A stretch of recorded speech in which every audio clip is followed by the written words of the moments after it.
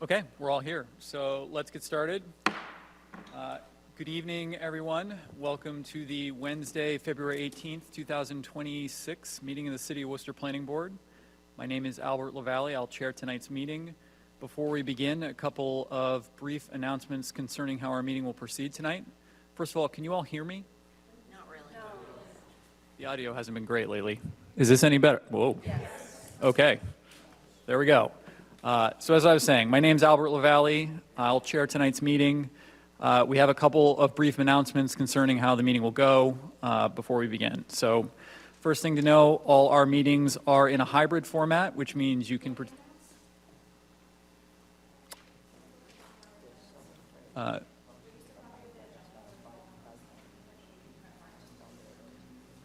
yeah, if folks need additional agendas, we can print some, but it's really just the order of business, and it will be on a slide in a minute if that helps. Okay, so as I was saying, tonight's meeting is a hybrid meeting, as are all our meetings. You can participate either in person here at City Hall or online by going to worcestermath.zoomgov.com/J/1617314-979, or by calling in at 669-254-5252 and entering access code 161-731-4979, followed by the pound sign. To manage remote participation during our hybrid meetings and prevent disruptions, all participants are automatically blocked from unmuting themselves, turning on their video, or sending chat messages. For remote participants who would like to comment on an item on our agenda, we ask that you raise your hand, use the raise your hand feature in Zoom during the discussion on that item. If you are joined by phone, you can raise your hand by pressing *9. Staff will then unmute callers or folks online one by one and which gives them permission to unmute themselves. You can do that in the Zoom app with a little red microphone, or if you're joined by phone, that will be by pressing *6. Next, I note this is a public meeting, which is both being broadcast and recorded. Minutes will also be taken and published at a later date. To help with that process, we ask all speakers participating in person to please use a microphone and to please clearly identify yourself each time you speak. And the first time you speak, please also state your city or town of residence for the record. You don't have to give your whole address, just city or town of residence. To help maintain an orderly meeting, please address all comments and questions through the chair, that's me, rather than directly to any of the other speakers or applicants. There are a couple items on our agenda that are going to be postponed tonight. I'll read through those shortly. If you're here on one of those items, please note no additional notice will be sent to you prior to the next meeting. Best thing to do is call the planning department the day prior to or the day of the next meeting to confirm if that item will be heard or postponed that night. It is not uncommon for items to be postponed multiple times before they're heard by this board. Once an item is called, there'll be a brief presentation of the item, followed by any additional comments and clarifications from members of the city staff, then an opportunity for anyone from the public to speak on that item before we proceed to board discussion and action. All applicants should be aware that approvals are generally conditional. Decisions are generally signed by the board at the next meeting and, where appropriate, filed with the city clerk the following day, which is what begins any appeals periods. Decisions are typically not released to the applicant until all conditions of approval have been satisfactorily addressed. It is the applicant's responsibility to address conditions of approval, and a lack of doing so may result in delays or enforcements. Applicants are asked to please call the planning division if they have any questions. Moving into continuances for tonight. So item number 1, 0 Chester Street, a definitive site plan. The request is to continue the public meeting to March 11, 2026 and extend the constructive grant deadline to April 2nd, 2026. Item number 2, 0 Farrington Street, a definitive site plan and 81G street opening. The request is to continue the public meeting to March 11, 26 and extend the constructive grant deadline to April 2, 26. And item number 4, 112 and 116 Rodney Street, a definitive site plan amendment. The request is to continue the public meeting to March 11, 26 and extend the constructive grant deadline to April 2nd, 26. Is there a motion on the continuances? Make a motion to continue items 1, 2, and 4. Can you please either turn your mic on or move it closer or speak up? Thank you so much. Is there a second on the motion? I second the motion.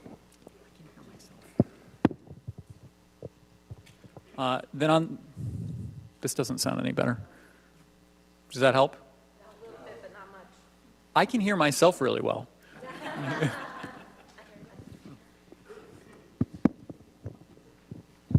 How about now? Oh, wonderful, thank you. Okay. So on the motion, which is for some continuances and postponements, Mr. McCormick, Yes. Mr. Delara, Yes. Mr. King, Yes. Mr. Toomey.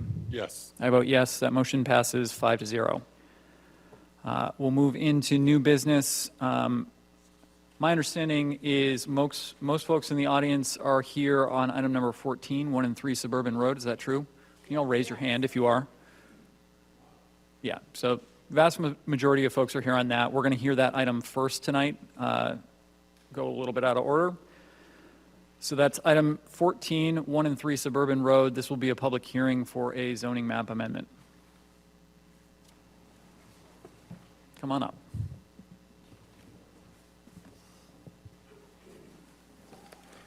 Good evening. My name is Jim Lambert. I'm here on behalf of the applicant. I'm the managing director for Wood Partners.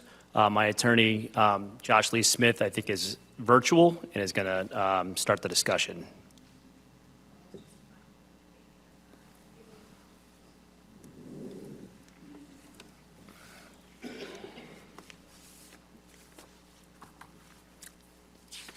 I hope he's there.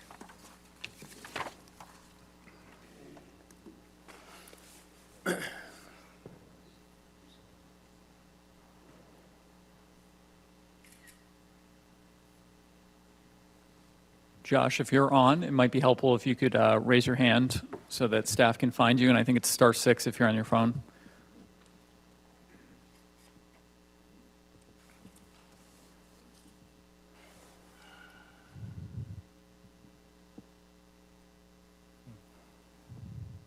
Hello, can folks hear me?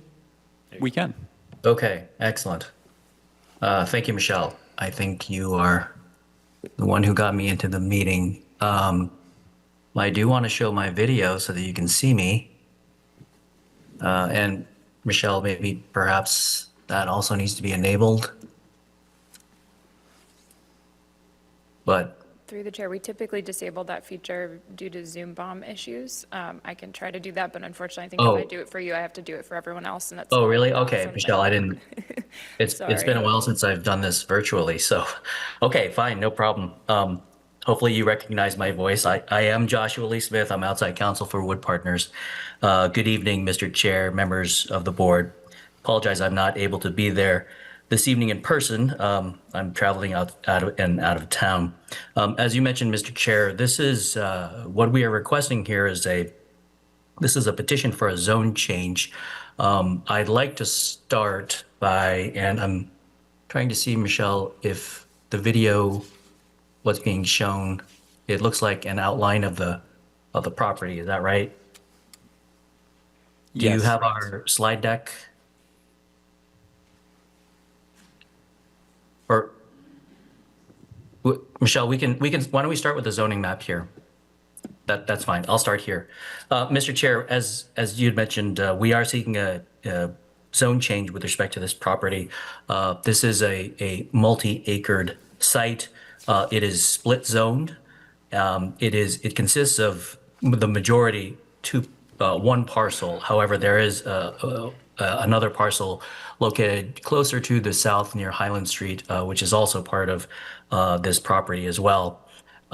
It is split zone. Currently, the vast majority of the site is within the RG5, as shown here in the solid yellow. What we're proposing, quite simply, is a conversion of the portion that is labeled here as RS7 to convert that to RG5. As in part, the city typically likes to have parcels more uniform with respect to zoning districts. Part of the outcome of an approved zone change would allow for uniformity and contiguity. Right now, the site itself is split zoned, but the neighborhood as well is sort of a hodgepodge of different zoning districts. So for example, to the north, the properties to the north are in the RS10 district. And then you've got the RG5 portion of the site. And the RS7 portion of the site, as shown, is actually somewhat of a bridge between two sides, connecting the east and the west, making up the RS7. So a lot of the driver for this is to provide some uniformity and contiguity with respect to the zoning districts. This would also, as well, in terms of RS7 and RG5, the RG5 allows for multifamily use. The RS7 does not. And Jim Lambert, in just a moment, is going to provide a brief overview of a potential project that would involve multifamily use. So that's the underlying reason as well for the map change. I did want to say that we have met with the neighbors. We've met with a number of neighbors, both one-on-one and we've had a group session as well. We've had some discussions with the ward councilor as well, Councilor Economo, to discuss this project. We've also had some discussions with Colin Novak, Executive Director of the Greater Worcester Land Trust, and we see a lot of opportunity for this site, for this project. So with that, I promise to be brief. I'm going to hand it over to Jim Lambert. Jim? Thank you, Josh. Michelle, if you don't mind flipping to the next sheet, please. So again, Jim Lambert from Wood Partners. Some of you may know us. We were the developers of Alta on the Row, the project off of Shrewsbury Street on Mount Carmel Way. You can see off of 290, just for some context of who we are. We've had a great experience in our time here in Worcester on our first investment, and we're very excited to be here again proposing this project that we're discussing tonight. As you know, the city is in need of continued development of more housing, and we think this location would be a great one to help advance that housing need. So what you're looking at on the screen right now is what we're calling an as-of-right plan, and just to reiterate what Josh had just said, this is a proposal, a conceptual proposal at this point in time. Obviously, a lot of design furtherance will have to go into this if the project moves forward, but we wanted to give you an idea of the context of what we're thinking for this site, both as it's zoned today and if the zoning change were to go through. So I think it's cut off on the top, but what you're seeing right now is a conceptual as-of-right site plan, and what you see at the sort of the bottom of the screen where you would come in off of Highland Street up on Suburban Road, you would take a right into what would be created as a new entrance into this development. It is contemplated right now for 5 multifamily buildings and a smaller clubhouse amenity management building with some outdoor amenities that you see there in yellow. These are 4-story buildings. The parking is surrounding throughout the site, what we would call surface parked. And this plan right now shows 264 multifamily apartment buildings. To the north, that piece that is currently RS7, that is what is being shown right now is by zoning what would be allowed, which is 25 single-family homes. Those homes would be in a subdivision that would enter and exit off of Haviland Street. So that, again, this is what conceptually could be built today under the current zoning in each of the portions of the land. Michelle, if you don't mind flipping to the next. Thank you. On this sheet is what we are trying to accomplish with the zoning amendment. And what this does is it's slightly different in terms of the number of units. So this would be a 288 unit concept plan, same 4-story multi-buildings. This would be 6 residential buildings instead of 5. But I think most importantly, what you'll see is on the northern portion of the site, the single family development goes away in this plan. By having that portion be rezoned RG5, we can spread the development out a little bit further up over that divide right now where the parking in a stormwater basin is shown. And I think what we really want to express tonight, most importantly, is if this were to go forward under this proposed plan, what we're willing to do is take the undeveloped portion of the site to the north and restrict that for future development. We've had discussions about how to do that, but our proposal is that portion of land to the north would be, again, restricted in perpetuity, whether that was through the conservation or a deed restriction. I don't know yet. We're talking about ways to do that. But that's the trade-off that we're proposing to make. That will end up being, again, this is conceptual, but that section of the land will end up being somewhere in the 3 to 4 acre range that we would be willing to basically not touch in the future. So that's really the quick overview of it. I'm of course happy to answer questions, but I know we're here talk mostly about the zoning, but wanted to give the context of why we're requesting that zoning change. Okay, thank you for that. Could you just clarify unit counts again? So in the as-of-right plan versus the contemplated second plan? Sure. So in the as-of-right plan, we're showing 264 units of multifamily housing and 25 single-family homes.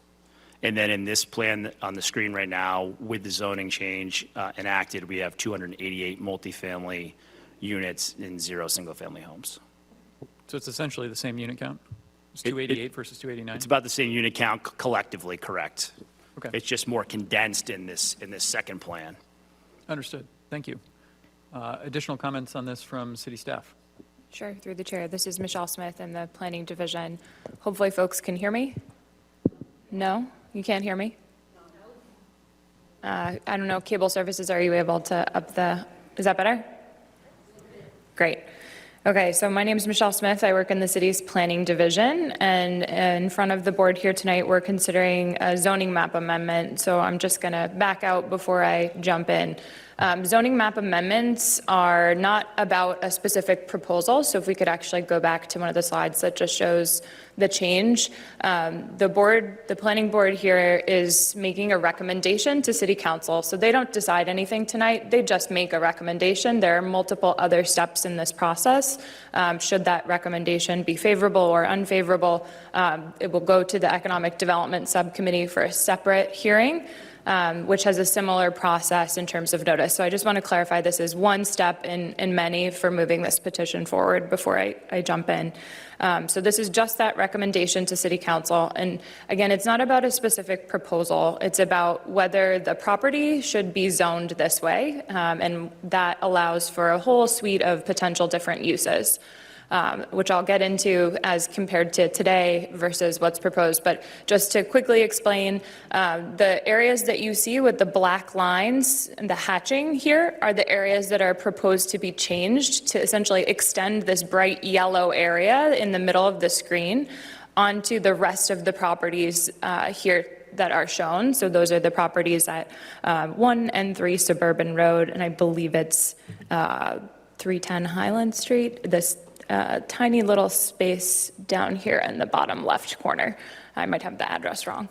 But the area that's proposed to be affected by this change that has been requested is about 7 3/4 acres. And it includes these properties here. So today this is zoned RS7. The RS7 zoning district is our second least dense zoning district. So that means that we only allow single family homes in this district. Lot area requirement, the 7 denotes 7,000 square feet that's required for a given lot size. And we have a variety of other dimensional requirements, but we generally only contemplate single family uses. So it's a little bit problematic to compare across uses because they're not contemplated anything other than a single family. The RG5, which is the district that's proposed, allows all the range of residential uses that we have in the city by right, meaning there's no special permission to use the property for that purpose. It doesn't mean that there's not an approval process for a large project, but it just means that the use is allowed and that's out of the question. We're looking at other factors as a project develops. In terms of the RG5, when I mentioned the variety of different uses, I mean things like duplexes, townhouses, 3 families, or multifamilies, and those can be low-rise or high-rise. A low-rise structure by our zoning code just means that it's 3 stories or less. A high-rise means it's 4 stories or more. So in RG5, all of those uses are allowed without any special permission, as compared to the existing zone that only allows single-family homes. In terms of setbacks or dimensional requirements, the things that guide where we place buildings and how those can be oriented on a lot, the RS7 zoning district generally has slightly more conservative requirements if you compare strictly based on a single-family use or based on our other permitted category, which again, there isn't a direct comparison because it doesn't contemplate something like a multifamily or a 3-family.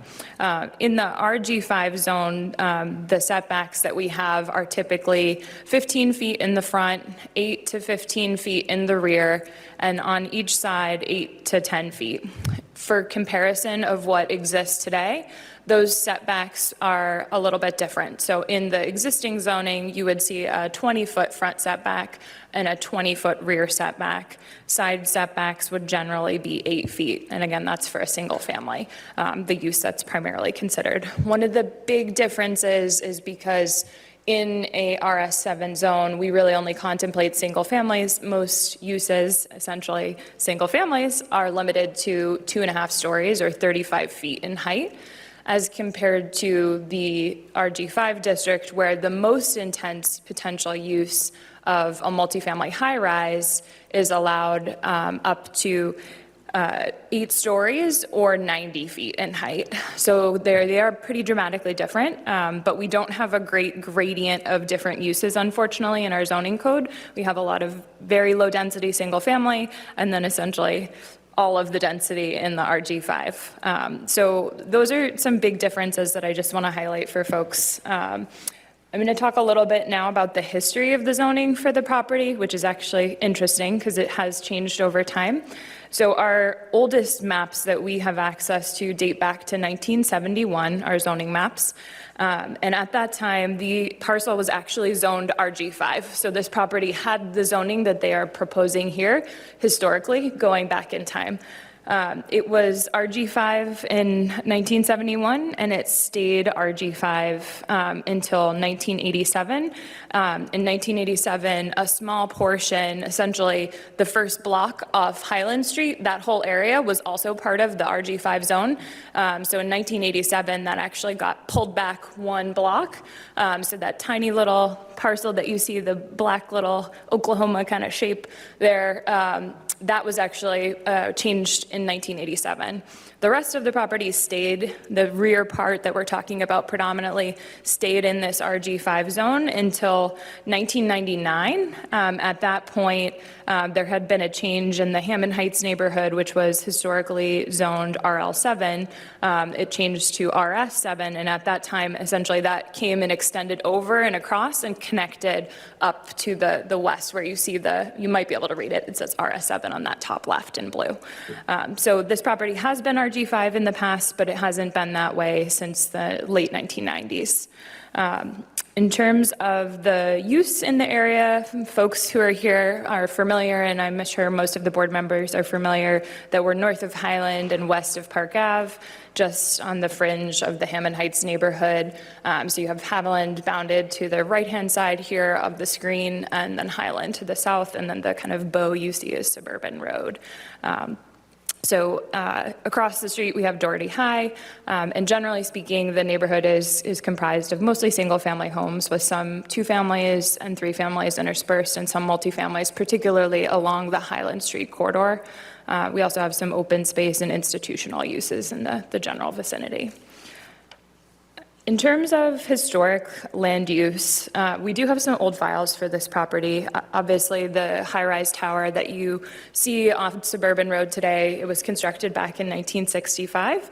And through the late 1980s, there were actually proposals from the owner at the time to develop another 380 some odd units For whatever reason, the owner chose in the 90s to proceed with a change in the zoning and actually came in with a subdivision plan for 19 lots and then backed out of that and dropped that down to 14 lots. But the planning board back in the 1990s did approve a definitive subdivision plan, which would create 14 lots and about 1,600 feet of roadways. So there was a road that went and connected to Haviland Street and then connected south to connect to Suburban Road in that plan.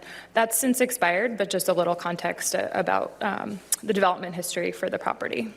I will also note that in early 2024, the Historic Commission did vote to study a local historic district in the Hammond Heights neighborhood, which is the neighborhood that's generally off to the east here. And we would, while the study is still underway, we would expect that the study report will make a recommendation to include essentially the first block, if you kind of imagine where the backyards of all of the houses on Haviland are, kind of continuing that north up along the kind of parcel boundary that we have there, which hopefully my colleague can highlight. So you can kind of see that wooded section of the parcel that's essentially the first lot deep off Haviland. So most likely that recommendation would come back to establish that portion of the property within that district, were that district to be established, which is a separate process, but just want to clarify since some folks might be aware of that and curious about that.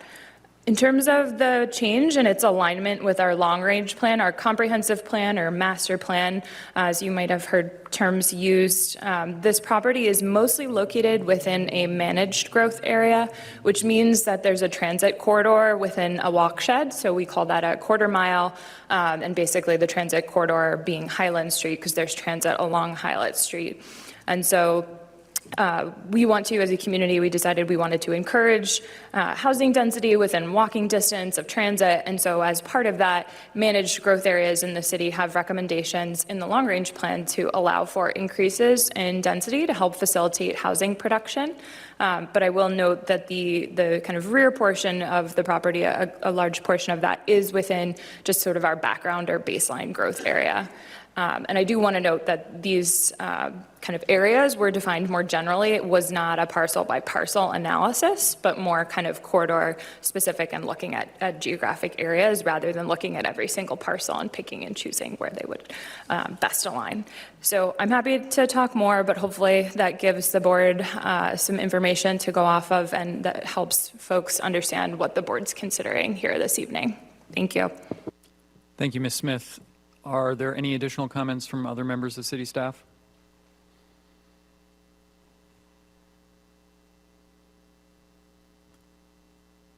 All right, hearing none, we'll move on to public comment. Just for folks in the room, the way we typically do this is you sort of raise your hand and come up. You use one of these microphones up here. We'll let folks in the room speak first. We ask, there's a lot of people here. You may all want to speak, so please don't repeat other comments that folks have made. But by all means, and once folks in the room are done speaking, if there's anyone online, we'll give them the opportunity to speak as well. So who would like to go first? Yes, I will. All right, you, then you. Have you purchased the property already? Ma'am, you have to address your questions Oh, for me, sorry. Have they purchased the property already? And I have to refer to them. So. Sure, through the chair. No, we haven't. We have an option to purchase. Okay. And what neighbors did you meet with? Because I live on Haviland Street and I got no notice, and a number of my neighbors got no notice about this. It feels like you handpicked people. Through the sorry. Yes, go Through the ahead. chair. Through the counselor, there was a group of neighbors that we met with a couple of weeks ago. I don't have the list of the names here tonight. How did you determine why wasn't the Ma'am, neighborhood sorry, generally notified? One of the reasons you have to address it to me is it's not Sorry. supposed to be Got combative, it. like you're. How come the neighborhood in general was not notified, and this first awareness that a lot of us had either was by receiving a zoning notice or reading the newspaper on Monday telling us what the zoning options were? So I'm curious. It feels like they were handpicked versus giving everyone an opportunity to meet with the people that are making an interested offer in this space. I can answer that, actually. I think that the first thing to recognize is that this is a many-stepped process. So this company, they come in, they get an option on the land. That's sort of step one, and there's probably even a few steps to that. They're going to reach out to the city councilor, it sounds like. The city councilor might have known some folks in the neighborhood, might have done things informally. They're just looking for some general feedback. Okay. And then you get to a series of this, which is a public hearing where, exactly like you're describing, everybody has to get notice in the mail. Okay. And it also, I guess, goes in the newspaper. No, it was I spoke with a reporter this afternoon. He Okay. found out about it secondhand as well. and Okay, not I know a lot directly- of the local reporters sort of pay attention to the planning board site, but here's what I really want you to understand. So tonight, all we're doing is having a public meeting. You folks can come in, share your opinions, ask your questions. If we recommend, sort of regardless of what we do, honestly, we're supposed to make a recommendation to city Right. council, but whether we recommend for or against, they do the same thing, so our recommendation, this goes to then the city council, who sends it to the Economic Development Subcommittee, who has another public hearing, Got it. which will have also opportunity for folks who maybe aren't aware even tonight that this is going on to Yes. come and speak. You can also go and speak at that. Yep. And what I would tell you is that the politicians who make up the Economic Development Subcommittee, they're the ones that are going to actually be deciding this. I see. So should they recommend it, it goes back to city council. City council is the authority to act on a zoning change. Got it. The property, it sounds like there are two options that this company's proposing, if I understood correctly. One is to build some single-family housing units in that space. The other is to build a multi-unit apartment complex. Or were they just describing that the single-family homes that could go in that space was one of the options that the space was zoned for? Are they only interested in building this multi-unit complex? And is that complex rentals or co-ops or condos? I can, I think, answer most of those too. So they showed us two plans. It's important to note that they're not committing to either of those plans at this point. When they get to that stage, Yep. should they get there, they have to come back before this board for what's called a site plan approval. So at that point is when we really weigh in on, hey, does this building go here? Is this the right number of units, et cetera? All we're deciding right now in this whole process, when I say we, I don't mean me, I mean city council. All city council is going to decide in a zoning change is whether or not allowing that type of use is appropriate for that area. To answer your specific question, though, they showed two plans. One plan was what's known as of right, as in the zoning that exists today. Right there. They would still need site plan approval, they'd need a subdivision approval, but they could do this with existing zoning, that's this one, which has both. It has the multifamily building and the subdivision, the individual homes. And they said, listen, we can do that, it's going to be the same number of units, or if you'll let us change the zoning, this is their conversation with Worcester, if you'll let us change the zoning, we're going to do this plan, which is the same number of units, just in a smaller area, and we'll donate the excess land or somehow restrict it from being further developed. There's a couple ways they can do that, and they're not saying which one they're going to do. Does that make sense? That's correct. So back to, are those units, regardless if they're using the existing zoning and/or the change, are those going to be rentals or property that people can buy? Probably both. In the case of the subdivision, I imagine those are for sale units. Yeah, I mean, we wouldn't have decided that either. They could potentially be built to rent single-family homes, but more likely they would be for sale. It hasn't been decided yet. Right. But for sure, the multifamily are rentals, yes. So I feel that, first off, I feel that there's a big problem in that neighborhood with traffic problems that we had a meeting about just a week ago today at Doherty High School. because they're looking to reconfigure Highland Street from Park Avenue to Newton Square. And we are already dealing with significant traffic flow problems and a lack of care for the residents in the neighborhood addressing those problems. And even with the reconfiguration that they're discussing, still doesn't resolve the excessive amount of traffic we have and a failure of the city to enforce the existing traffic rules that they've set up. So, for example, on Haviland Street, it's resident parking only. We have a lot of parents sitting there running their engines for an hour in illegal parking spots where it's even saying, don't park, forget whether you're resident or not. And nobody's addressing even simple things like that. We have a big problem with traffic incoming and outgoing during school pickup and drop-off, and then because it's one of the major arteries that goes east to west, with a huge problem during rush hour for people. And this is adding to the problem. I'm also deeply concerned about an outside company coming in and renting property and not allowing for ownership or not building affordable housing. And then when the Highland House was built, they had made a promise to our neighborhood that they would leave that property untouched, much like I'm hearing now. And they've never kept that promise. They've continually, whoever's owned the property for significant periods, we've been in and out of this zoning room and in and out of court with them trying to not abide by the promises that they made to our neighborhood. And I also think putting an egress or exit street on Haviland Street does not in any way resolve the problem. If you go to Haviland Street in the morning before school starts, it's backed up all the way up the hill. Good luck getting out of your driveway when school is trying to start. So I don't think the neighborhood supports this, but if it did, I would be more interested in having some affordable housing built that was for sale for people to be able to go into instead of luxury rental apartment buildings with no regulation about how much they could jack up the prices.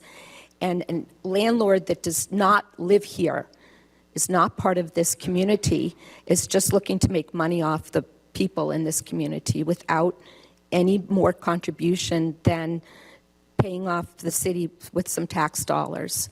That does not support the community in a meaningful way, in my opinion. Thank you for your comments. Ma'am, do you just mind stating your name and city of town of residence for the record? Do you mind just stating your name and city of residence for the record? My name is Sarah Simsarian. I live at 10 Haviland Street. Thank you, Sarah.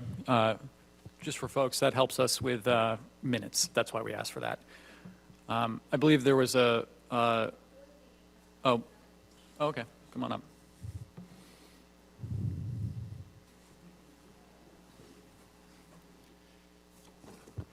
Thank you, Mr. Chairman. I know folks in the back are going to ask you to hold that microphone as close as you Yeah, can you got because it. we're having audio problems. You got it. My name's Tony Economou. I'm the District 1 City Councilor. I represent this area. And thank you for having us here this evening. Thank you for hearing this. And I would ask that you just please indulge me a few moments as I go through a few things here that I think are important to be heard. It may not have any bearing on what we're looking at tonight, but I want the people to understand the process as we go forward, as you had explained. And if I may, through the chair, just answer some of the questions this young woman had here as how this all came about, if that's okay with you, Mr. Chairman. Go ahead. Mr. Chairman, so through the chair to this young lady, the way this all came about was I was asked to gather some local leaders from the neighborhood groups. So Hammond Heights and Saxon Road are the two abutting neighborhood groups. So I just called on a couple of the leaders from each group, and that's how we ended up meeting at, I forget the name of the church on Pleasant Street, with this gentleman here to go over what's being proposed. That's how that all came about. Pardon? There's several churches on Pleasant. Yeah, down by Park Ave. It's set back. I forget the name of it. Blessed Sacrament. Thank you. I'm sorry. So thank you, Mr. Chairman. I just wanted to explain that. Again, thank you for hearing me this evening. I want to talk about the requested zoning change and what the downhill effects of that change may be. I'm going to start with the obvious, and it's been said already, is traffic. Last week, we just had a meeting with the Department of Transportation and Mobility in regards to Highland Street, Newton Square, how that could be reimagined and how that could work with this being added into it. In my opinion, when a traffic study is requested on this project, if that's part of the approval process, I believe this is a traffic study that needs to go as far as Salisbury Street, Flag Street, Richmond Ave, Pleasant Street, Highland Street, Park Ave, and every street in between. What happens here is going to affect every street in between, because all those streets in between are currently cut-through streets. Do I think there should be a traffic light at Highland and Suburban Road? Absolutely, without question. There's also sidewalks there that are not complete, and those should be completed as well as part of any kind of zone change here, as there are many people who walk that neighborhood. I'm sure as we go through the process, there'll be wetlands and EPA guidelines that would come into play, and even conservation requirements. I know this will all come forward as the process moves down the road. When we get to the zone change, I guess my biggest question is, without having an actual plan of what is being proposed and how much additional land the developer would be seeking in that zone change area, I feel a blanket zone change is maybe very aggressive. I would like to see, if it were me, I would like to see the exact plan of what is going to be proposed, what it's going to look like, exactly how much land would be needed to be taken in that zone change to accommodate what they're asking to accommodate. I guess if I was in your seat, I'd like to see that. I would also like to see, if I was in your seat, exactly how that remaining land would be annexed. How would it be held in conservation? Would it be through a deed restriction? Would it be through, I know you said you had spoken with, through the chair, with Colin in regards to the Greater Worcester Land Trust. I feel those are all accurate things that people would need to know if this were to go forward. I don't have control over your vote, but I can tell you this, as this continues through the process, through City Council, through the chamber, through our chamber here down the hall, and through Economic Development Subcommittee, and then back to the council, and all the other various meetings in between, I would certainly be at the forefront of this project and keeping a very close eye on it. So I just ask you to take these things into consideration as we move down the road here in this neighborhood. Thank you, Mr. Chairman. Thank you. Thank you, Counselor. Who would like to go next? How about you, sir?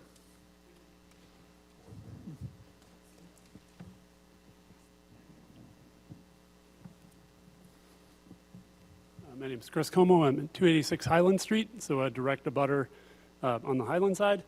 And I realize this is just about the zoning change, but I feel like keeping it the way it is has less likelihood of stormwater runoff issues. I think there's more likely to have issues if the zoning is changed, or the impact on the wetlands, and traffic, parking, and noise for the neighbors, I also feel is less likely to have an impact if it's not changed. With the change, I feel that makes it more likely that those things will have an impact. From seeing the presentation and the alternate plan, I read that as kind of a threat of, hey, if you don't change the zoning, here's the plan we're going to push for, which is going to really disrupt Haviland Street. It doesn't seem practical, like there's hills back there.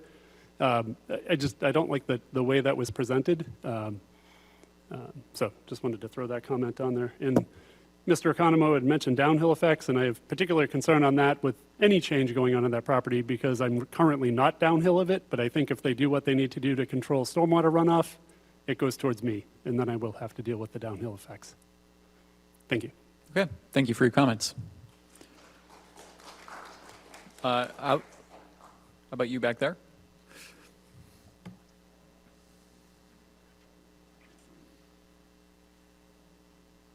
Thank you, Mr. Chair. My name is Ruth Seward. I live on Suburban Road in Worcester. I wanted to talk about trees. It's something that I don't really do now, but I did for many years with the city of Worcester. I helped repopulate trees in the Burncoat area. I just wanted to say upzoning for the purpose of development is ultimately an invitation to cut down trees.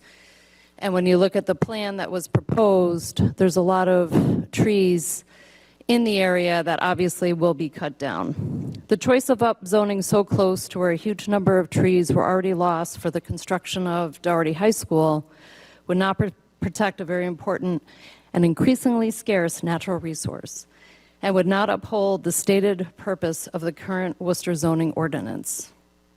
Between 2008 and 2015, Worcester's elected officials were alarmed due to the extreme loss of tree cover in the Burncoat neighborhood. The culprit was the Asian longhorn beetle, as we all remember, an invasive pest that had traveled here as a result of wood packaging that was not treated.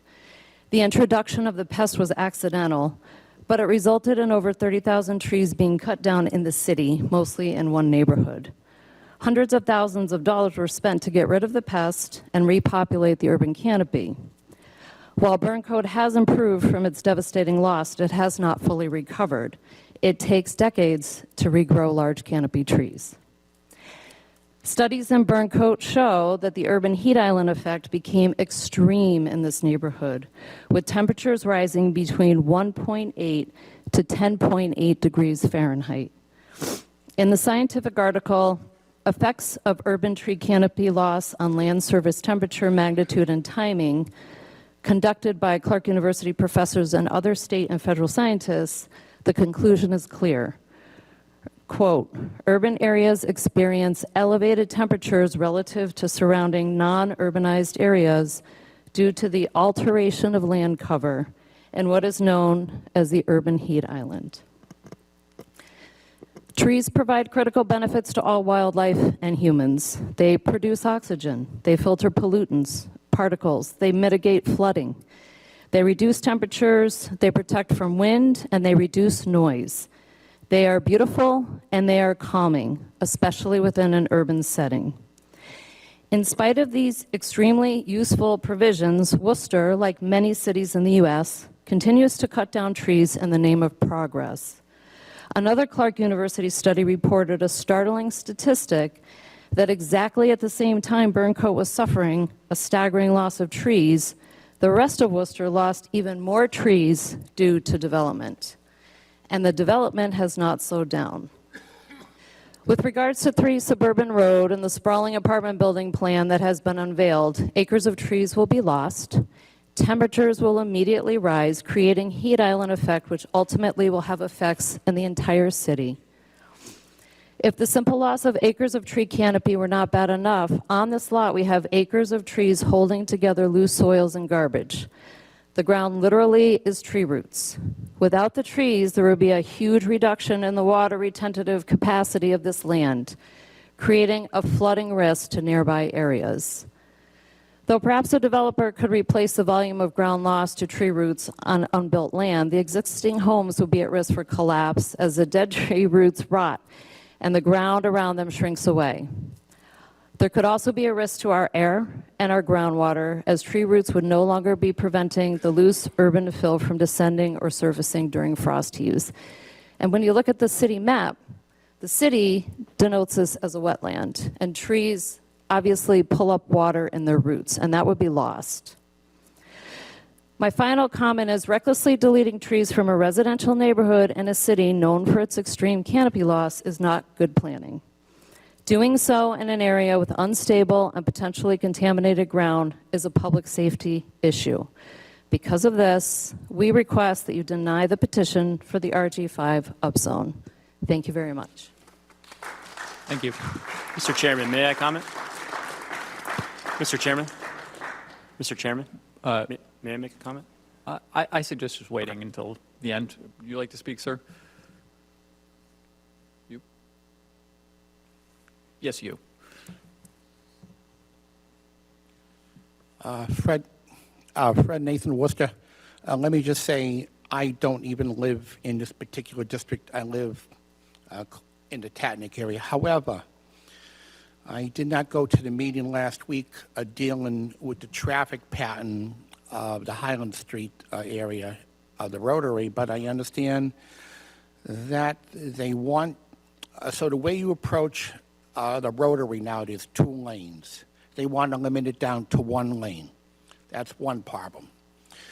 I understand that with this housing you want to put there, that there are 288 units, is that correct? Okay, so there might be some people who might have 1 car. There might be some other people who might have 2 cars. So basically, if everyone has at least 1 car that's going to live there, you're talking anywhere from 288 cars to over 500 more cars.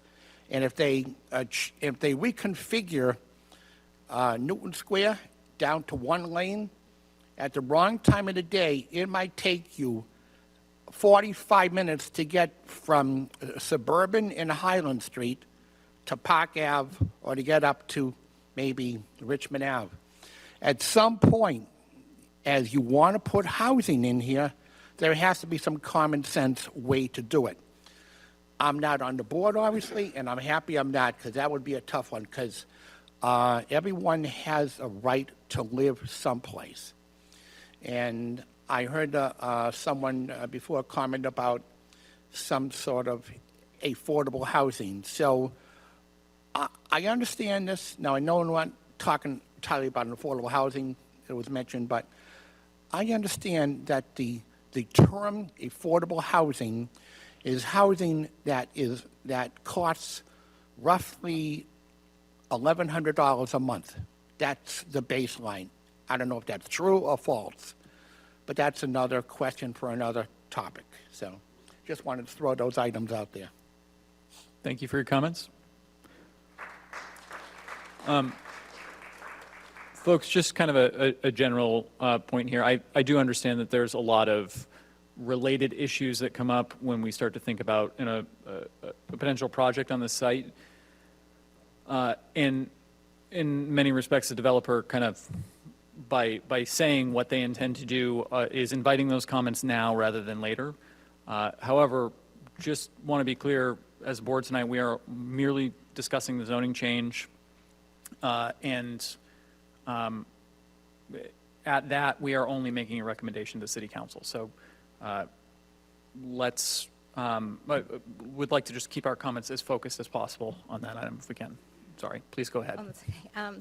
Katie Silverstein, Worcester, and I will try to keep it related to the zoning. I have some interesting points to make about this land in relation to the zoning, I promise.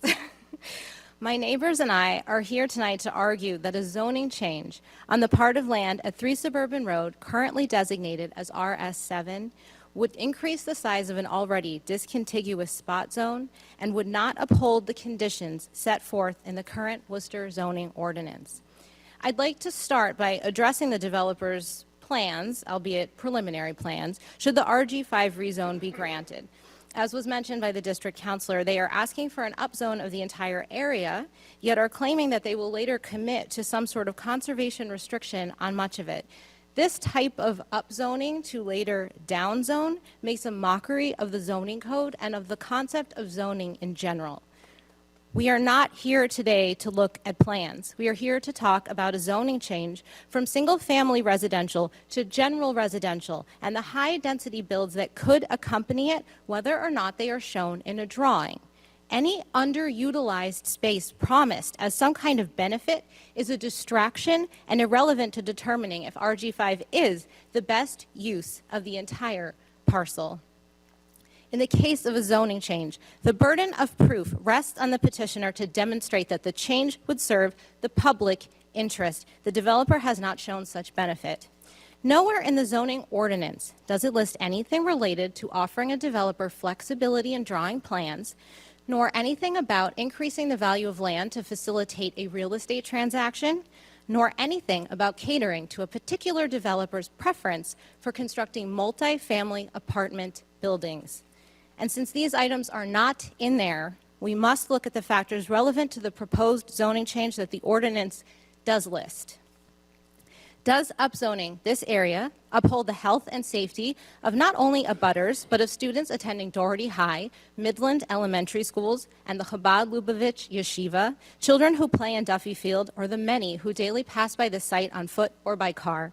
Does upzoning this area promote the preservation of historically or architecturally significant land uses? Does upzoning this area protect natural resources? Would an upzone pose no additional risk of flood or of fire?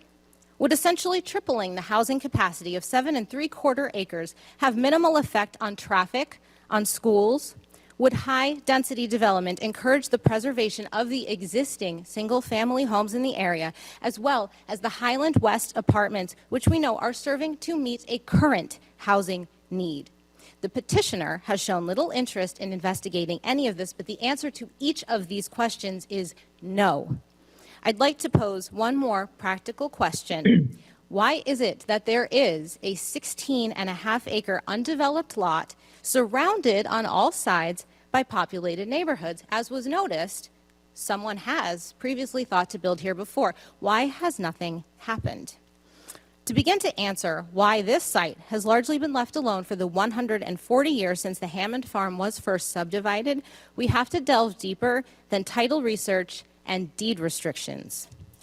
Prior to the 20th century, the land at and around 3 Suburban Road was called Peat Meadow. That's what first caught my attention, because it's not Pete's Meadow like some guy named Pete, but Peat, as in those large vacuum-packed bags of stuff you can buy at the garden center. It turns out Peat Meadow was a well-known peat bog and a valuable natural resource. In the 1850s, the Washburn and Moen Company purchased the rights to Peat Meadow and harvested peat as fuel for producing their high-end wire products. In the late 19th century, as anthracite coal became more readily available, the peat lost much of its value, but it stayed a peat bog. When the farmland around it was developed, the bog was damaged and it began to drain of some of its water, but it remained wet. And it remained an empty spot on an increasingly crowded map. In the first half of the 20th century, the land became a popular unofficial dumping site, partly in an attempt to prepare it for development, a common practice in growing urban areas at the time, but even this failed to make the 3 Suburban Road parcel developable. In the late 1950s, the location was rejected by the city of Worcester as a suitable site for the first Doherty High School. As recently as 2024, the site was rejected by a well-known development firm for likely similar reasons. The land is very wet, very loose, and very unstable. None of that has changed. Some scientific data is helpful in explaining what's going on beneath the 1 to 2 feet of topsoil that make this land look like regular land. It's perhaps too early on in the planning process to require any sort of soil or hydrology report for the latest proposed development. We do, however, have a geotechnical test pit exploration summary report completed by Yankee Engineering in January 2024. It offers some information that corroborates the site's history as a peatlands and may be of interest to this board. I should note that for whatever reason, no test pits were dug in the specific area of the requested zoning change, but we need not look deep into substrata to know that this land has all its own problems. It sits at the bottom of a big hill off a cliff made by Institute and Haviland Streets and receives a large amount of water runoff during rainstorms. It's also fairly easy to observe, in a non-drought year at least, that it is the site of multiple streams and vernal pools. But we can still make some reasonable inferences about subsurface soil and hydrology based on the adjacent RG5 area that would limit development in the area proposed for rezoning. For the RG5 land, the 2024 soil test pit results demonstrate that much of the land's first substrata consists of a landfill, trash and construction debris up to 12 feet, and only 12 feet because that is where they stopped testing. As they took samples closer to Highland Street moving south, you see lower layers consist of several feet thick damp peat, consistent with historical accounts of the land despite it never being designated as an official peat or wetlands, and even lower sit strata of wet gray sand and silt. So why is all this important? Well, we have enough firsthand accounts and soil evidence to suggest that a significant portion of 3 Suburban Road consists of a landfill, whether officially or unofficially designated. It would need to be tested and possibly remediated in the same way any landfill would in order to prepare it for residential development. The presence of wet gray sand indicates highly mineralized soils in an anaerobic environment, and with the history of this land, provides enough geological evidence to conclude that this land is still serving the function of a wetlands. Though undesignated, like any wetlands, its layers of organic matter, sand, and silt form a natural filtration system, protecting our groundwater from what is above it. Especially important in this case when what is above it is garbage. Landfill remediation over a wetlands has the potential to disrupt these delicate filtration layers and can lead to groundwater contamination. It can take decades to safely accomplish landfill remediation over a wetlands, and it has never been done for the express purpose of residential development at the other end.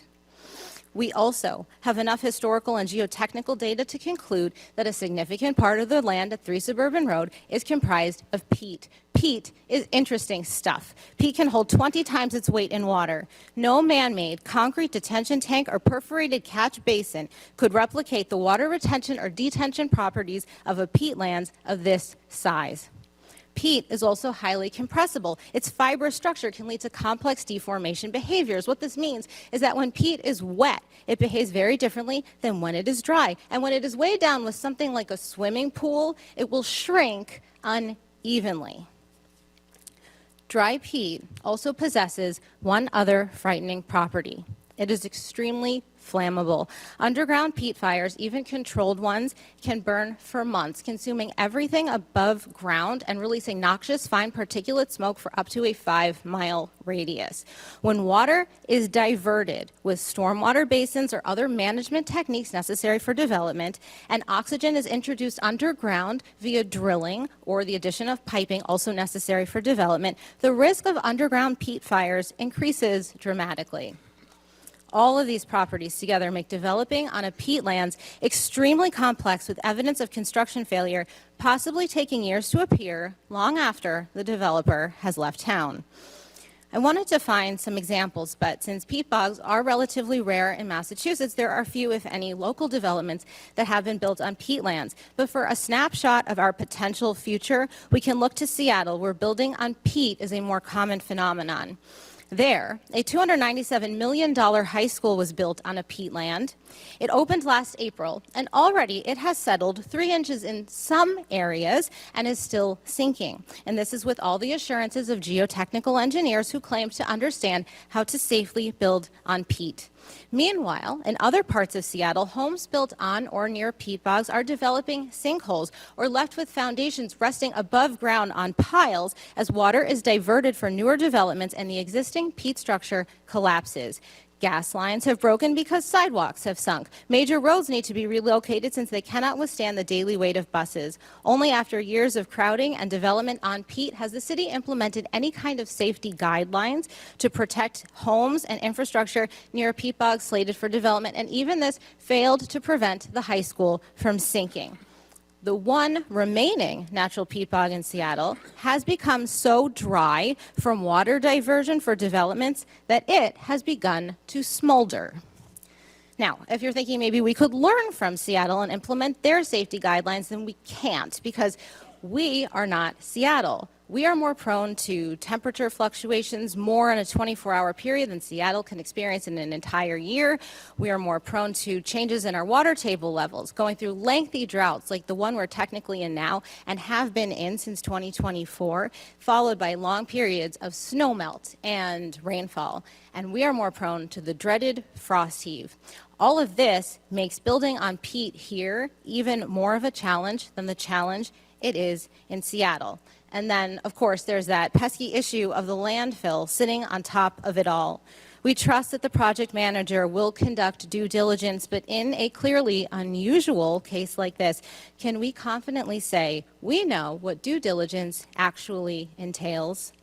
So, okay, that peat maybe is too much trouble, and the developer can solve all of these problems by proposing to truck away the peat along with the garbage, but this still fails to address the peat's role in floodwater mitigation. After all, if water can't be where it was, then it has to go somewhere else. Removing or even just disturbing areas of natural water retention would have effects both on and off the property and risks turning nearby residential areas, even businesses on Park Ave, into a floodplain with property damage and increased insurance costs. So to return to my original prompt, this 16.5-acre parcel of land sits undeveloped because it is not just another overgrown lot. It isn't just a landfill with the potential for a higher use. It isn't even just a peat bog with issues of soft, damp soils that could possibly be overcome with creative engineering solutions and relocation of water. At 3 Suburban Road, we have a woodland holding together a landfill over an unstable peatlands abutting densely developed neighborhoods, one of which is a National Historic District and under consideration as a local historic district in the city of Worcester. Several of these homes sit on the edge of this same peatlands. What will happen to them when the land around them changes? Will they collapse? Will they flood? Or will they burn from the ground up?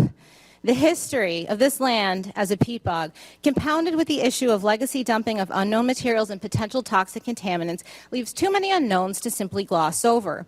We do not know enough about the relationship of this land to water running off of Prospect Hill, as well as water running under it from Salisbury Street on its way southwest. We do not fully understand the level of contamination present in the fill, or if it could be remediated safely and feasibly, or how long that would take. We do not know if the abutting properties can withstand the effects of what all evidence points to as a lengthy, complex construction process that would necessarily divert water and change the topography of an unstable landscape without further study to ensure the health and safety of residents of current abutting neighborhoods, students at very nearby schools, and the future prospective residents of the proposed site. We cannot calculate the true cost of any facet of this project to the city, the community, or even the developer. Why then would we commit ourselves to something so drastic as a zoning change when it remains unclear if it is even appropriate for the city to be committing itself to this project at all?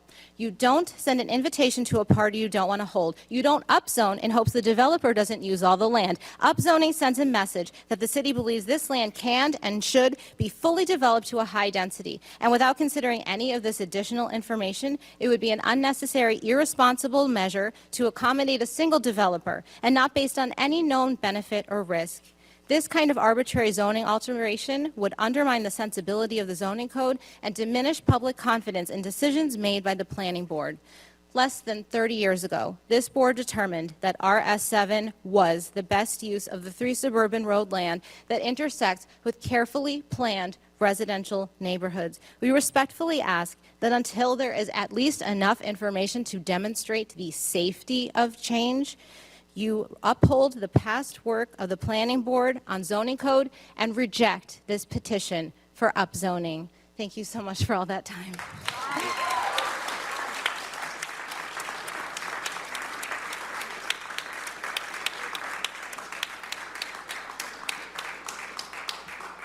Would you like to go next?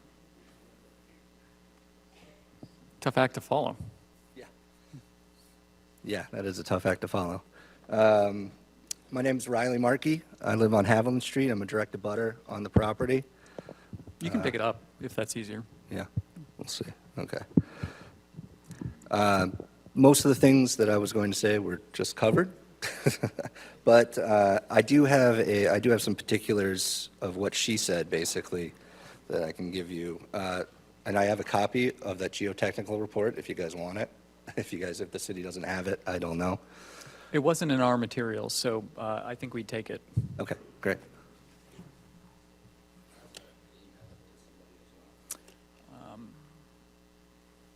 Yeah. So the geotechnical report was done on behalf of Botany Bay by Yankee Engineering. After it was done, Botany Bay Construction, they own a large property on, was it June Street near Mill? After they read the report, they decided not to buy the property. And I think the reasons that she laid out are pretty clear why they didn't buy the property. But there are a couple of particular things in the conclusions to it, just a couple quotes just to follow her, and then I'll be done. Additional borings using standard penetration testing is strongly advised for more detailed subsurface analysis and comprehensive understanding of the subsurface composition, and also that the site is advised to be classified as SBC Site Class F, underlain by undisturbed unknown density, sands, gravels with silt at the time of this report's publication. So they found the same things that Katie described and the reasons why this has been undeveloped for all the years that Worcester's been a city.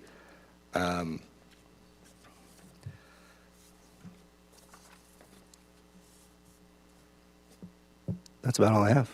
Okay, thank you.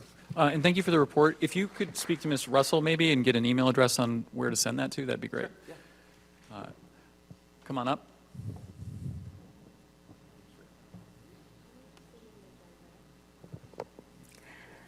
My name is Paula Rosenblum, and I'm a resident on Haviland Street in the city of Worcester. I'm here this evening as a homeowner and an abutter to the property at numbers 1 and 3 Suburban Road, which is under consideration before the Worcester Planning Board for a zoning map amendment from RS7 Single Family Residential to RG5 General Use. Before I address my concerns about Peat Meadow, allow me to briefly tell you a little bit about myself and to provide the context of our concerns. This spring, I will have lived in my home for 44 years, having purchased it in 1982 with my husband the year before we married. We raised 3 daughters while my husband ran his business on Park Avenue, and I worked at the College of the Holy Cross for many years, managing the campus art gallery. We are both currently retired. From our earliest days of living on Haviland Street, we would occasionally observe pickers heading down into the woods on the hunt for old bottles. From this, we learned that the wooded area called Peat Meadow behind our house had been used as a dump for many years, most likely before or during the development of homes from what had been the farmland belonging to John Hammond. As you know, this area, known as Hammond Heights, including Westland, Germain, and Haviland Streets, and the upper portion of Institute Road, is a historic neighborhood developed in the late 19th and early 20th centuries, with homes listed on the National Register of Historic Homes.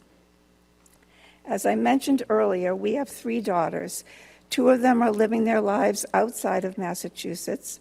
Our youngest daughter, who has a disability, works a full-time job at Fairlawn Rehabilitation Hospital and has lived in her own apartment in a carriage house at the top of Haviland Street for the past 9 years.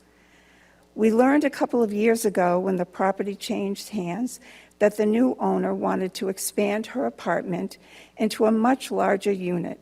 So we began searching for another suitable living arrangement to meet her specific needs and allow her to maintain her independence and yet be close to her work and to us, her support system.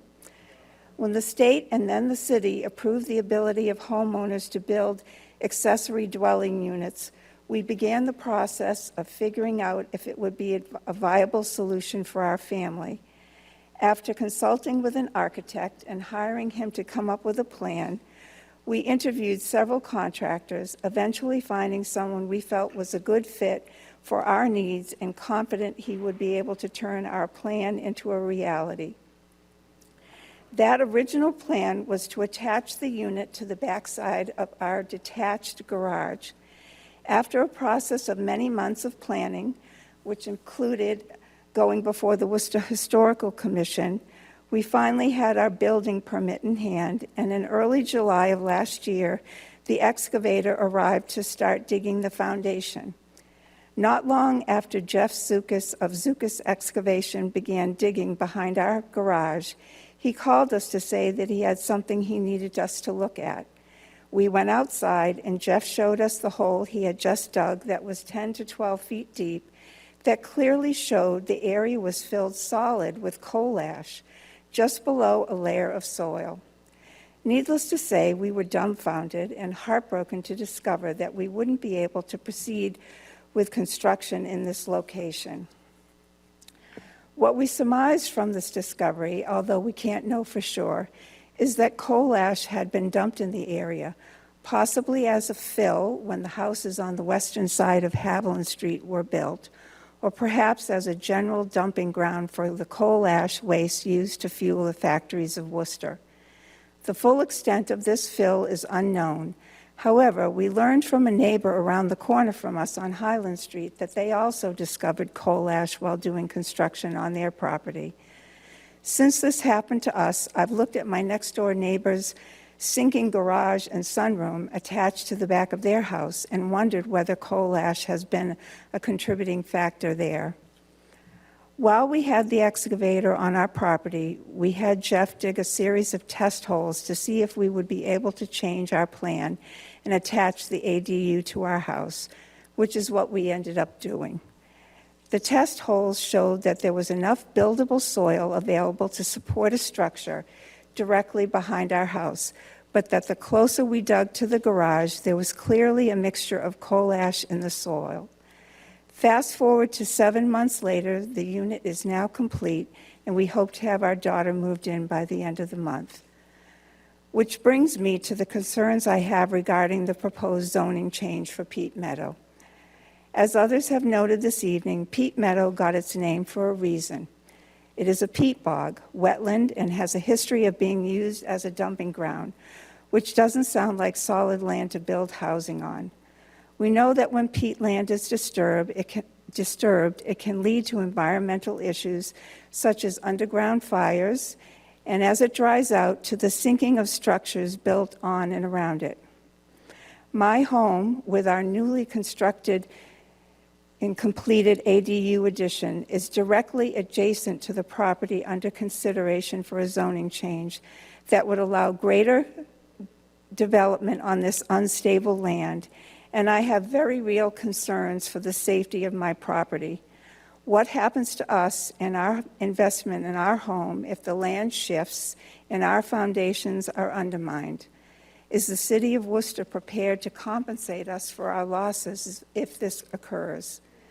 A number of years ago, the Planning Board rejected a proposal to change the zoning on this property to RG5, and I don't believe there is any evidence today to warrant a change now. A change to RG5 would in fact allow any number of uses that would not be consistent within a residential neighborhood. As a point of information and for the record, the previous owner sued all Haviland Street abutters to this property individually following the decision to retain the RS7 zone, claiming we had dumped toxic waste and had trespassed on his property. We were all forced to hire an attorney to defend ourselves against these baseless claims, which were eventually dismissed.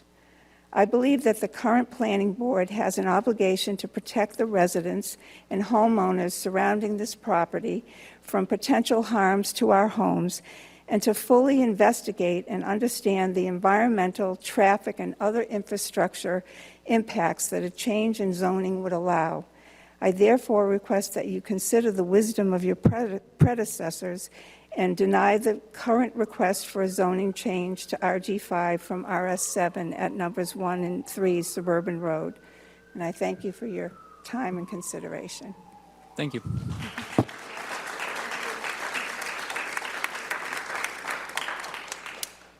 All right, I see somebody's hand in the back.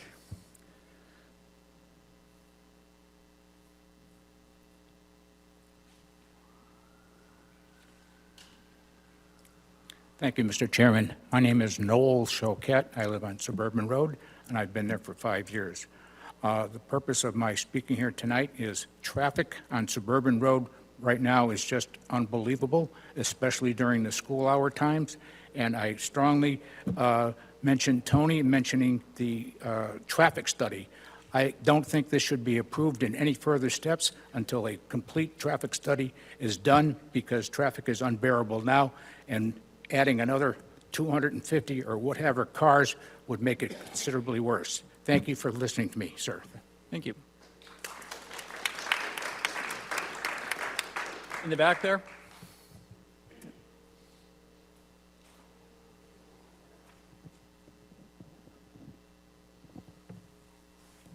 Can you hear me?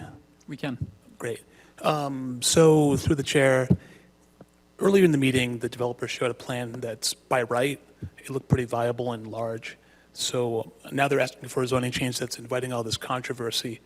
I'd like to know why that is, and does it mean they'll continue with the by right plan if this fails? And is it not economically viable to do the by right plan? I'm just wondering why they're going through all this right now with this public hearing and so forth. I'd let them answer. So I think you asked a couple of different questions. I mean, to answer your question of if we will pursue the project by right, the answer is yes, we will. Our preference is to pursue the zoning change, and I think a lot of the comments that we've heard tonight are a little contrary to what we're trying to accomplish. We're trying to develop less of the site, and there's been comments about getting closer to the wetlands, about taking down more trees. The zoning change would actually allow the opposite. So that's what we're trying to accomplish here. Right, just want to follow up. But you could just go ahead and do that and get a site plan and go ahead with the by right plan. You wouldn't have to do all this. I mean, is it not, which plan is more economically beneficial for you, I guess? I'd rather not comment on that. Thanks. Oh, sure. I'm Chris Canarakis. I live on 4 Vesper Street. Thank you. Thank you. Okay. You, sir, and then you, ma'am, can go next, if that's okay.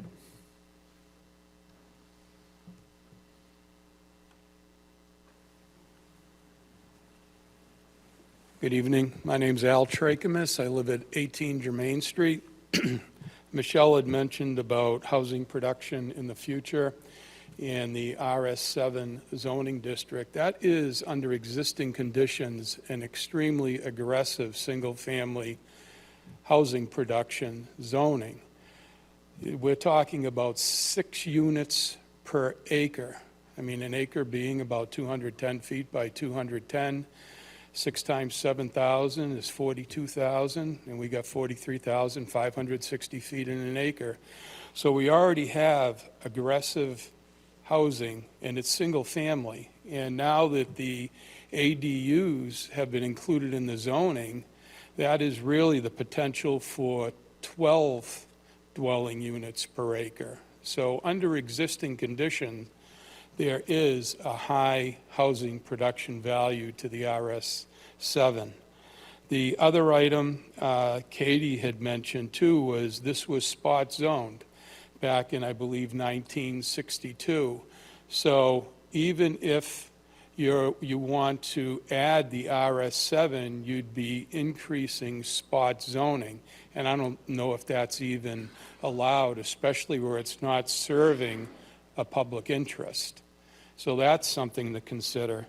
The other item that I have a question on is, this I could direct this to Michelle. You would mention some zoning setbacks, and for multifamily, low-rise and high-rise, and the zoning, I saw them as not applicable. Are there really zoning setbacks, or are there? Sure, probably what you may have seen is the way that we do things for multifamily is there's sort of a base unit, and then each additional unit layers on top of that. So in the table, usually the base unit refers to those. So again, the setbacks for those are, I believe it's 8 foot to 10 feet for the side setback. If it's on a corner lot, then the exterior side setback is 10 feet. That's for any use in that zone. The rear setback is 15, the front setback is 15. And again, the height was mentioned before. Okay, thank you. And I'd just like to mention to the board that an RG5 rezoning is here forever until someone brings another zoning change. There's nothing to say that the developer doesn't walk away tomorrow once they look at all the numbers, and the next developer could come in and aggressively pursue RG5 zoning, which allows up to 90-foot tall buildings, which are, 8 stories. Look at the Doherty School. The Doherty School is 4 stories. Look at something like that going right up against the property line. It's not adding to the housing production in a positive manner. So I would just like, you had mentioned that you're looking at this from a zoning perspective. This does not fit the zoning. We have a spot zone for the existing building, and now they're looking to increase spot zoning. And as I said, without a definite public interest, it's not allowed. And that's, and I would just ask you that you or give a recommendation of non-approval for this proposal. Thank you. Thank you.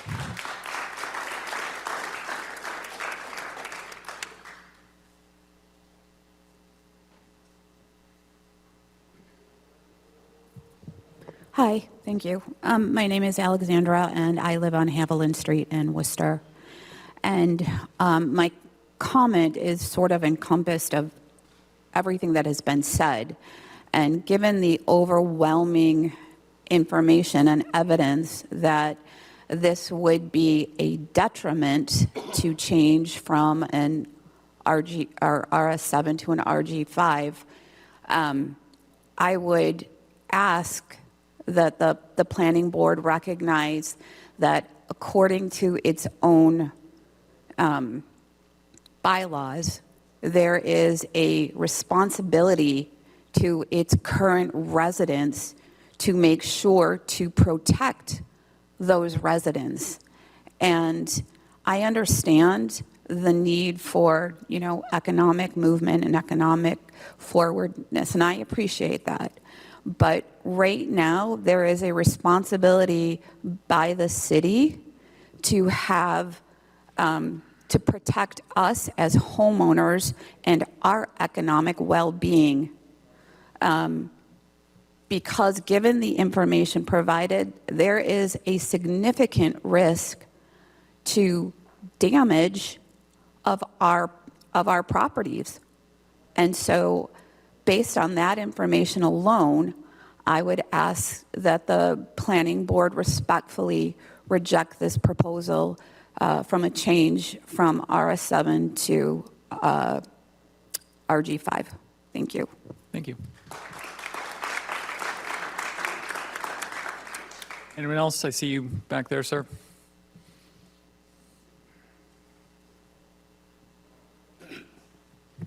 Through the chair, Joe Haddad, City of Worcester. I think I come at this with a little bit of a different perspective.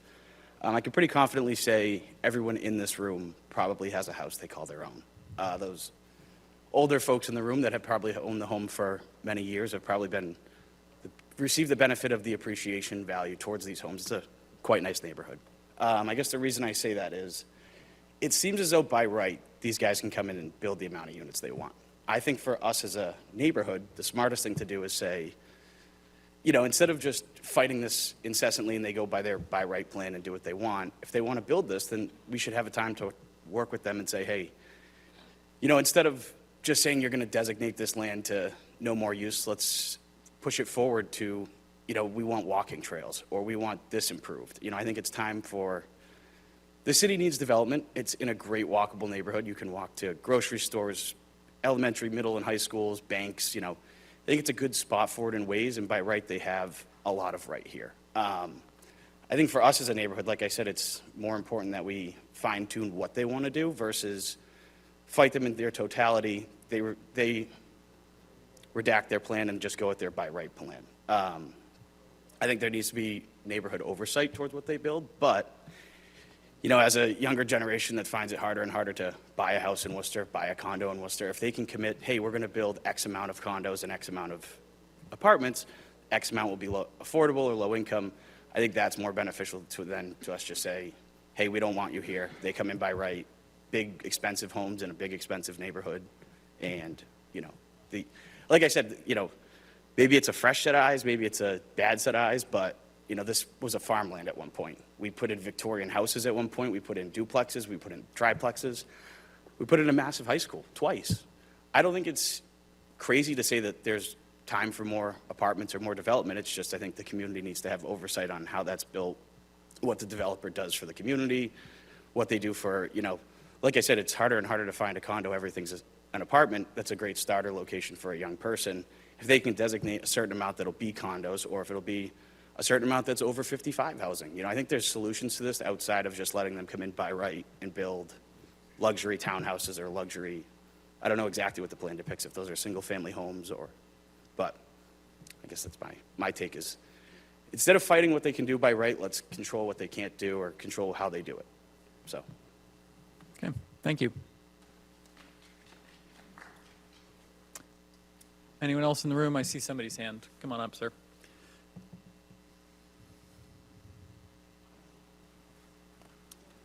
Hi, Greg Dorschler, and I'm a Worcester resident who has spent decades working on, as a volunteer, working on hiking trails in Worcester, building trails, working with the Greater Worcester Land Trust, Friends of Wetherill Park, Park Spirit of Worcester, Newton Hill, among other organizations. And I mention this because a previous speaker spoke of the value of the trees on the site that we're speaking of. And I want to piggyback on that and speak of the value of the open space with regards to its proximity to other open spaces in Worcester where we have built these hiking trails, namely Wetherill Park and Salisbury Park up by Bancroft Tower, and of course Newton Hill. And as this land is currently configured, it is not difficult to imagine a hiking path linking the Bancroft Tower area, Salisbury Park, with Wetherill Park through this green corridor, thereby linking two neighborhoods that are now currently sort of separated by a divide of Beachmont Street and Haviland Street, that there's no real access between those the two sides of those streets. And having that access would create all kinds of recreational opportunities and environmental benefit, I would say, maintaining some of the space green. I'll mention that the Greater Worcester Land Trust already is an abutter to this property, as it owns some open space at the end of Howitson Way, which is off of Beachmont Street. So as I view the proposal being presented to us tonight, I'm encouraged that it leaves open much of the green space that were it fully occupied with new construction, it would be much more difficult to imagine that green space connection that I was just describing. However, I'm very hesitant to think about approving a zoning change on the basis of a future conservation restriction that would limit the construction on that sort of the back half of that property where we're talking about all of the trees and the green spaces and the area that's, I think, personally, would be borderline undevelopable anyways, based upon all the comments that we've heard tonight about what's in the ground and the topography and what have you. So I think my point here being is that it almost feels like we're putting the cart before the horse.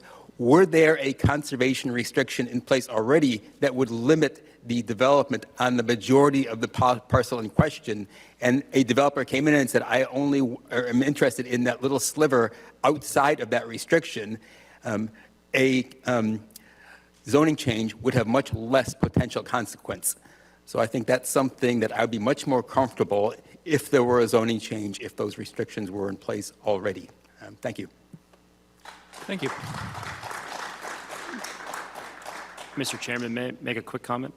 Go ahead. So just timely, based on the gentleman's comments, so the conversation that we did have that my attorney mentioned earlier with Colin Novick at the Greater Worcester Land Trust was exactly the conversation that was just stated about connecting trails that exist today. There's a gap there, and that if this land was restricted and donated or what have you, they could make that connection that does not exist today. So exactly what the gentleman was saying. Understood. Thank you. Anyone else in the room wishing to speak on this item tonight?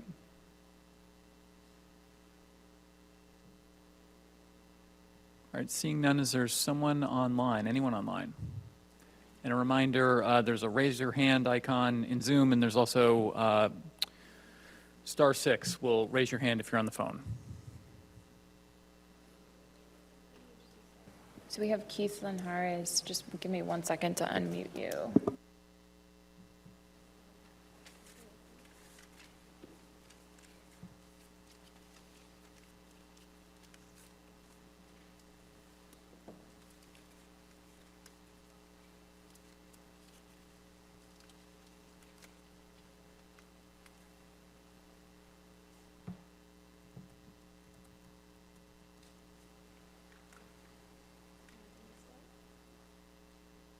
Ms. Russell, if you could help us, we're going through public comment. Keith Linhares is first. I'm sorry, my computer is not letting me. Sure, Keith, you should be able to unmute now.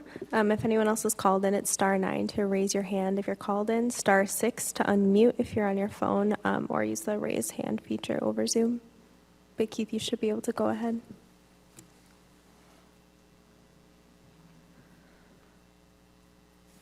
Hey, can you hear me now? We can hear you. Yep. All right, excellent. Good evening. My name is Keith Linares, here to speak on item 14 and urge the planning board to recommend against the variance for 1 and 3 Suburban Road, particularly from the angles of urban planning and conservation. Page 10 of the Now Next plan calls for growth that reinforces the need for vitality in our city through creation of mixed-use neighborhood centers. As someone who bought a home at 1 Germain Street, specifically for its potential for walkability, its proximity to shops, to Elm Park, I'm certainly pro-density, but I want to see the neighborhood grow in a way that benefits families like mine, along with longtime residents. But Worcester's approach puts adding density in order to hit an arbitrary housing target, a number of units, seemingly above all else. We keep adding houses without supportive infrastructure with projects like this, and good urban planning is not part of the equation, it seems, and what we're doing doesn't really seem to produce a high quality of life for residents. What it seems to be doing is effectively turning our city into an overgrown patchwork of houses rather than creating those vibrant neighborhood centers that are described in Now Next. Allowing more development into sensitive areas like a wetland, a peat meadow, and a heavily wooded area is not creating a vibrant, walkable, ecologically resilient city. I liked the suggestion that Joe Haddad offered of maybe integrating this more into the neighborhoods, integrating this into the landscape so that residents could see some benefit if there was a project like this to move forward. But because those things are not taken into account, what's happening is that residents in these areas are seemingly turning against the idea of what urban living should be about. And it's happening block by block. Developers snatch up parcels, they divide them up, and force residents to come out one at a time, neighborhood by neighborhood, to debate and fight projects like this, instead of dealing with the real elephant in the room, which is comprehensive zoning reform. But our politicians and City Hall seem like they're too nervous or too afraid to touch that. But it needs to be taken up with an ecologically minded, conservation minded lens. We could be building a beautiful, walkable city where neighborhoods feel strong and connected. We could be adding affordable housing, satisfying the actual real need that we have in this city instead of chasing this perpetual, never-ending goal. It's all about growing the tax base. And that seems like it's more driven by Timmy Murray and the Chamber of Commerce than it is by our residents. Seems like the planning board just keeps approving this incremental density without adhering to any kind of a broader vision for what balanced growth could look like that actually benefits the residents, benefits the people who are here. The project also ignores some of the environmental mandates that we have. Now Next talks about the highest standards for resilience to flooding being implemented. How does building on a peat meadow accomplish that? Somebody mentioned the tree canopy earlier. The Urban Forestry Master Plan talks about adding 30,000 new trees in the next 20 years to fight heat islands. My electric bill is already skyrocketing for 4 months out of the year, and we can't afford to lose more tree canopy in this city. Every variance that gets granted on parcels like this, it's a step away from the sustainability that this city claims to value. And by making this area RG5 zone, it really kind of creates a situation where for generations, we're going to have this big, almost like suburban style development sitting in what should be one of our best, most walkable neighborhoods, most vibrant, thriving neighborhoods in the city. And it's just getting torn up for this suburban style design. So I just want to make sure that 3 questions I have get answered. Step one, or question one, can you talk about how developing on a peat meadow like this actually meets those high standards that we talk about for flood resilience? Because it seems like it does the opposite. What's the impact that this is going to have in aligning to our urban forestry master plan and our goals of planting more trees? How does this project tie into that? And is the project like this, can somebody on the planning board answer, is this really consistent with what Now Next is talking about? Because it just seems like it flies in the face of kind of the city we were promised. So I'll leave my comments there and urge you to recommend against this. Thank you. Thank you, Mr. Linares. I'd ask the developer, do you want to comment on question 1 and 2? I think I can answer question 3. No, thank you. Okay. And through the chair, I think the applicant's attorney also had wanted to comment, so I just wanted to make sure we can give him an opportunity to unmute. If my colleague could assist with that.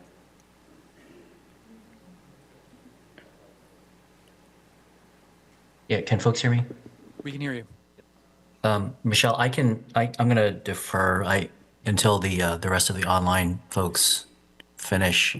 Although if you could, or one of your staff members could indicate how many more online have their hands raised for comment. Right now, it looks like we have 3 more folks with their hands raised who 3 haven't more? spoken. Okay, all right. I'll hold off then. Thank you. Okay.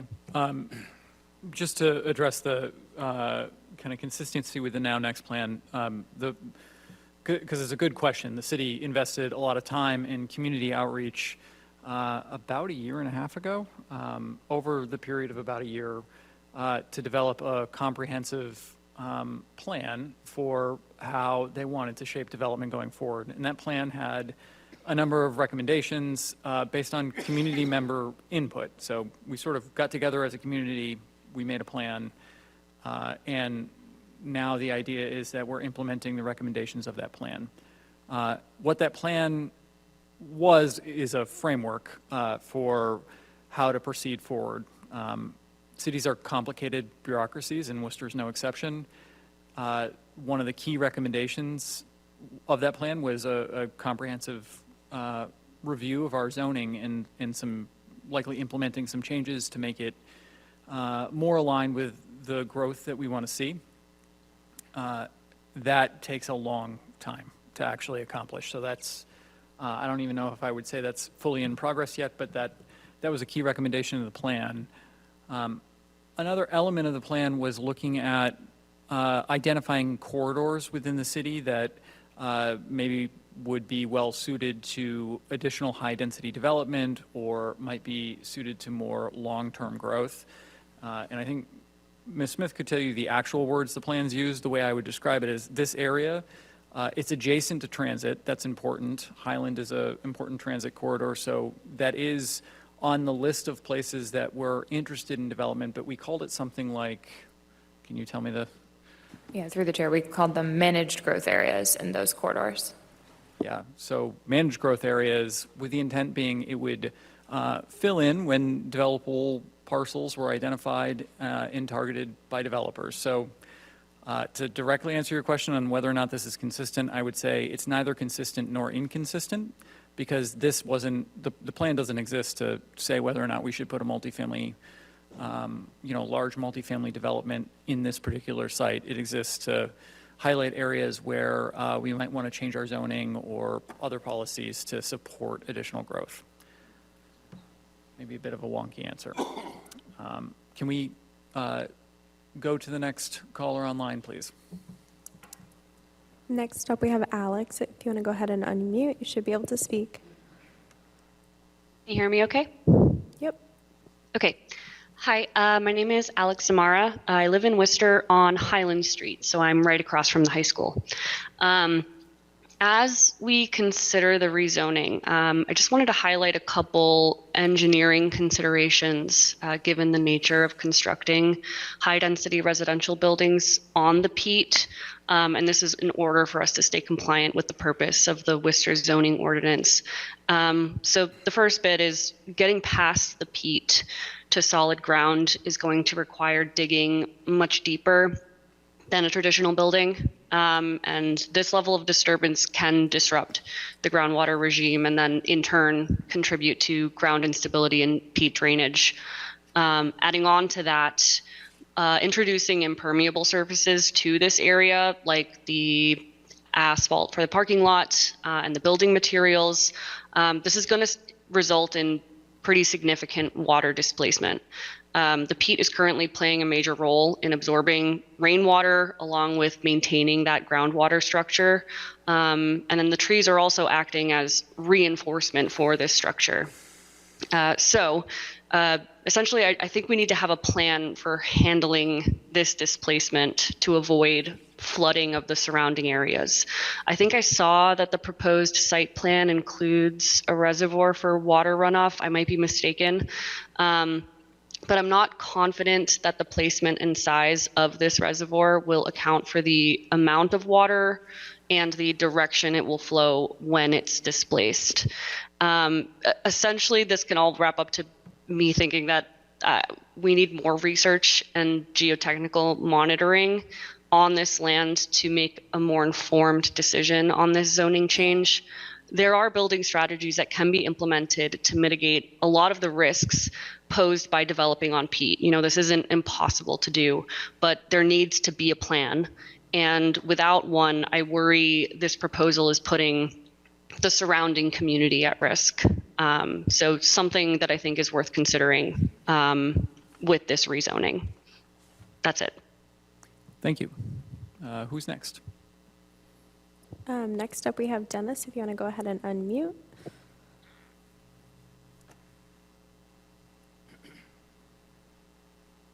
Hello, Hi.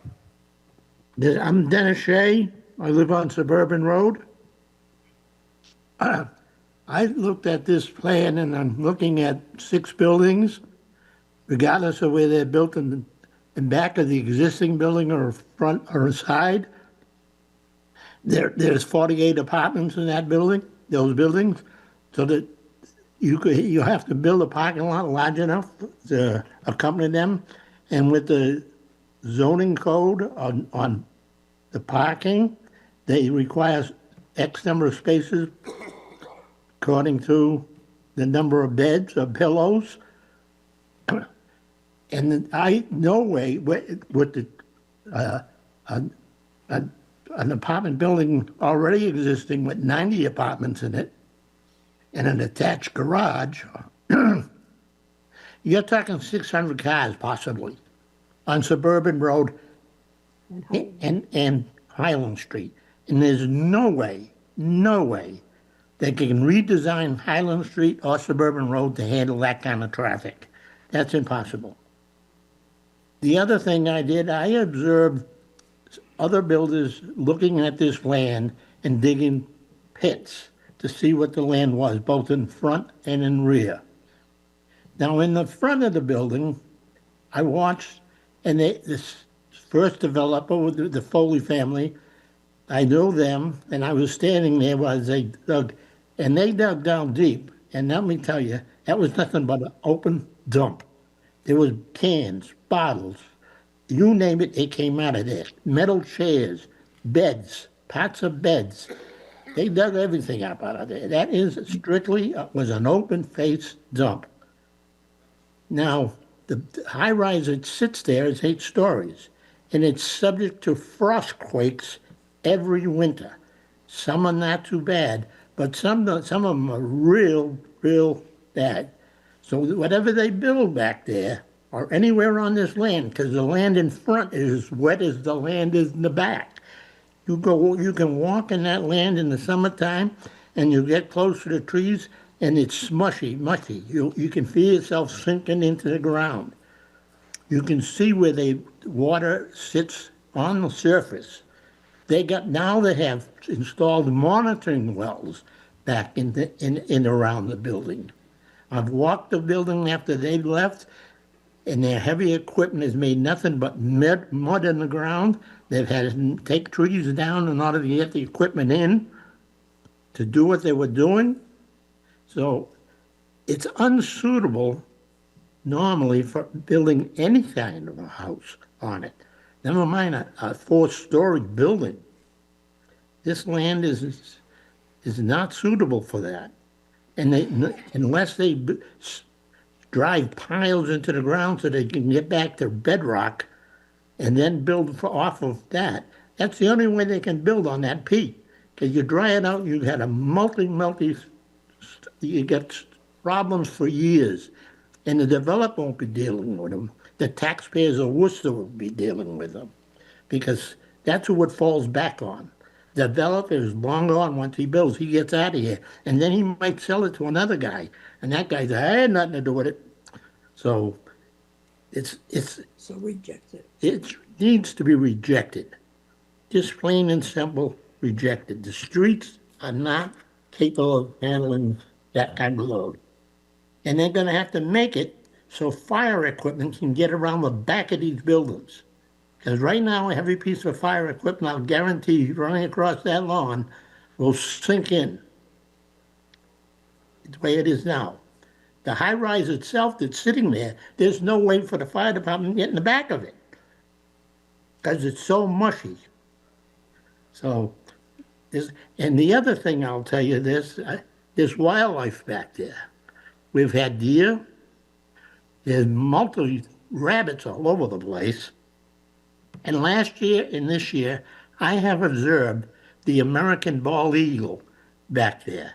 They've been up in the trees. They're evidently coming for wildlife. 2 of them were at WPI last year where they had built a nest. And there's 2 there this year. I've seen them twice. So there's a whole bunch of stuff you got to take into consideration. So that's all I have to say. Okay, thank you for your comments.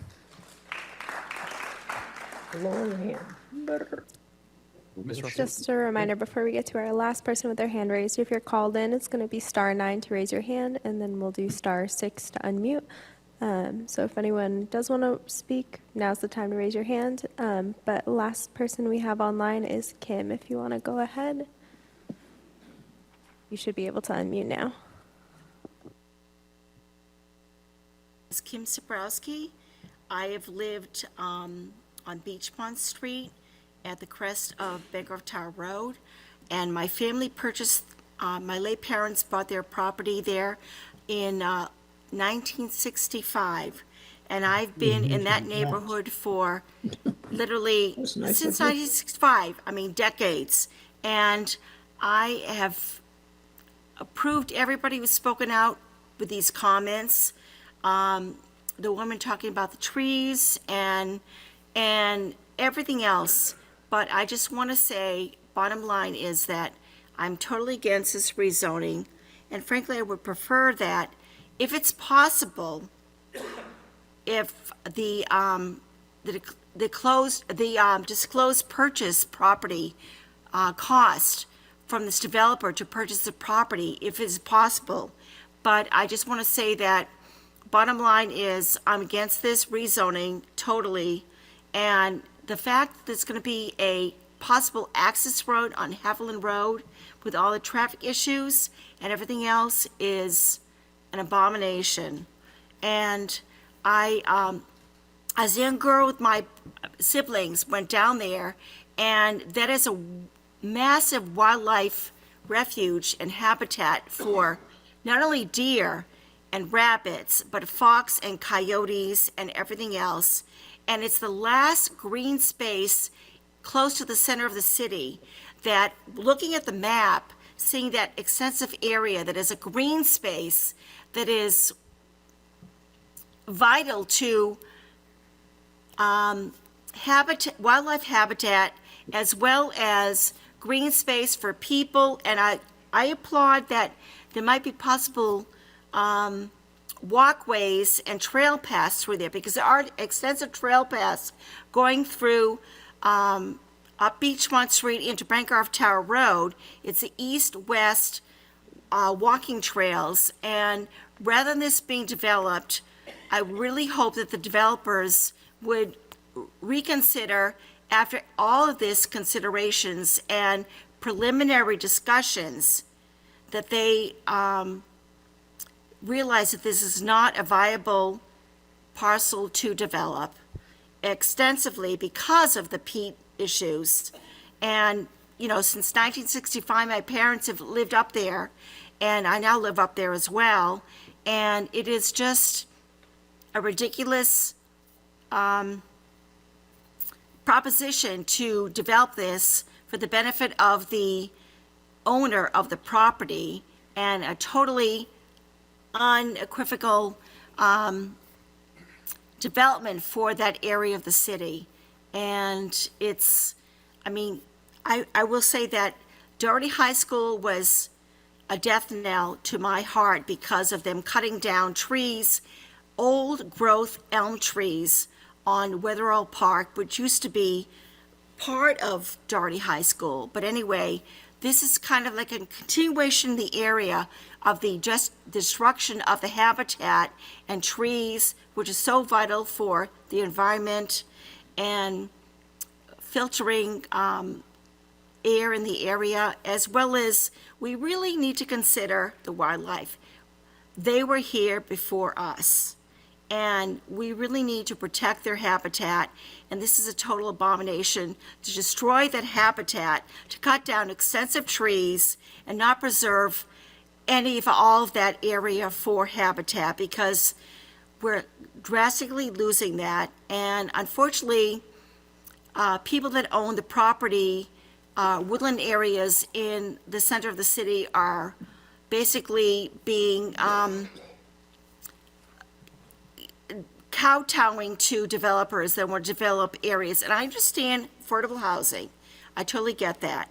But for not having home ownership in the area and considering condos and everything else, I am totally, totally against the rezoning of this area. And I know this is preliminary, but we really, the neighborhood and the people in this area need to rise up and not allow this development to go through. Thank you. Thank you. All right, Ms. Russell, anyone else online? Yep, next we have Kirsten, if you want to go ahead. You should be able to unmute. Hey, thanks. I just wanted to, my name's Kirsten. I live next to Duffy Park across the street from Suburban Road.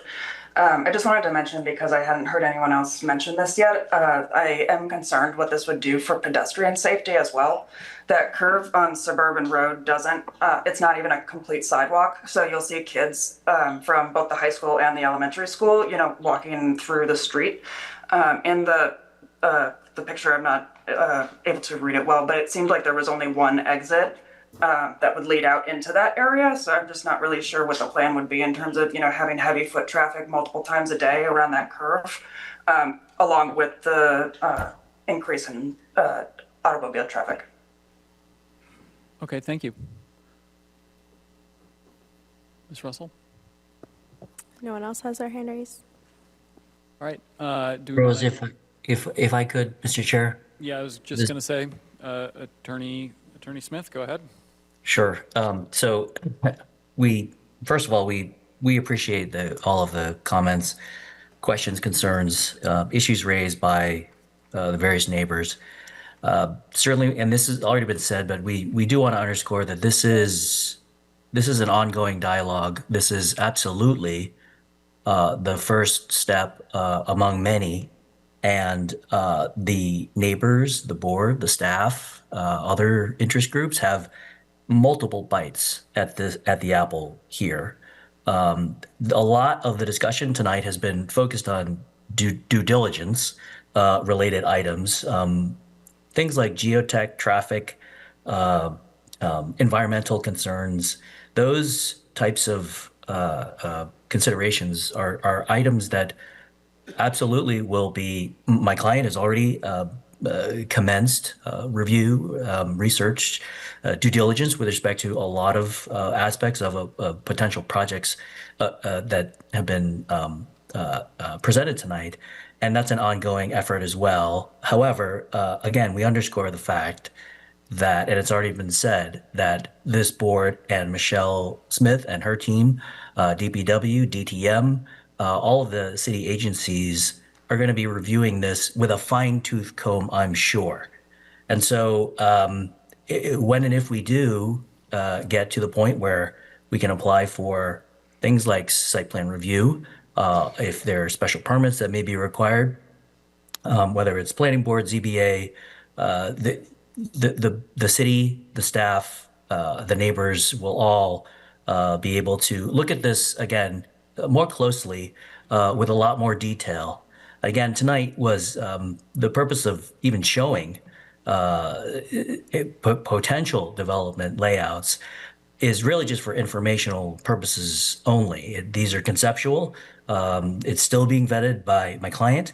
And again, we're going to be reviewing this in an ongoing dialogue with neighbors and the ward councilor, et cetera. Someone had mentioned previously, I think they used the term putting the cart before the horse. I agree with that in concept, in that we've got what we're looking at here tonight is the process of a zone change. And the planning board's purview here is to recommend favorably or not with respect to the zone change that we are seeking. There was mentioned before about the restriction, the potential restriction, and having more a path now. That can obviously not happen. We need to be able to. No developer is going to agree to a restriction in advance of having approvals in hand. That needs to be sequentially, that needs to happen only if the project gets approved.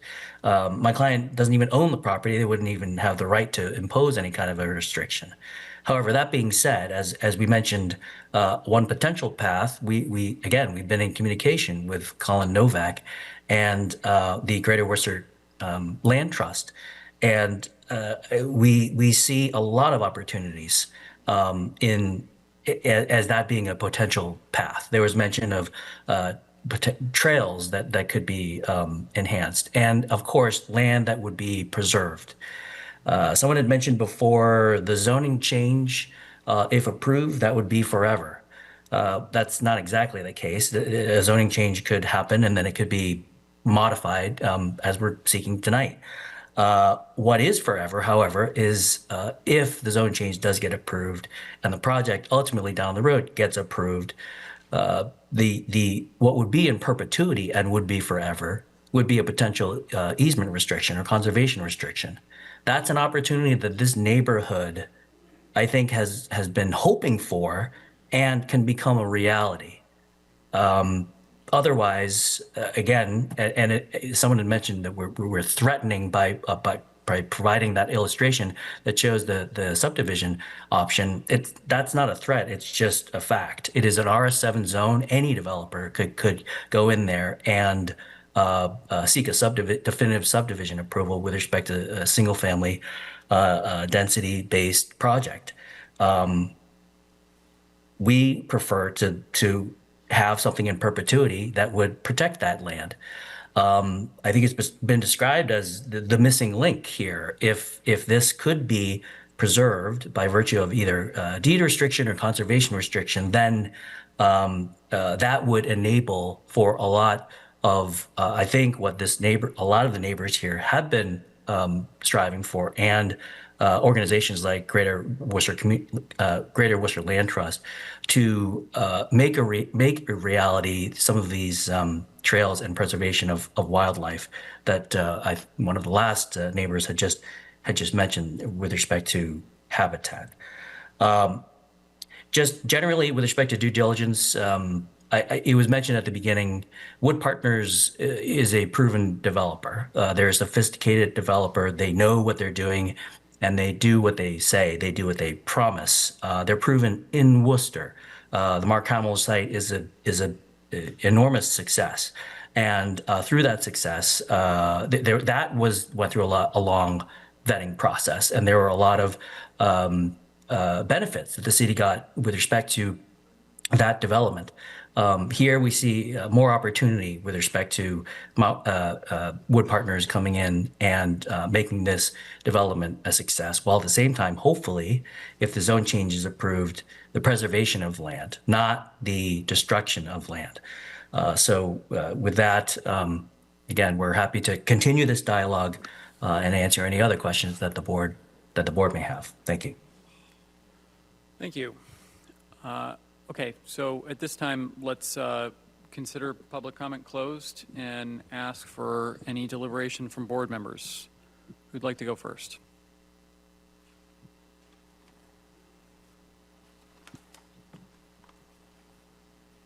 Through the chair, this is Connor. I suppose I can kick it off. Yeah, I guess I'd like to start by thanking all of the members of the public who came out and spoke on this application tonight. Obviously, this is an important topic for a lot of folks in the neighborhood. I actually live pretty close to this site. I'm very familiar with the site and the surrounding area. I also like to thank staff and Ms. Smith for her thorough review of the zoning and the history of the zoning for this area. That was very helpful. I'd like to try to keep my comments focused within the board's purview of the application tonight, which is a zoning map amendment. So looking at it from that frame and point of view, I think typically the board has supported applications where we're looking to correct split zone lots. So that was the first thing that jumped out at me when we were looking at this. We have a zoning map across the city that has a lot of split zoned parcels, and we generally like to fix those where we can. I think in the context of this site, there's this request is to make the entire parcel an RG5 district, which obviously allows for higher density across the entire parcel, which the developer is saying enables him to build a little more densely on a certain portion of the parcel and then provide some potential open space on the remainder. To me, I think that the developers also expressed that even given the existing zoning in the area, they would be able to develop the entire parcel, the entire lot, with the approximate same number of units. So to me, I do see the sense in potentially making the entire parcel the same consistent zoning. I do think the abutters brought up a lot of important points regarding environmental concerns, due diligence, traffic, et cetera. That certainly would be something that would have to be looked at very closely down the road should this project move forward. And I think that's important to note that that's a big should at this point. This is a very preliminary first step for a recommendation from our board. So, to be getting too deep in the weeds of some of the site concerns, I think that's a valid concern, but something that, for the board, we would be looking at a future application. I do hope that the applicant takes a lot of these comments back. It sounds like Mr. Smith that was saying that they would. I think for myself, the design of this really does not meet the intent of the Now Next plan, which just falls under the transformative corridor or whatever the term was. This was much more of a suburban style development with a very large surface parking area that I think there's a huge opportunity to make, if this area is going to be developed, that it there's a lot of improvements that could be done to the design to make it fit with the neighborhood better while still keeping the density that probably is required to make this project pencil out. So I guess with all that, I would be inclined to support the zoning change. I would be interested to hear what the rest of the board members think. But I think just to note from my perspective that we're looking at this purely from a zoning perspective, not from the proposal that, or the concept plan that the developer has put forward. So I'm looking at it from that angle. So thank you, and I'll leave it there. Thank you, Mr. McCormick. Mr. Delero, would you like to go next? Sure. Thank you, Mr. Chairman. At this time, I'm inclined not to support the zone change for this particular area. I don't think that having greater density of the scale being considered here is appropriate for this area. That's it. Thank you. Thank you, Mr. Delero. Mr. King. I'd echo the sentiment of Board Member McCormick on this one, just solely based on what we've done in the past as a board. But with that, we would be reviewing any plans as they come forward, and we can ensure they're aligned with the neighborhood at that point. So I'd be inclined to support the recommendation for the zoning alignment here. Thank you, Mr. King. Mr. Toomey. One question I have is you're looking through rezone that entire 7.74 acre piece, but you only need a portion of that to be able to do the development. Did you look at, I know spot zoning is a bad thing, they not necessarily looked upon, looking at just saying we only need to take 1.4 acres to be able to do this and then leave the rest as it is now, and that kind of a compromise position? Yes, sir, we did. And Attorney Smith, if you'd like to jump in on what the benefit is of, I know you mentioned this earlier in the conversation, but if you want to jump back in and talk about the benefit of rezoning the entire parcel versus a portion, if you're there still.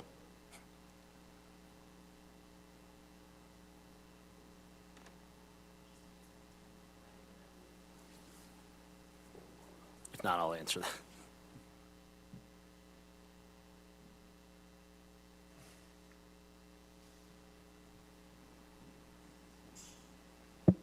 Josh, you should be able to unmute now. Okay, I think I'm back. Can folks hear me? I can hear you. Okay. So this was addressed to some extent in the beginning of our presentation, and Connor had just touched upon this as well. Some of the purpose of the zone change is cleanup. As simple as cleaning up some of this, what are currently disjointed districts. As Michelle had described it, there's quite a bit of history with respect to how these districts have been created over the years. And as what we're looking at today is, as I mentioned before, you've got the RS7, the RG5, you've got the RS10, all sort of coming together in a non-uniform way. And so in part of what we're looking to do here is to clean that up. The RS7 portion right now of the land that we're looking to convert acts as somewhat of a bridge between the west and the east sides of the site and the neighborhood. So by doing this would really clean that up. There are also some sort of straggling parcels of land that are owned by the current property owner as well that happen to be in the RS7 but really are out of place. So that's being cleaned up too. This is not a spot zoning situation. The land is already RG5. We are looking to extend that, and again for the purpose of being able to clean up a lot of what is really a disjointed layout of the existing districts as they are today. I will say as well, and this again goes to this idea of this being a zoning amendment process if this gets approved ultimately, a more thorough due diligence and vetting process before ZBA, Planning Board, and whatever other agencies would be looking at this. Again, the layouts that we were showed today are for informational purposes. However, when and if we are before the Planning Board, ZBA, with respect to an ultimate layout, we do need to have some flexibility with respect to comments that we receive from the board in terms of if a building is perhaps, as an example, located in an area where maybe the board finds that it should be shifted somehow, or as Connor had just mentioned, the parking. If the board determines that the parking it's either overparked or there's too much parking or the parking layout needs to be realigned, then possibly we may need to be able to utilize perhaps less of what's in currently the RG5 and shift to other parts of what's in currently the RS7. We just don't know that until we are before the board with engineered drawings and a lot more by way of due diligence and vetting, and really we don't have those plans at this point. And the board, it's not fair for the board at this point as well to be vetting the project in that level of detail. But some of this is flexibility. No, I thank you for that. I'm the new guy on the planning board, so a lot of this stuff is new to me. I'm still learning as we go along on that sort of stuff. Again, as I sit now, I would probably vote to go ahead and make the change. And again, just to bring everything into the same as Connor had mentioned before. Thank you, Mr. Toomey. Speaking for myself, I've been on this board now for 8 years, and for folks in the audience who have never come before a planning board before, we are citizen volunteers. We're not employees of the city. We typically have some sort of knowledge or expertise that lends itself to the development process. In my case, my expertise is in affordable housing. Usually, zoning map amendments are the most boring things we talk about. I have, in 8 years, not seen this many people in total come to zoning map amendments in spite of the many, many we've seen. So, I mean, I guess congratulations and thank you for being here. Welcome. I'm really glad to hear how much you all care about your neighborhood and are invested in seeing what you hope is the right decision made.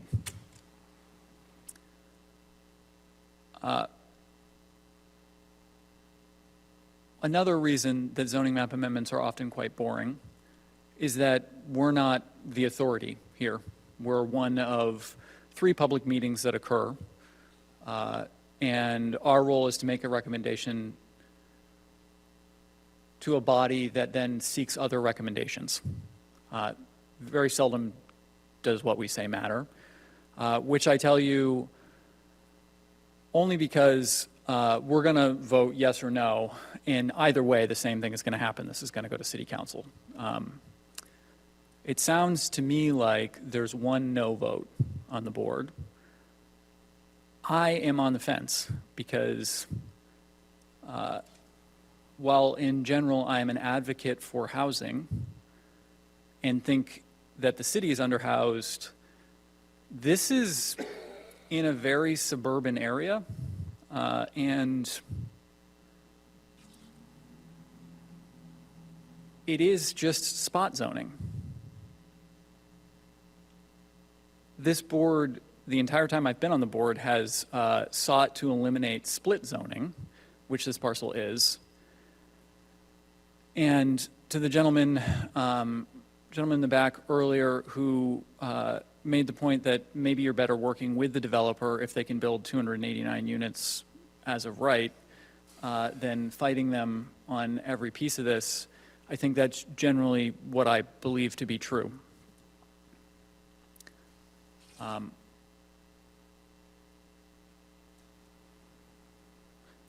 So I think I'm going to vote for it.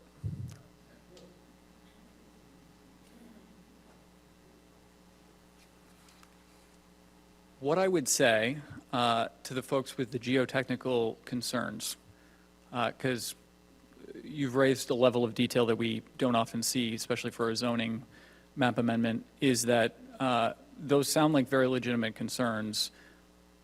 Seems like the developer may be aware that there's some issues and are attempting to work through them. That will be, thank you for bringing that up, because that will be looked at extensively, not just by this board, but by members of city staff as this project goes forward. I don't think anybody wants to see a development here that ultimately fails. So with that said, any other comments from board members on this item?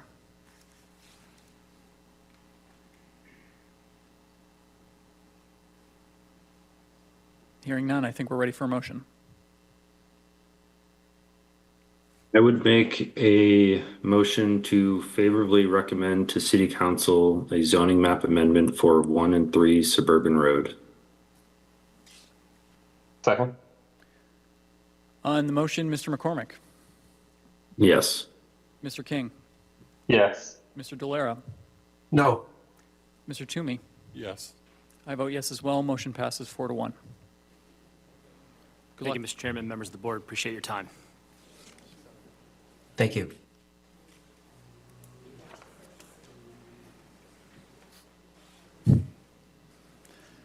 All right, we still have 10 items to get through. Just want to make a pitch. If anyone's looking for an opportunity to get engaged, we're always looking for volunteer board and commission members. There are lots of vacancies, including on the planning board as well as the zoning board. So it would encourage you to look online, and if you have spare time or are willing and feel it's important, great opportunity to participate in one of these processes, as the chair mentioned. Thanks.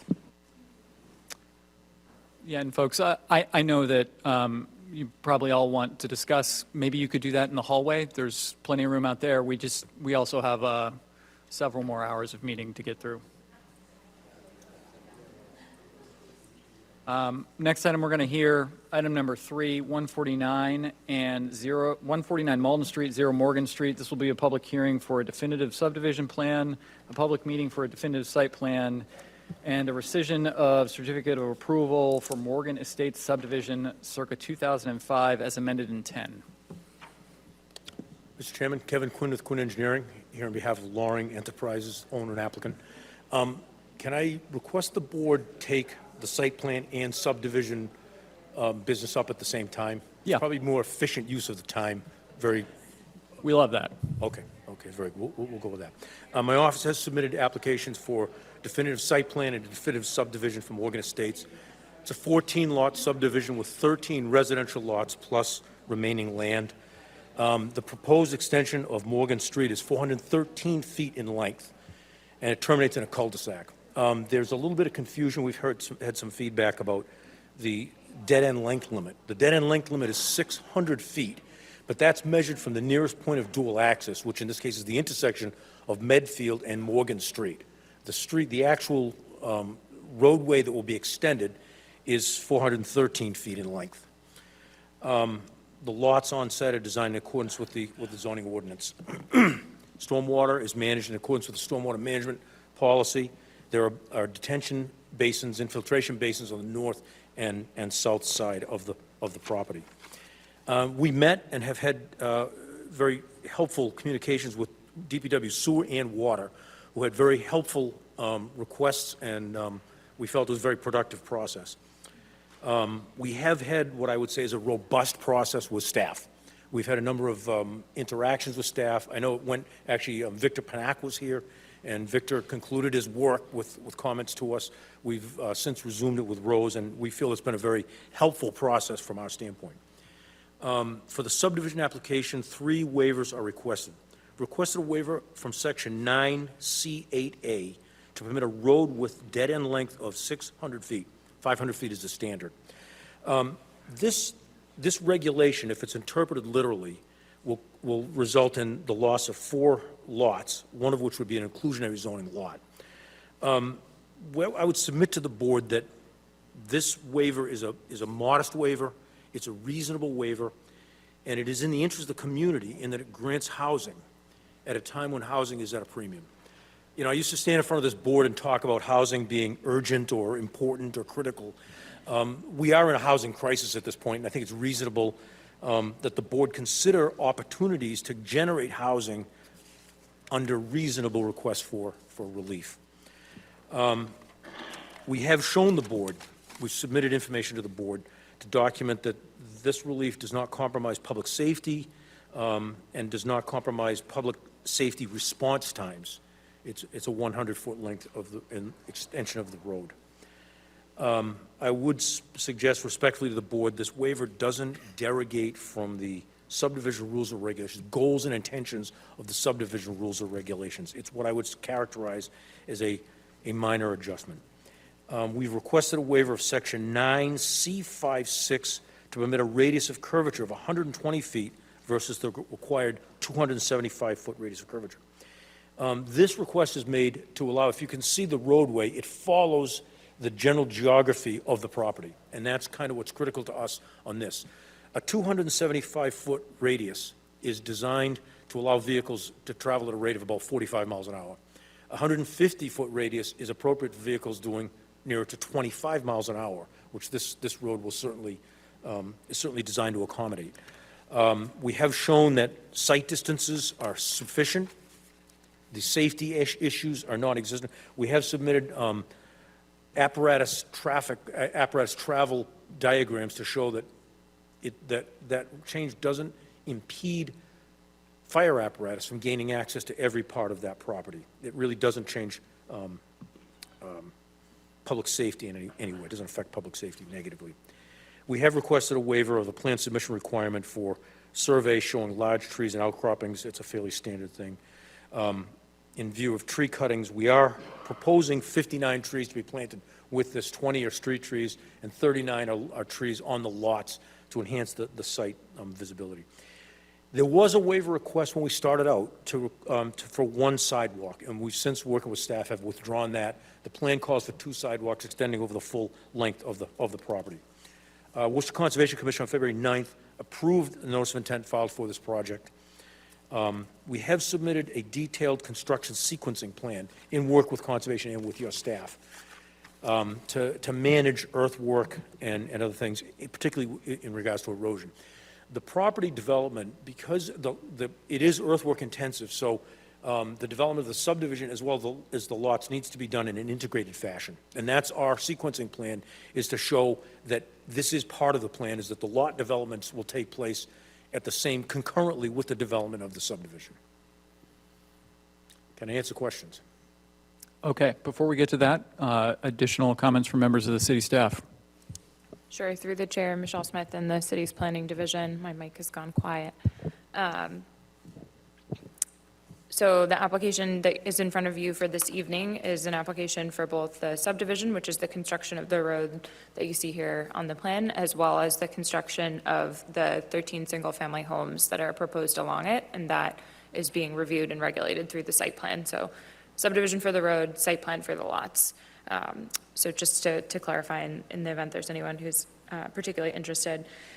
So they are proposing to construct essentially an extension of Morgan Street, which is currently a dead end, just over 100 feet. They're seeking to extend that to this new roadway, which is itself 415 feet.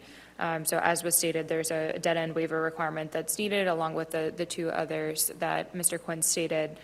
There was noted previously a request for a sidewalk waiver, which they are requesting withdrawal of, given the design changes to the plan that they've made. So for the most part, the conditions that we have remaining at this point on the subdivision plan as well as the site plan are not particularly notable. I would point out one particular piece related to the site plan, which is about this interceptor swale that's proposed on the rear of the lot, sort of on the bottom right-hand side of the screen that you see, which kind of directs discharge from some of the roof drains around and back to the detention basin. You see kind of the top right corner. And so there is a steep slope that goes down to the wetland that you see depicted in blue on the bottom right of the screen. And given the sort of feature of the swale, we wanted some additional information related to sort of how that actually integrates into the grading of the site, making sure that those details are correct and that will function long-term, because it's as you can imagine, kind of pieces of a swale that go along the back of all these properties. If it stops working somewhere midway through the swale, then all of a sudden, any property upgrading of that has an issue. So I don't know if they might be able to talk a little bit just about that in particular when I've wrapped up my comments, but I think that might just be helpful to understand. We have it conditioned to have all of that revised as conditions of approval, but just something that is somewhat unusual, and just want to make sure that we understand. Otherwise, the conditions that we have really result from some of the changes that happened in correspondence with DPW. So for example, in earlier iterations of the plan, there was a utility connection through kind of the green space that you see connecting out over to Malden Street. That's no longer proposed, so that area will stay wooded instead. And those utilities instead are just proposed to be extended from the existing terminus at Morgan Street. So that for the sewer means that there's a force main. Although it's a low pressure, it doesn't require a pump station based on our conversations with DPW. In terms of other pieces, in terms of the project and its history, this property actually had a subdivision that was approved back in the early 2000s that subsequently expired after a series of extensions in 2015. Sort of that actually automatically rescinded itself, but there's still paperwork on the record for it.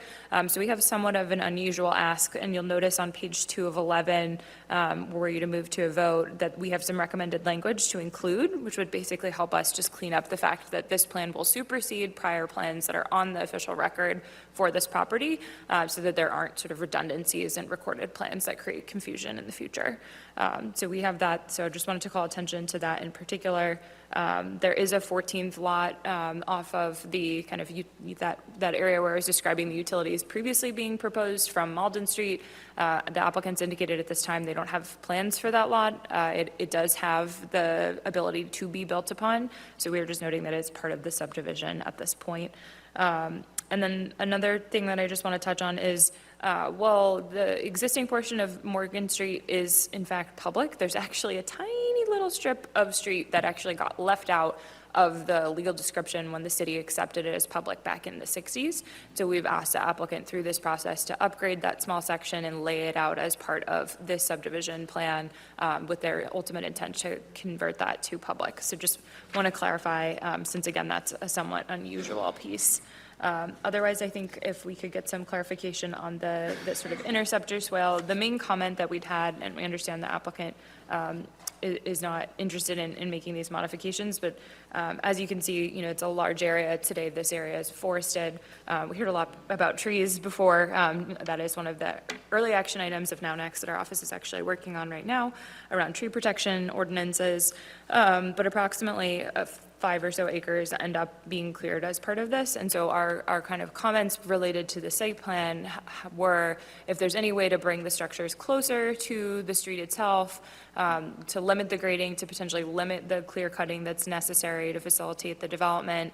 And the applicants indicated that's their preference is not to do that, but just wanted to kind of reiterate those concerns in terms of canopy loss, the amount of earth disturbance and earth moving that would be occurring to facilitate that, and the viability of pulling those up. The applicant has made efforts to add additional trees since their initial proposal, more than doubling what was proposed on each lot, and it does comply with the requirements of the subdivision regulations, which are essentially trees every 50 feet along the street, but on the lots.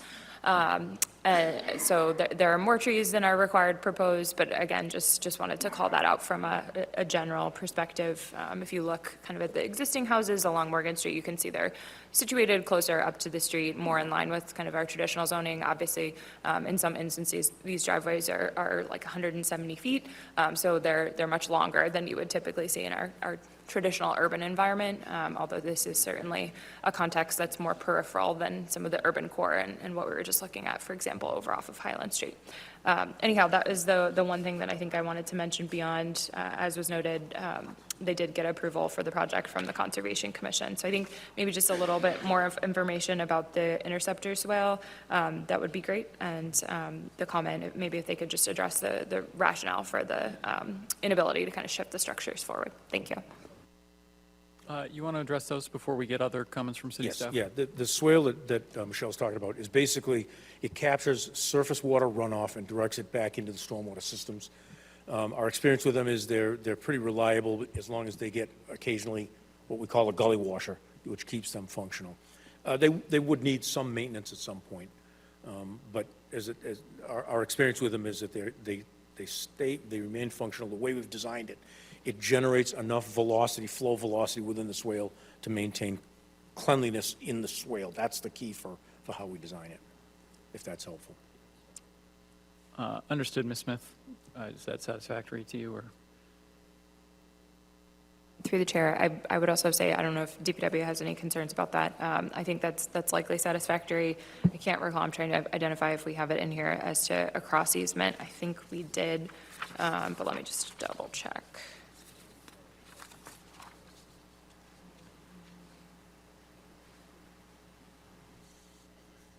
Yeah, we do. We have prior to occupancy that we're looking for cross easements for the swale. So that's the way we've kind of handled that. Okay, understood.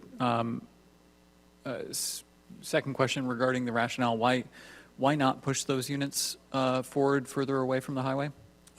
That's my client's preference in terms of what they plan to develop as a property. It's what the intention is that this is going to be a private, I would say a nicer property. The intention is to do that. I mean, I'm not a builder of single-family homes, but I would have to say I would rather live further away from the highway than closer to it, even if that meant a slightly smaller front yard. Well, if you talk about 190, those homes are, the wooded area is 140 feet of woods between 190 and their right-of-way line. So we have ample separation of these properties from Wouldn't you rather have 240 feet, though? Well, my client are smart people. They know what they intend to do, and we've had discussions with them. They appreciate the input, but they do want to have houses that are set back off the street somewhat. Understood. Okay, other city departments, DPW or DPW? Hi, Leslie Rodriguez for DPW. I have no comments. Thank you. Thank you. Okay, anyone from the public wishing to speak on this item tonight? Counselor, come on up. And I'll just remind board members too, there were some comments that we did previously get that are in the packet. Good evening, thank you. I think I've been on record all along with this project here as it's come along. I don't know if it's been before you and zoning board already, but in regards to, there's a lot of concern in the neighborhood in regards to traffic, quite frankly, and how it pertains to Brook Street, which is very narrow, as it is already a cut-through, and how the amount of homes and families there would impact the school up the street. So I just want to go on record asking the planning board to please take that into consideration as you make your decisions. Okay. Thank you. Thank you. Anyone else from the public on this item in the room tonight?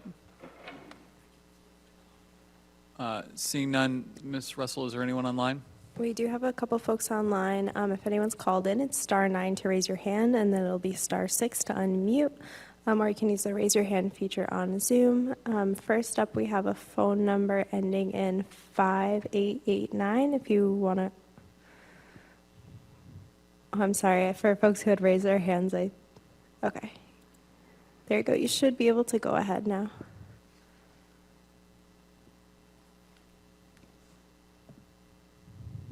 Yes, can you hear me? We can hear you. Okay. My name is Mary from Worcester.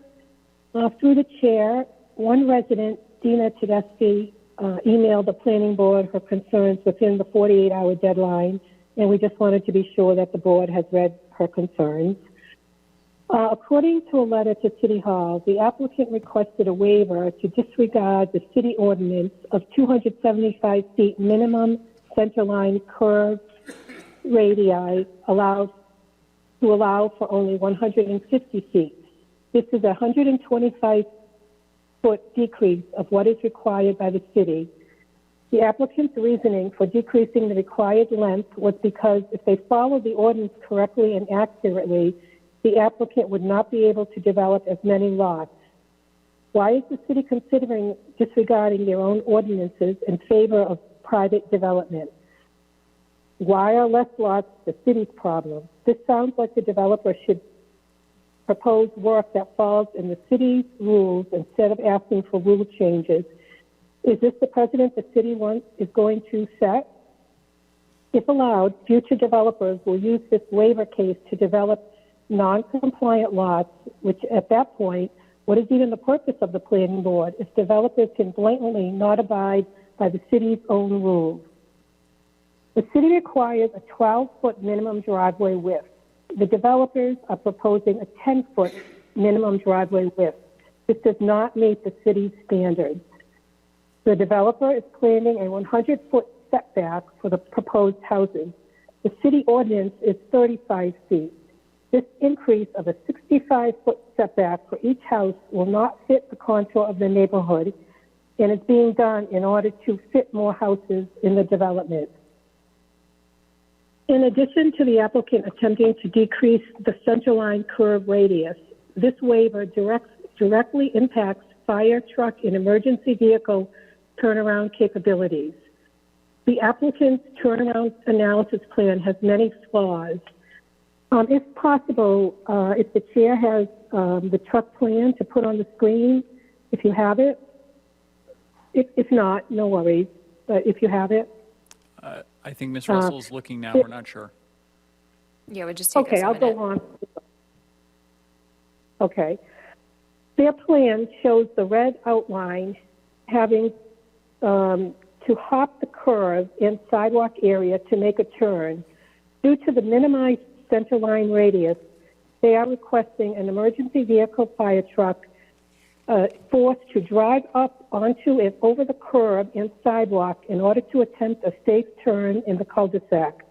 The point of contact between the truck and sidewalk happens to be very close to a wheelchair ramp and crosswalk, which proposes disastrous safety concerns for pedestrians nearby.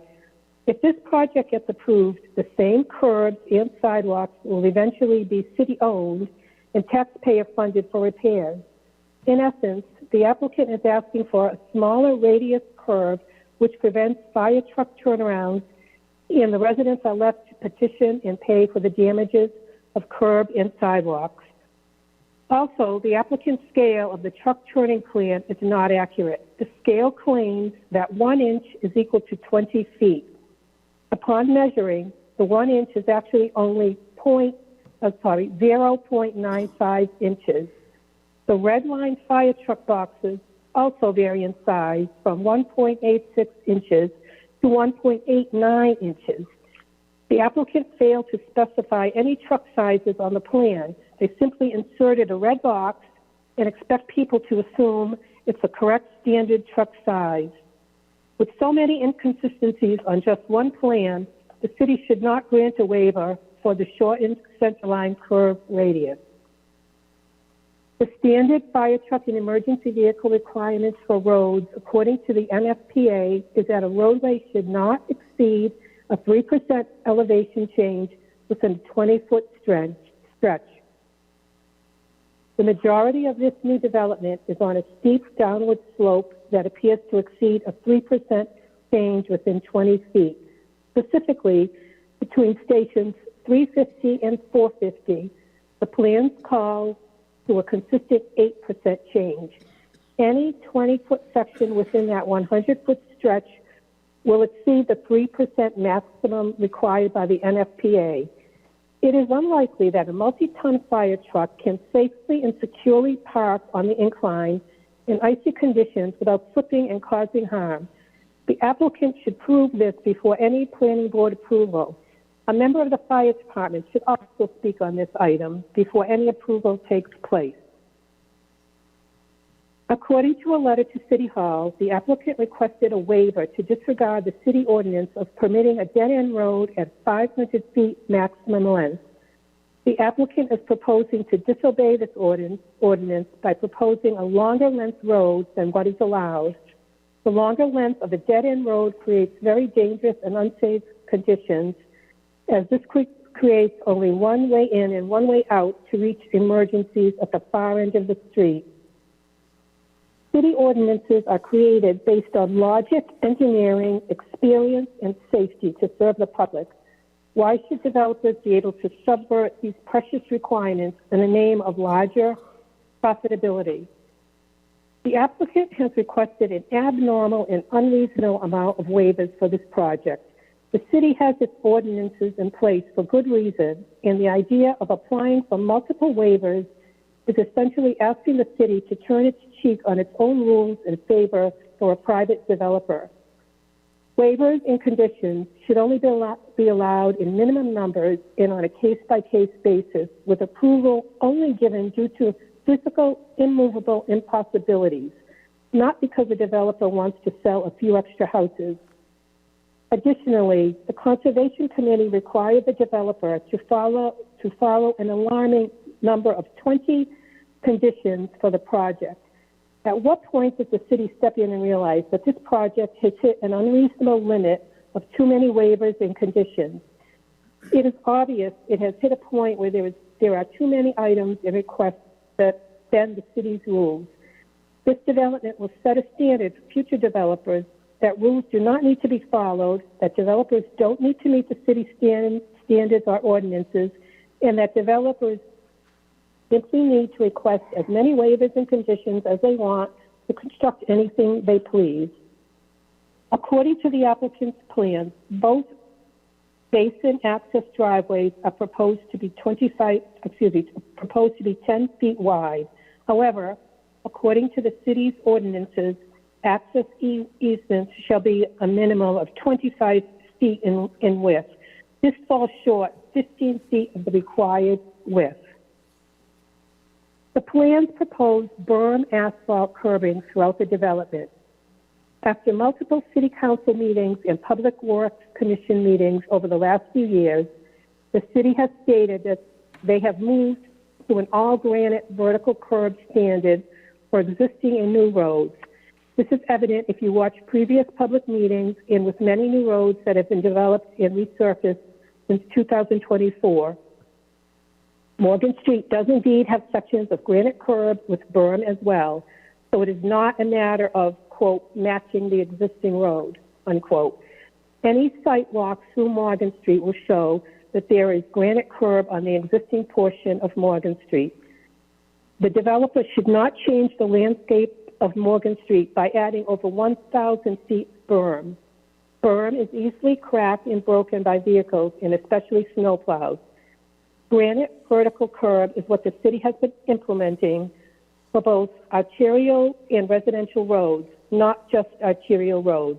And this plan proposes the opposite. If the project is approved, a granite curb shall be required. With the recent disasters of 20 water main breaks in 2 months, the project's proposed water main extension risks damaging Morgan Street's aging water main. Extending the old water main on Morgan Street for the development will increase the likelihood of more catastrophic water main breaks, causing both public property and private property damage. If the water main on Morgan Street were to break from the development's extension, it will not only damage the road, but create violent flow of water down in 2 directions, flowing down both Medfield Street's Hill and Morgan Street's Hill until it hits the low points on Malden Street and Brook Street.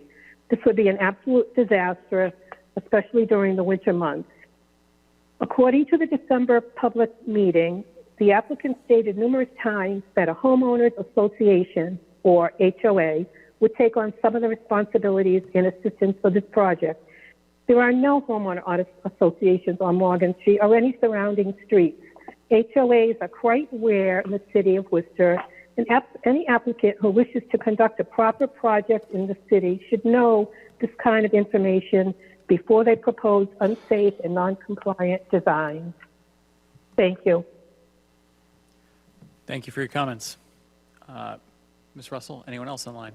Yeah, absolutely. And just to confirm from the prior speaker's comments right at the beginning, I do want to confirm we did receive that letter late this afternoon. It was shared with the applicant and the board members, so you should have it in your materials. That was the letter from Dina. It looks like next up we do have a couple other folks with their hands raised. Jim, if you want to go ahead next, you should be able to unmute.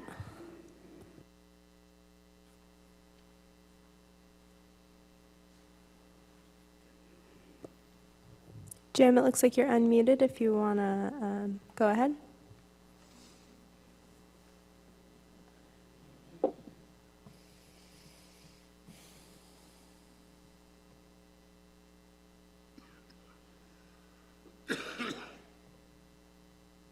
If you are speaking, we can't hear you. If you want to just...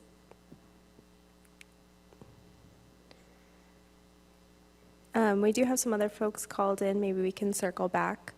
There is someone called in with the phone number 7703 if you want to go ahead and provide comments.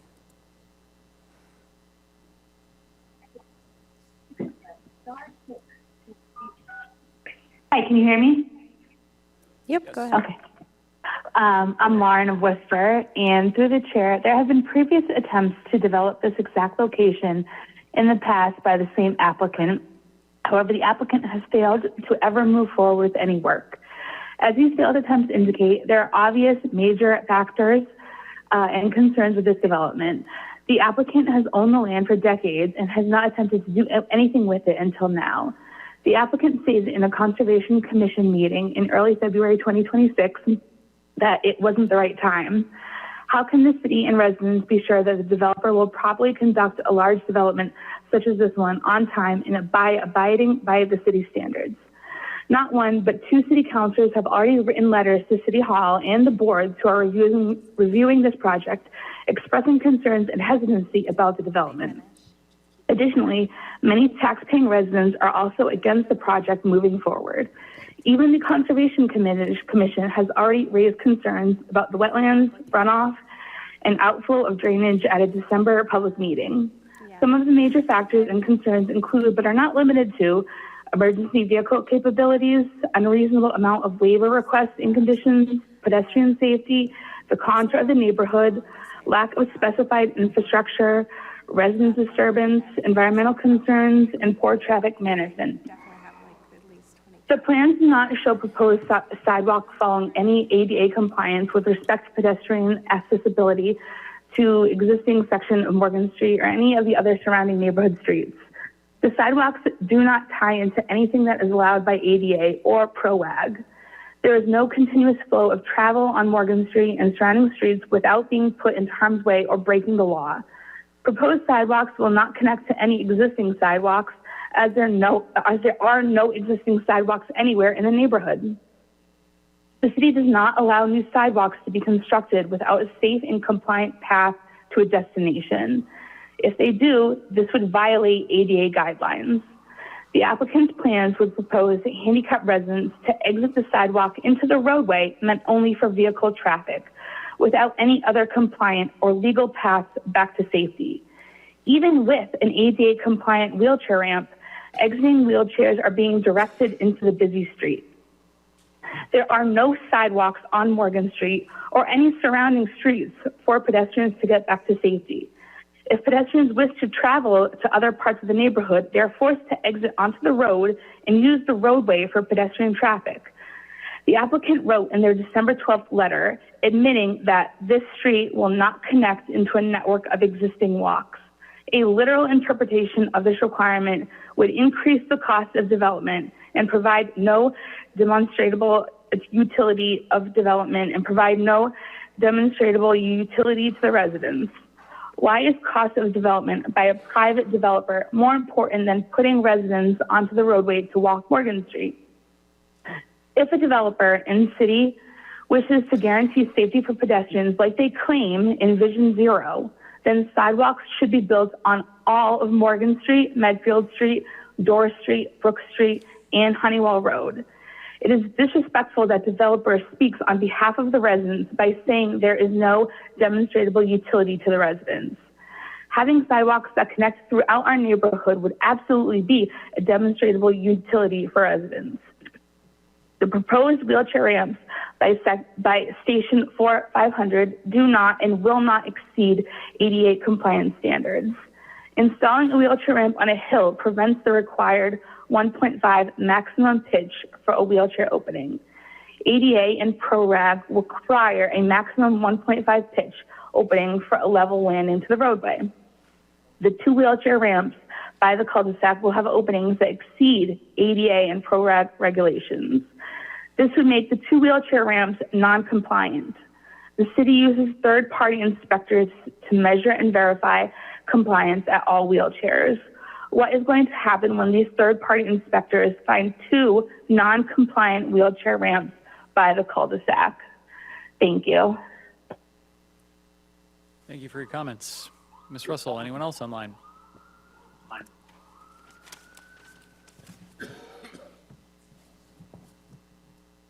Yes, we do.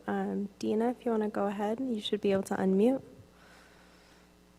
Hi, good evening. My name is Dina Tedeschi. I'm a Worcester resident, and I just wanted to comment. I did submit detailed comments that I appreciate that that's been passed over to the planning board members, as well as comments that were submitted by Jason Campbell, also another resident of Morgan Street. I just want to indicate the image on the screen here that shows that 140 feet. This is clearly at a time of year that's not winter.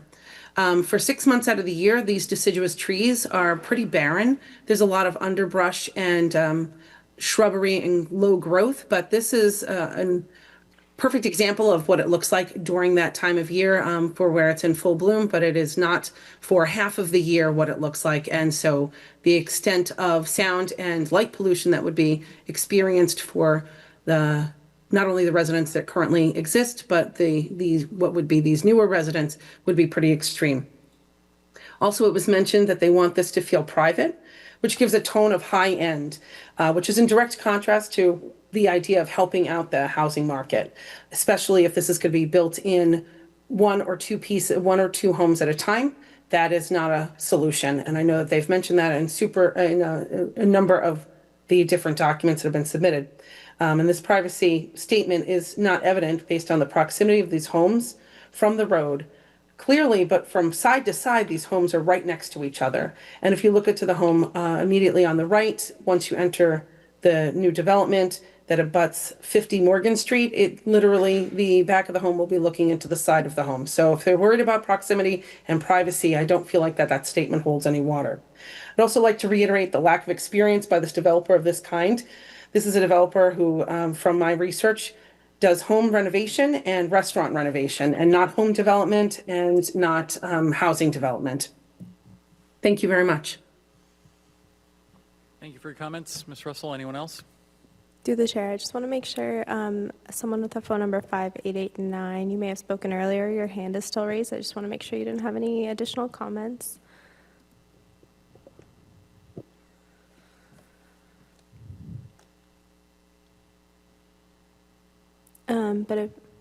Yeah, go ahead.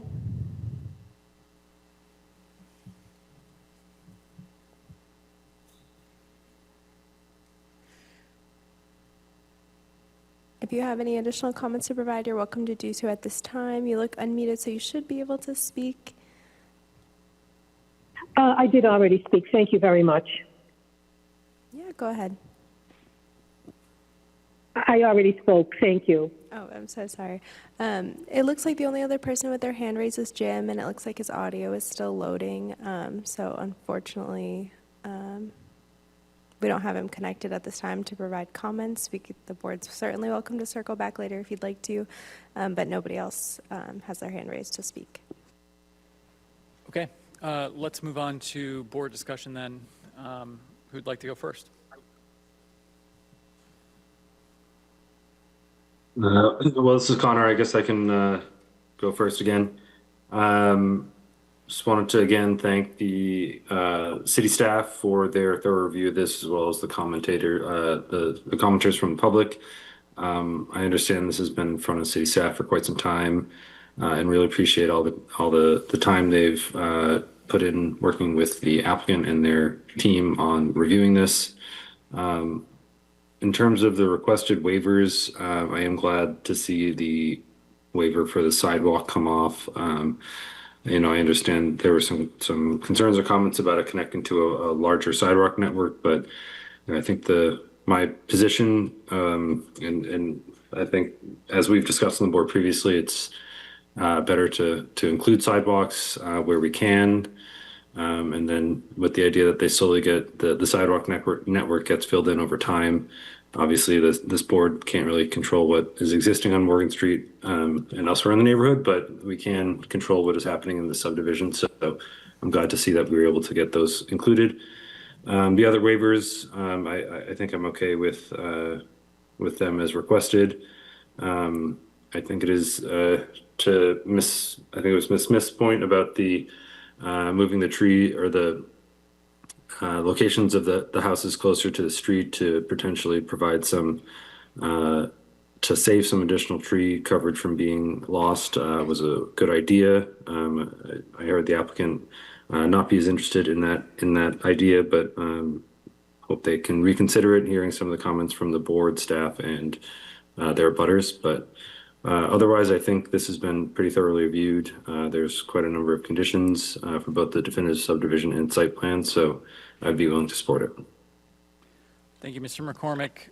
Let's go, Mr. King. Overall, happy to support it. Thank you. Thank you. Mr. Delera? Thank you, Mr. Chairman. So through you, the chair, I have a question for our staff. If they could reflect on what one of the residents had commented on regarding the turn radius and emergency vehicles.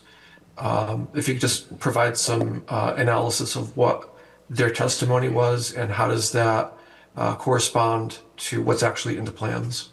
Sure, through the chair. What I can tell you is, and we can pull that plan back up, the Department of Transportation and Mobility and the fire department both reviewed this plan and had no comments, so they were both satisfied by what was shown here. It does look like on the very south end of the bulb that it's possible that the way that the apparatus is shown that it could jump the curb.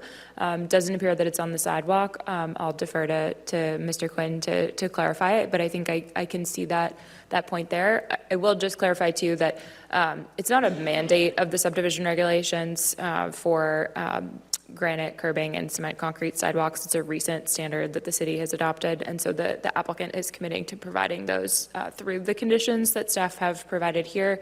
Obviously, the granite is more durable than something like a bituminous asphalt, basically berm, which would be the other permissible standard in terms of the subdivision regulations.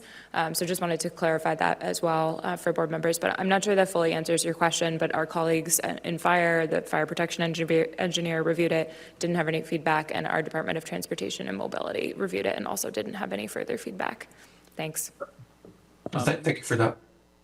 Mr. Delera, I think I kind of might have understood this differently, and I want to make sure we are correct on this. So the change in radius, it's not related to the bulb, it's related to the curve. That's correct. Of the road. The cul-de-sac is in conformance with the rules and regulations.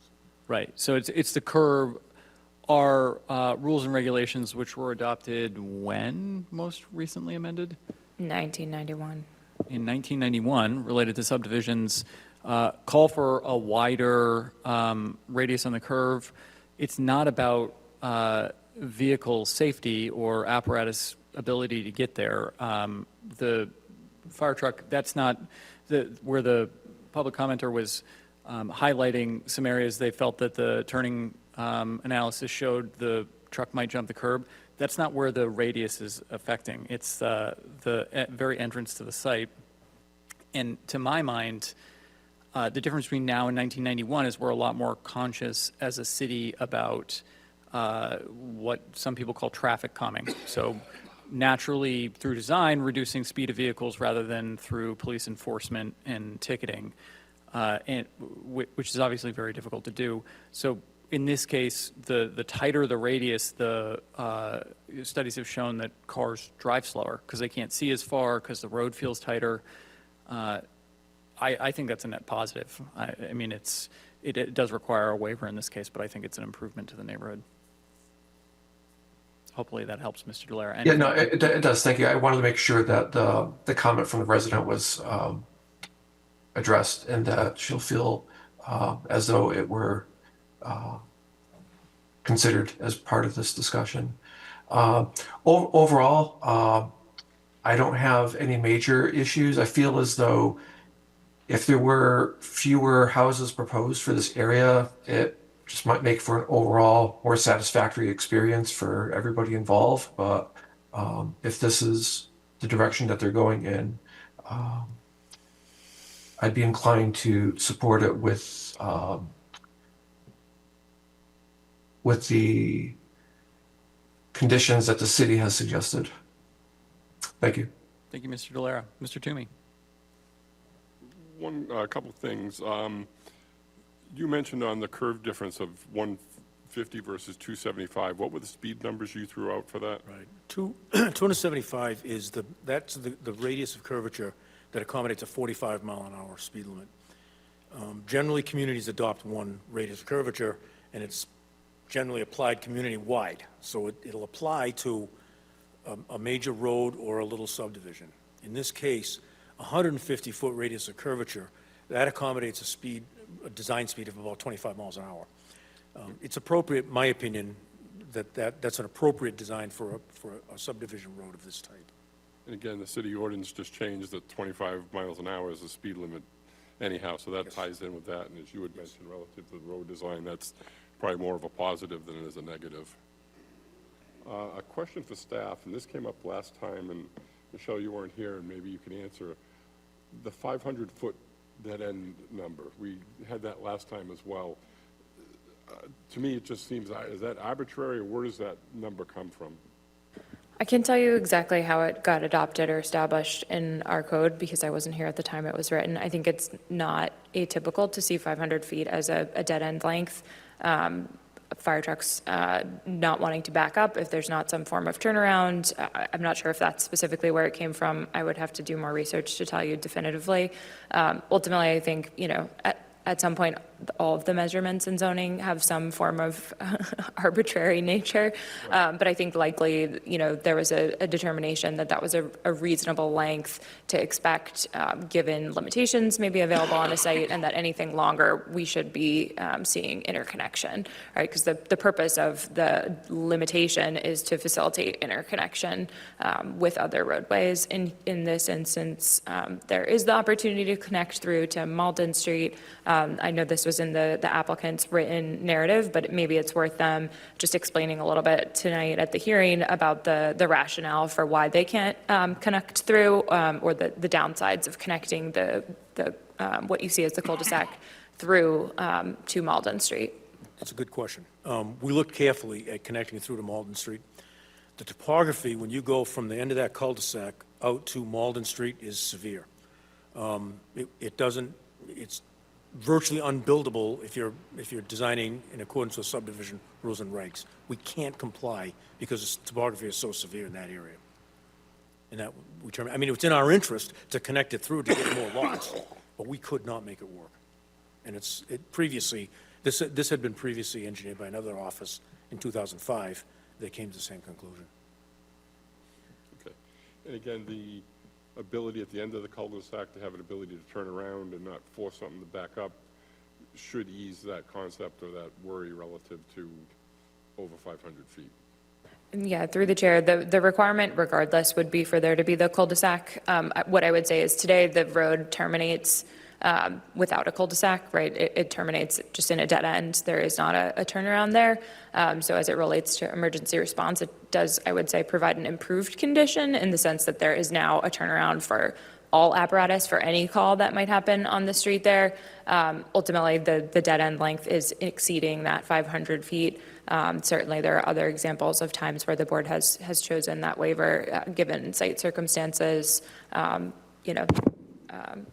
I would just say, as it relates to interconnecting to Malden Street, to do that would facilitate additional clearing, additional impervious, and disturbance closer to the wetlands and natural resources that are over in that area. So those are all kind of downsides of seeing that interconnection as well. But we did ask the applicant to explore that.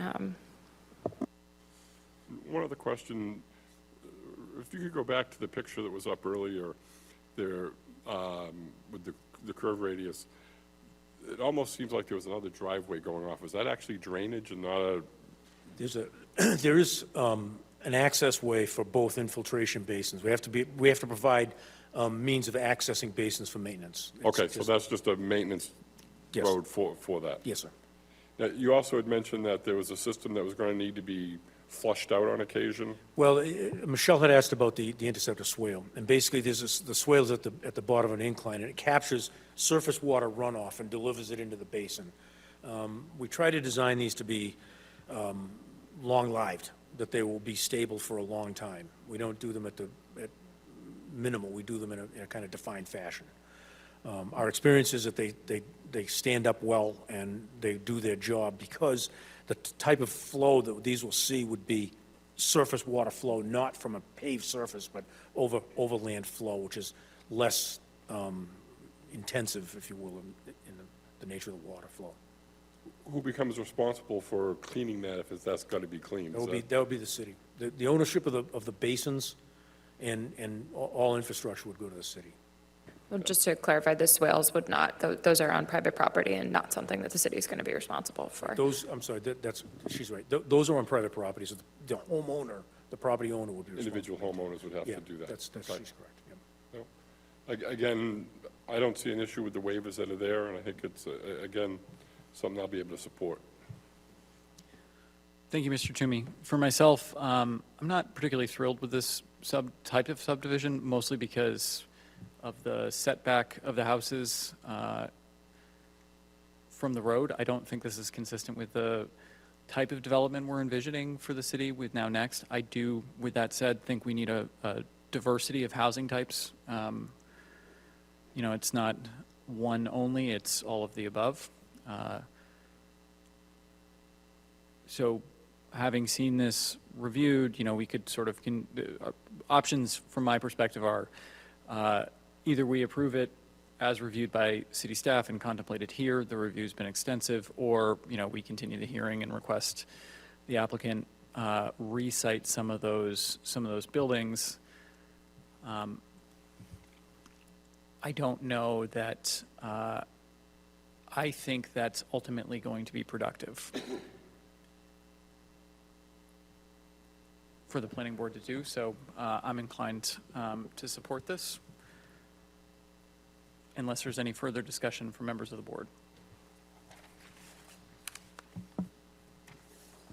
And through the chair, I would just note if the board members felt strongly about that, it does look like there's some play on the lots that are located to the north. If that was a concern, I don't know if the applicant would be open to committing to making adjustments on certain lots where there is some flexibility. Don't want to speak for them, but just if that's something that would otherwise result in a continuance and folks would be amenable to conditioning. The one other thing I wanted to mention is there was a resident concern raised related to the curb ramps and their compliance with PROAG and ADA. So we do have standard conditions that address that. It says in DTM's condition PI, it says all sidewalks shall be ADA and PROAG compliant. You could add and curb ramps there just to clarify, but those are ultimately part of the sidewalk. So DTM would be looking for that. It's a requirement for it to be on the plans, and then for construction purposes, if it's not to city standard, then the city wouldn't accept the road. Understood. Any additional discussion from members of the board?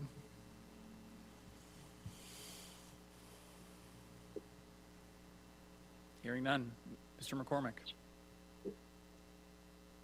With that, I would make a motion to, I think I can do all three of these at once.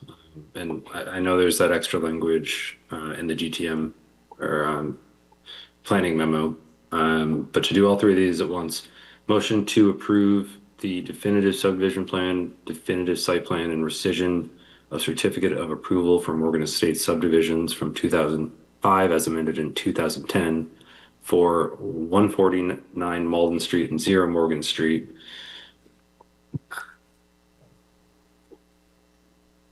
With the finding that the prior definitive subdivision plan approval for Morgan Estates granted by the planning board on June 22nd, 2005 and amended on July 21st, 2010 had expired as of July 21st, 2015 and is therefore void, and that the board approves the proposed definitive subdivision plan, which shall supersede the previously recorded plan book 845, plan 83, and certificate of approval dated August 20th, 2010 as amended, and is granted subject to the staff recommended conditions of approval and waivers requested by the applicant.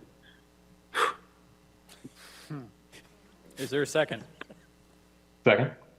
On the motion, Mr. McCormick, Yes. Mr. King, Yes. Mr. Delera, Yes. Mr. Toomey. Yes. I vote yes. Motion passes 5-0. Good luck to the applicant. Through the chair, just want to clarify, did you close the hearing as part of that motion? If not, I think we did. okay, perfect. Okay, moving on. Thank you. We have a couple definitive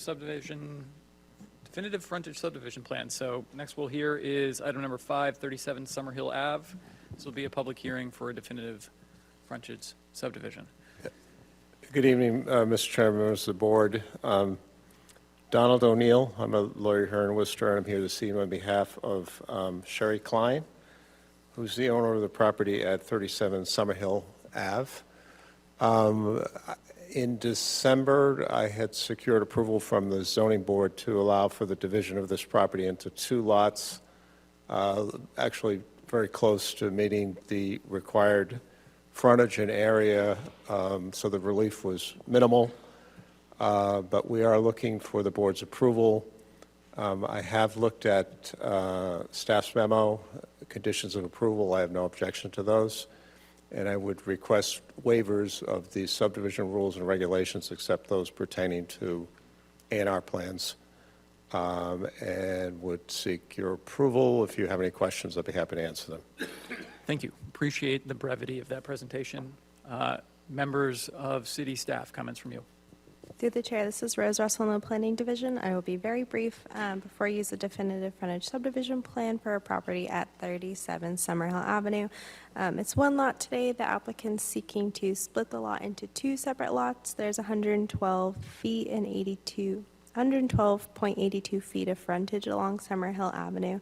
Lot 1, which is to the plan right, is the existing house that'll have 55 feet of frontage where 65 minimum is required in the zoning district. We're in the RL7 zoning district. And then on lot 2, on plan left, the applicant's proposing 57.82 feet of frontage. Both lots were granted variances for relief from the frontage requirements at CBA on December 8th. We do have a couple standard boilerplate conditions of approval for this project. I just want to make note that as part of the definitive frontage subdivision process moving forward, we're just asking that applicants inscribe the new address of the lots and that we are assigning addresses at this time rather than through a process later down the line. At this time, we are still operating with our current addressing process. So folks will be required to submit an application, but we hope to eliminate that and consolidate the process. So we have a listed condition 1C to inscribe the new address on the proposed lot. At the time of the memo, we didn't have confirmation on the exact address, but at this time, we would just ask that lot 2 is reflected as 35 Summerhill Avenue. I don't think the condition needs any amendments as written. I think it's fine. We just ask that that address be reflected on that new lot. So happy to answer any questions the board might have. Thank you. Thank you, Ms. Russell. Additional comments from other city departments? Hearing none. Members of the public? Anyone in the room? Seeing none, is there anyone online, Ms. Russell? Do you have someone in the room? Come on up.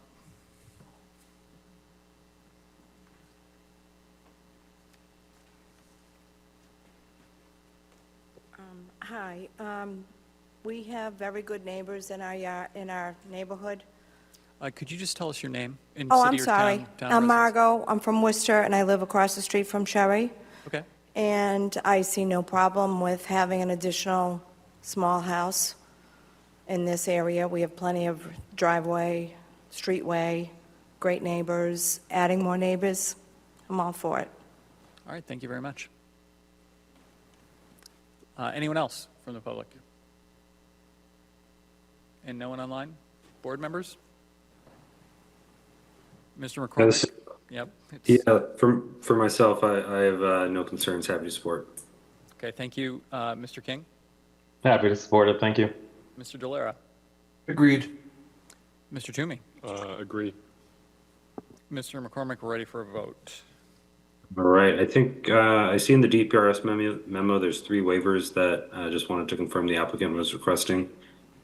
Yes, I would request the waivers referenced in the staff memo. Okay. With that, I would make a motion to close the public hearing. Second? On the motion, Mr. McCormick? Yes. Mr. King? Yes. Mr. Delera? Yes. Mr. Toomey? Yes. I vote yes.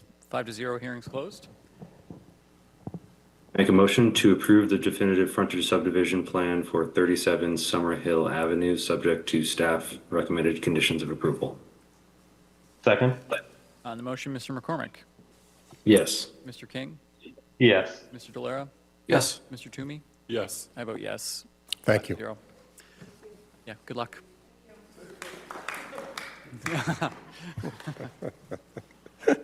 All right, next up, 171, this is item number 6, 171 Providence Street, and another public hearing for a definitive frontage subdivision plan. Donald O'Neill again. I'm here this evening on behalf of the applicant, Kyle Vu.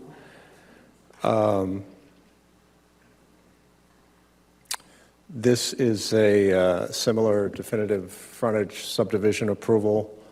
It had secured relief from the zoning board in August. Minimal relief again for the existing 3-family structure, and which allowed for the creation of a 2-family lot that actually meets all the requirements in terms of frontage and area. So I did, once again, review staff memo. I have no objections to the conditions of approval. I would request the waivers that are identified, and I'd be happy to answer any questions you might have.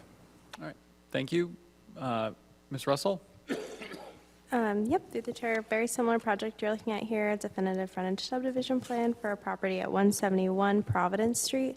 It's an existing 3-family. The applicant's seeking to divide the existing lot into 3. The 3-family has 54, or is proposed to have 54 feet of frontage. 60 feet is required in the RG5 zone, so this lot's deficient about 6 feet. And then lots 2L and 2R, planned south, are proposed for a duplex. They both have the requisite amount of frontage, which is 30 feet for each side of the duplex in the RG5 zone. So those 2 are compliant. It's just this lot to the north, which did receive a variance from the Zoning Board of Appeals, as Attorney O'Neill stated in August. In relation to addressing, like I mentioned on the last one, this project's actually been through that process already, so they've already been assigned addresses. But just for the record, Lot 2L, we asked to be labeled 173 Providence Street, and Lot 2R to be labeled as 175 Providence Street. But same situation, the condition should be fine as written. Happy to answer any questions. Thanks. Thank you, Ms. Russell. Other city departments? Hearing none. Members of the public? No one in the room. Is there anyone online? Nope. Board members? For myself, this is Connor. I am all set and happy to support. Thank you. Mr. King? Happy to support it. Thank you. Mr. Delera? Agreed. Mr. Toomey? No comments. Looks good. Same for me. I think we're ready for a motion. Motion to close the public hearing. Second? On the motion, Mr. McCormick? Yes. Mr. King? Yes. Mr. Delera? Yes. Mr. Toomey? Yes. I vote yes. 5-0, hearing's closed. I would make a motion to approve the definitive frontage subdivision plan for 171 Providence Street, subject to staff recommended conditions of approval. Second? On the motion, Mr. McCormick? Yes. Mr. King? Yes. Mr. Delera? Yes. Mr. Toomey? Yes. I vote yes. 5-0, motion passes. Thank Good you. luck. All right, moving on, we have 3 definitive site plan extension of times. Is there any chance we can do these all at once? Through the chair, if you think you're going to vote the same way, as long as the applicants are comfortable with that, that's fine with us.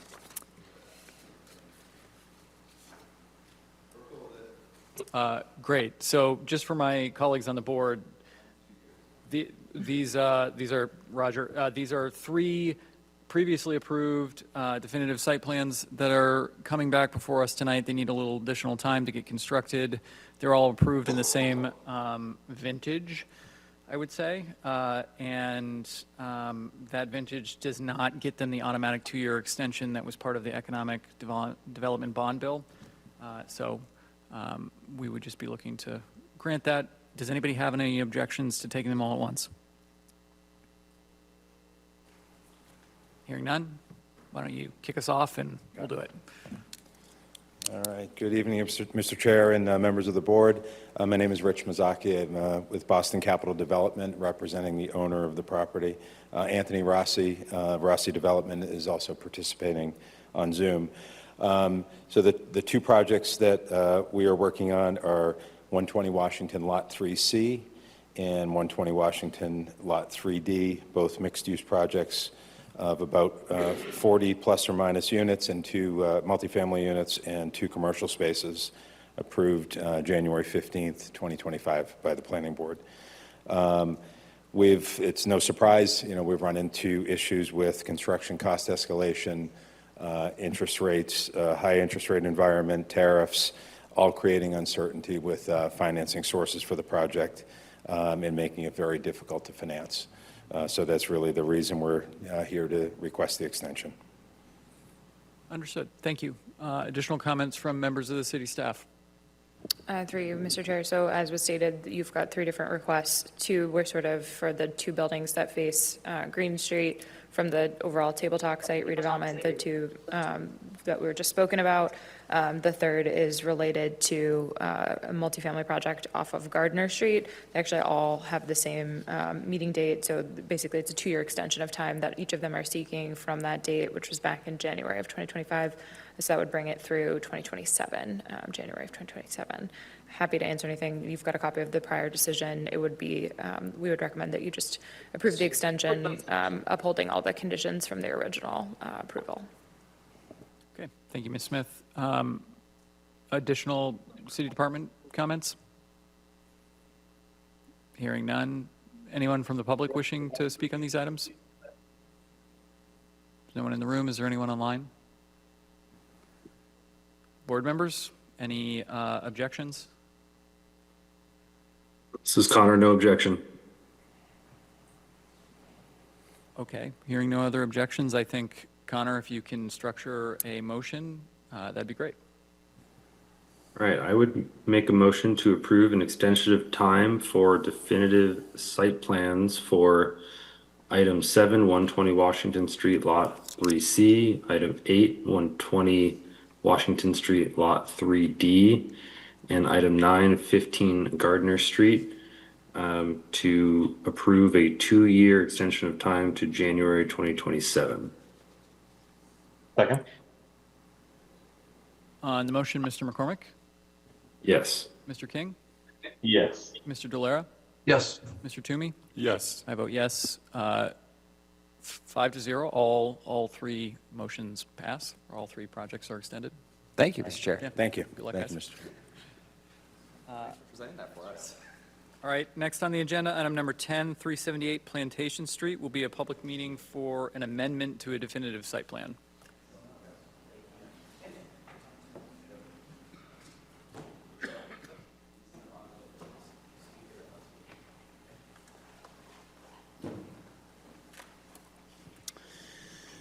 Good evening, everyone.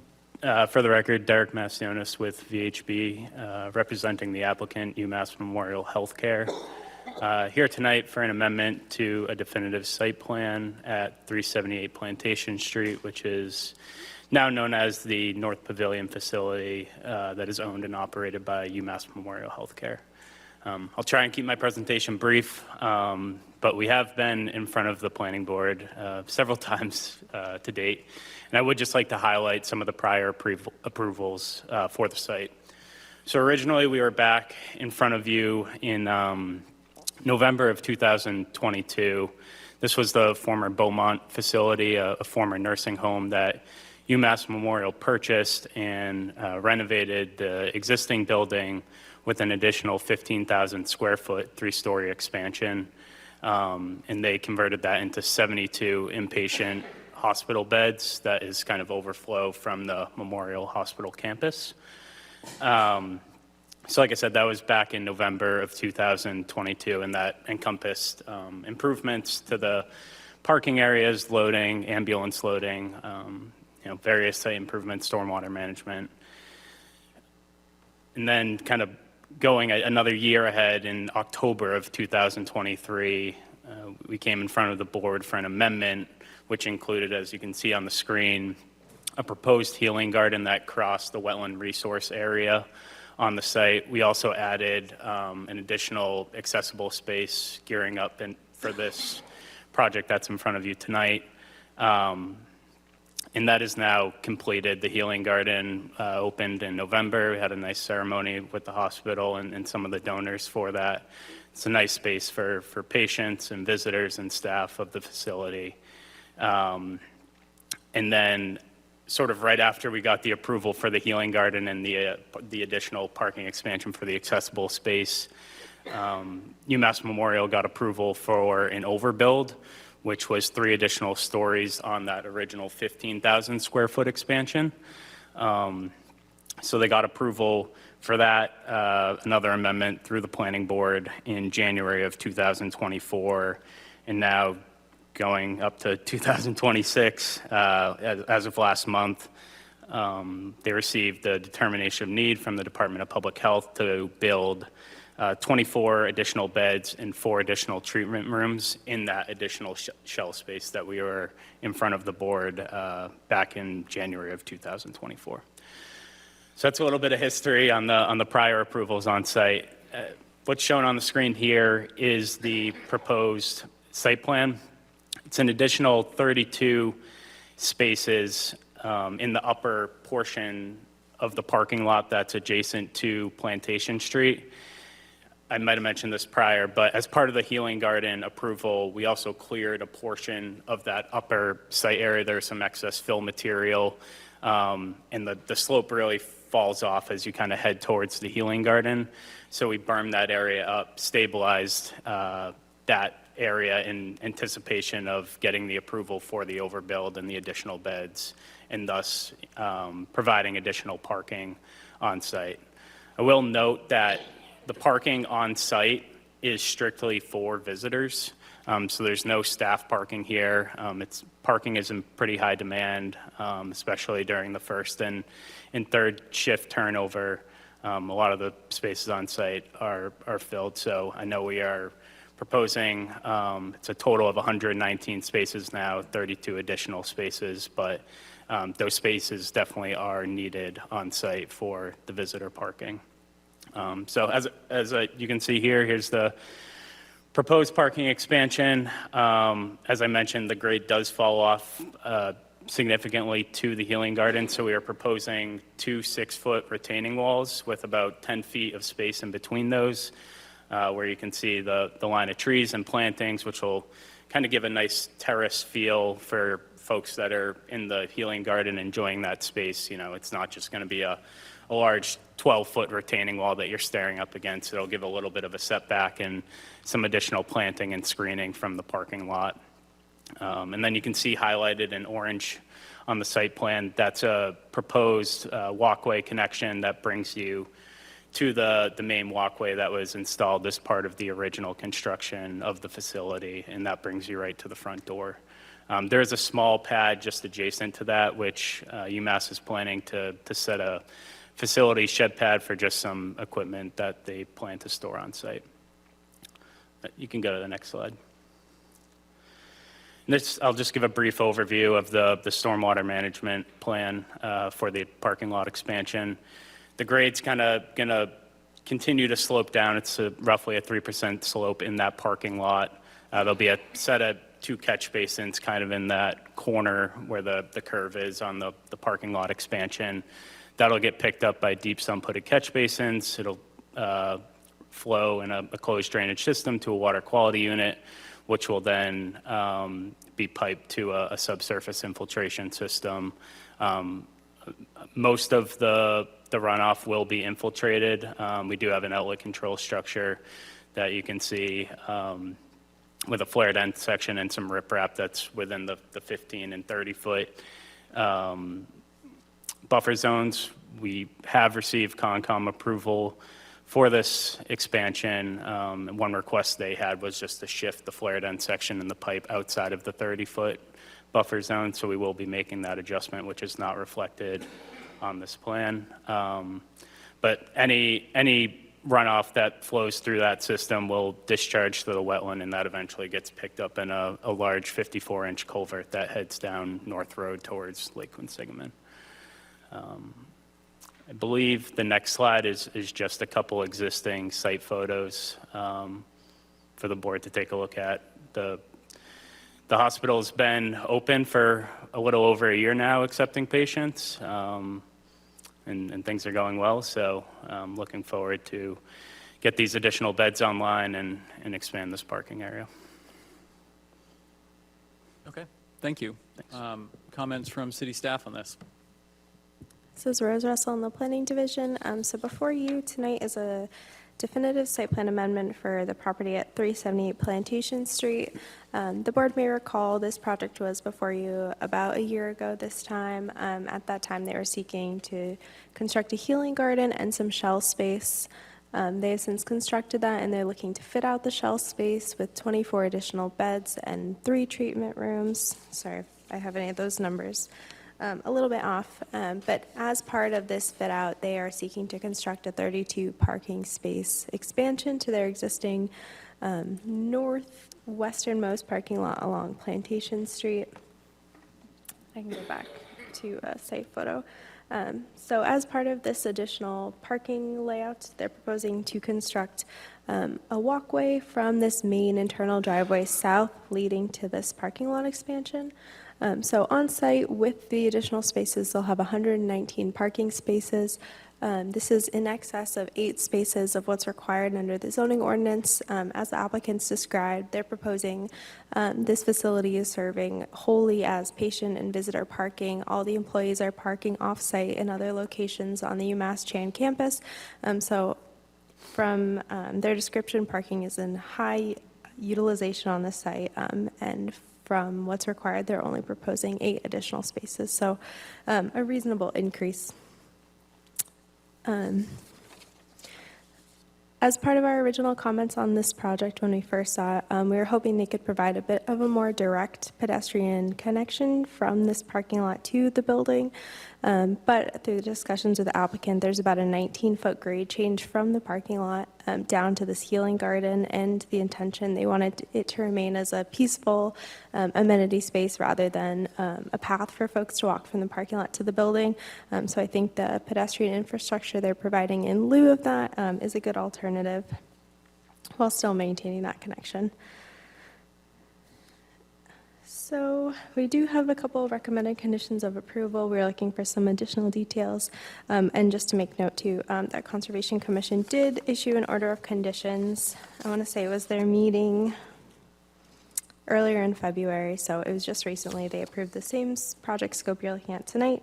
Some of our recommended conditions of approval, we are looking for some additional details.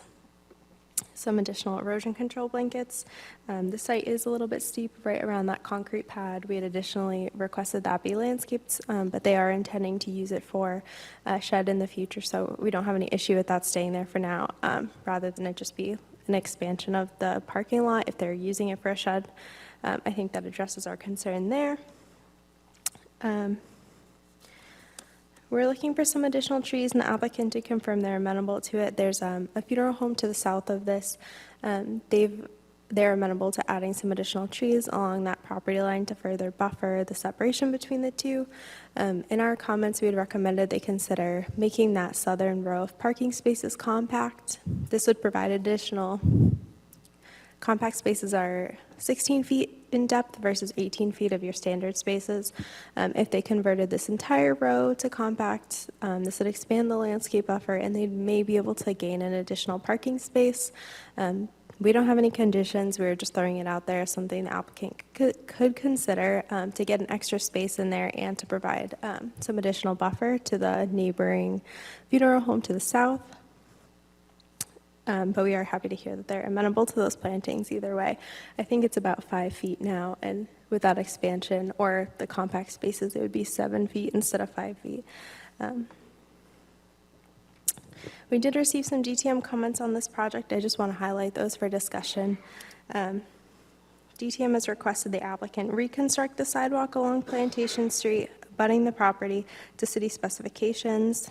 They've asked that all walkways, parking lots be ADA and MAAB compliant. I want to give the applicant an opportunity if he wants to discuss any of these conditions of approval. In prior iterations, it looks like the applicant may have done some staging close to Pleasant Street or partially in the right-of-way, and we had flagged the condition of the sidewalk, the need for future repairs, and that the connection of the site to off-site campuses for UMass Chan and having their employees be parking off-site and walking to this location, that we'd really like to encourage them to upgrade the sidewalk along their frontage. So that's our condition, and the other condition I just wanted to make note of was DTM requested 10% of all EV spaces to be EV ready and 10% to be EV online. Today they have 8 online spaces. Sorry, I might have this backwards. I think they have 8 EV ready spaces.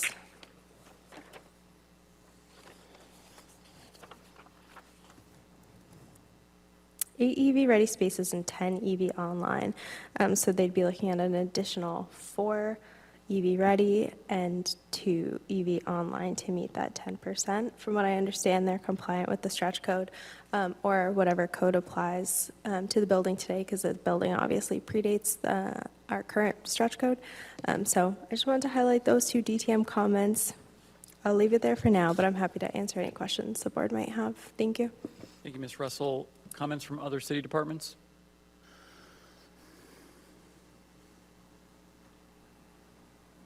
Hearing none. Anyone from the public on this item? No one in the room. Ms. Russell, is anyone online? Board discussion. This is Connor. I think I'm all set. No questions. Thank you. Okay, Mr. King? No questions on this one. Thank you. Mr. Dolera? No questions either. Thank you. Mr. Toomey? No questions, thank you. So, Ms. Russell, question for you. The sidewalk repair that you mentioned, is that conditioned? The way the condition reads today is that the applicant would be required to reconstruct the sidewalk the full length along Plantation Street along their frontage. So any repairs or any existing damage to the right-of-way would be required to be repaired regardless. So that would need to be done through a separate process, but the way the condition reads is that they're required to upgrade that full stretch of sidewalk. Understood. Is the applicant aware of that? Yes, I've spoke with the applicant. So one thing I didn't mention about the parking lots is that they're controlled via it's a raised island we have our main driveway that kind of comes down to the drop-off area, and there's 2 gated access islands. So for construction vehicles to get in and out while also keeping some of these spots available during the construction of this parking expansion, there'll be a fence line that kind of fences off a portion of this upper parking lot. And then you can kind of see along the property line along Plantation Street there. They previously used that as a temporary curb cut for some equipment getting in and out. And I think they would be proposing a similar plan for the construction of this expansion. So the applicant would request if we could work with DTM to determine those actual limits of sidewalk when we file for that temporary curb cut permit, if that could be conditioned in that manner. I guess I'm confused. What does that do for you? Determine the limit of the, so you're going to apply for the temporary curb cut, but determine the limit of sidewalk that you're going to be bound to repair? Correct. And then maybe some additional length, depending on what DTM would like to see. My understanding is the way it's conditioned now, you'd be required to repair the entirety of the sidewalk. So you're asking to reduce that amount?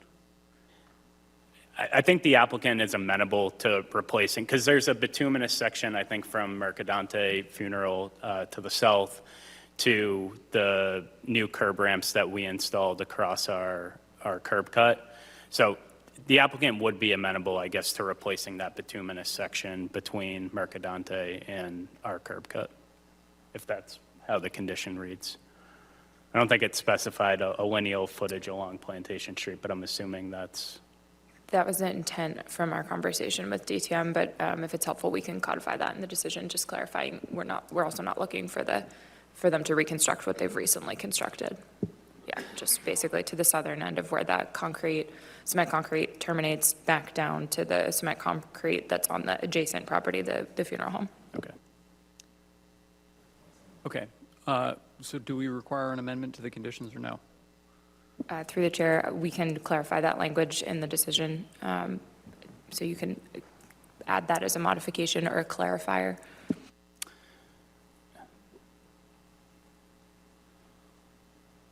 Okay, great.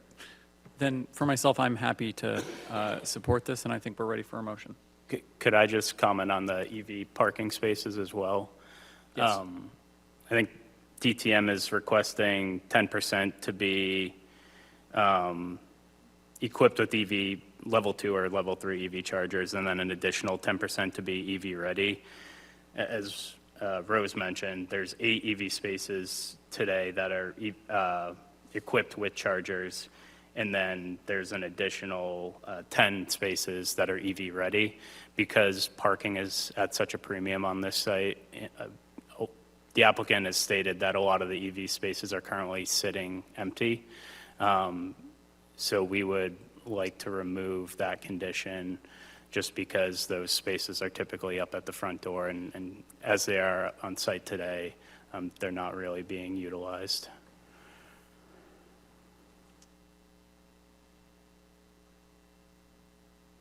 I mean, could we have additional EV-ready spaces in lieu of the EV online?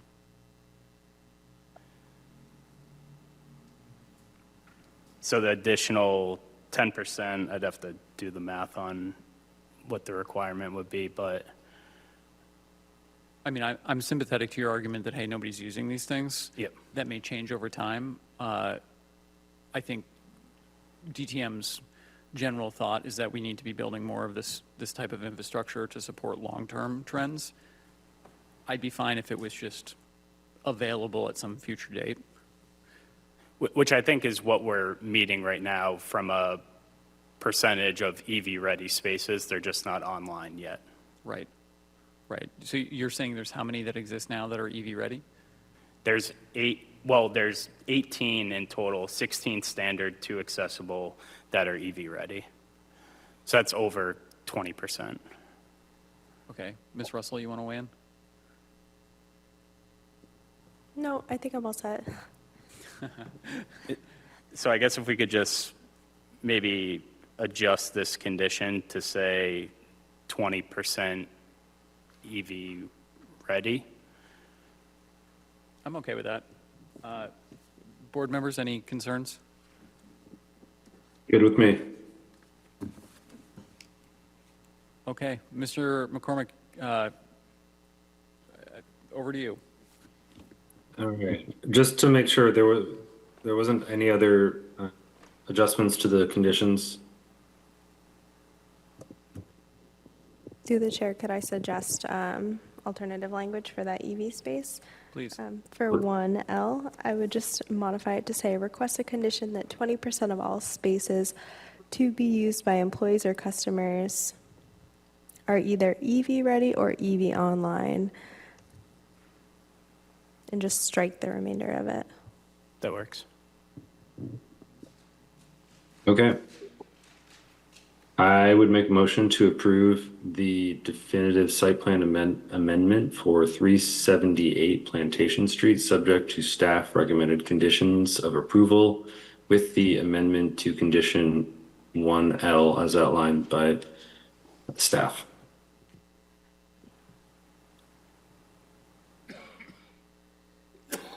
Is there a second? Second. On the motion, Mr. McCormick, Yes. Mr. King. Brendan, you might be muted. Yes. There you are. We can hear you now. Mr. Delera. Yes. Mr. Toomey. Yes. I vote yes as well. Motion passes 5-0. Good luck. All right, thank you. Next up is item 11, 1256 West Boylston Street, a public meeting for a definitive site plan. Good evening, Mr. Chair. I'm Patrick Healy. I'm a civil engineer with Thompson Liston Associates, representing Sharon Bukhari. On this particular lot, this lot was originally granted site plan approval by the board in 2007. Since that time, it has been through several revisions and modifications through the Conservation Commission, and has also been reviewed by the DCR, because in this part of Worcester, we're actually in the Wachusett watershed. So through this protracted permitting process, it came to our client's attention after the foundation permit was granted that a small portion of the site exceeds 15% slope and is subject to the site plan approval requirement. So if you could go back to that previous screen, you can see one area of the slope on the north side abutting the neighbor's home where there's a slope coming down. So our proposed driveway goes through a portion of that steep slope. In fact, the driveway and the culvert crossing and the grading of the replication area on this lot have been already completed. However, we need to go through the process to properly clear the project to get a building permit. So we are before you to request a site plan approval for a single-family home on this existing lot, served by city sewer and water. It's been vetted by the Conservation Commission. We have a standing order of conditions and a water quality certification from DEP. The work's being conducted under the direction of a wetland scientist. And at this point, I think the only question that remained from our staff review was whether the bulkhead on the rear of the building that's proposed would violate the zoning setback to the rear yard. So we've requested a clarification of that under exemption F3, was it? Of the exceptions section of the ordinance to determine whether that is subject to the setback. If it is, we will eliminate the bulkhead from the rear of the lot and just go with the footprint as with the foundation that's currently in place. Understood. I'd be happy to take any questions. Thank you. Ms. Russell, did we get an answer on that from ISD? I thought we had. I did send an email to ISC this morning. The building commissioner and land use and zoning coordinator both got back to me. Their first indication, we had flagged this because on a recent case, an applicant did receive a variance for a rear yard setback for a bulkhead. Every application is different. The first indication inspectional services gave was that they thought it may be covered under the exemption. We're hoping to discuss in more depth with them next week and get confirmation for this moving forward. We don't often see bulkheads. It's not on the plan here, so it's just kind of one of those funky site features that's hard to catch. So not something that comes up a lot, but on first thought, they both didn't think it would require any relief or be subject to that setback, but we will confirm next week. Understood. Thank you. In any event, Mr. Chair, I think that can be handled through the building permit process. It's really not an issue here. If it's a violation, we'll remove it from the plan. Appreciate that. Sounds like you guys have it well in hand. So, Mr. Chair, we have had a chance to review the staff memo. We're generally in agreement with the requested conditions of approval, with one exception. On the last item was relative to an existing shed where we have an abutter shed that's encroaching on the lot from the north side. That shed has been moved at this point, but it's still not in compliance with the zoning setbacks. So it's really not our shed. It's not our issue to conform with zoning. I suggest that that particular condition be deleted. Okay. Ms. Russell, are you okay with that? Yeah, absolutely. We can notify inspectional services of the zoning violation, but ultimately it's the neighbor's shed. We don't expect this applicant to remedy the situation if it's not their shed. So I think striking 1F is totally acceptable for staff. Understood. Okay. Additional staff comments on this? Through the chair, not to get into too much specifics here, I will just make note, this application was approved by the Conservation Commission. I believe it's called an intermittent stream crossing that runs parallel to West Boylston Street going up. The applicant has received approval. They've constructed a culvert stream crossing. And then earlier in the fall, they were issued a foundation permit. At that time, it wasn't identified that 15% slopes were being modified on site. The applicant has since come in, applied to the planning board, so the relief tonight, not relief, excuse me, the site plan approval is partially retroactive, but that is at our discretion for not catching that when they came for the foundation permit. So I just want to acknowledge that and thank the applicant for their work to get this application through. But other than that, I don't have any comments to add. Happy to answer any questions. Thank you, Ms. Russell. Other city departments? Hearing none. Members of the public? No one in the room? Anyone online? Any board discussion? I'm all set. All right, hearing no board discussion and having no further comments myself, I think we're ready for a motion. I would make a motion to approve the definitive site plan for 1256 West Boylston Street, subject to staff recommended conditions of approval, striking condition 1F. Second? On the motion, Mr. McCormick? Yes. Mr. King? Yes. Mr. Delera? Yes. Mr. Toomey? Yes. I vote yes, 5-0. Motion passes. Good Thank luck. you, Mr. Chair. Next up, item number 12, 31 and 33, Bridgeport Street, public hearing for a definitive frontage subdivision plan and a public meeting for a definitive site plan. Good evening again, Mr. Chairman, members of the board. Donald O'Neill, I'm a lawyer here in Worcester. I'm here this evening with Patrick Healy from Thompson Liston Associates in connection with this property at 3133 Bridgeport Street. The applicant in this case is MPI Home LLC and Rentfest LLC.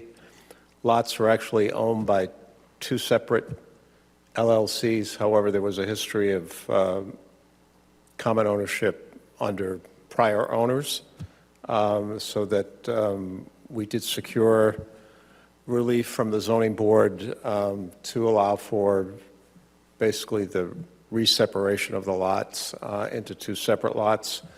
That required frontage relief and area relief. And so we're here this evening for definitive frontage subdivision approval for both lots and definitive site plan approval for the new structure, which is proposed for 33 Bridgeport. We did receive a memo from staff. There were a number of conditions that were listed, and we have addressed those with updated plans. A couple of them that were called out in the conditions listed on or recommendations on page 2, one of which was to relocate the rear door to the center facade on the back of the property. We were not able to put it in the center due to a grade change situation, but we did find a acceptable spot for it in the corner on the rear of the building. And we did submit that to staff earlier today. I'm not sure they had time to update the material that you have, but that has been addressed. We also provided sketches for improvements to the front facade. This has an elevated stairway, which normally would result in a lot of concrete being exposed.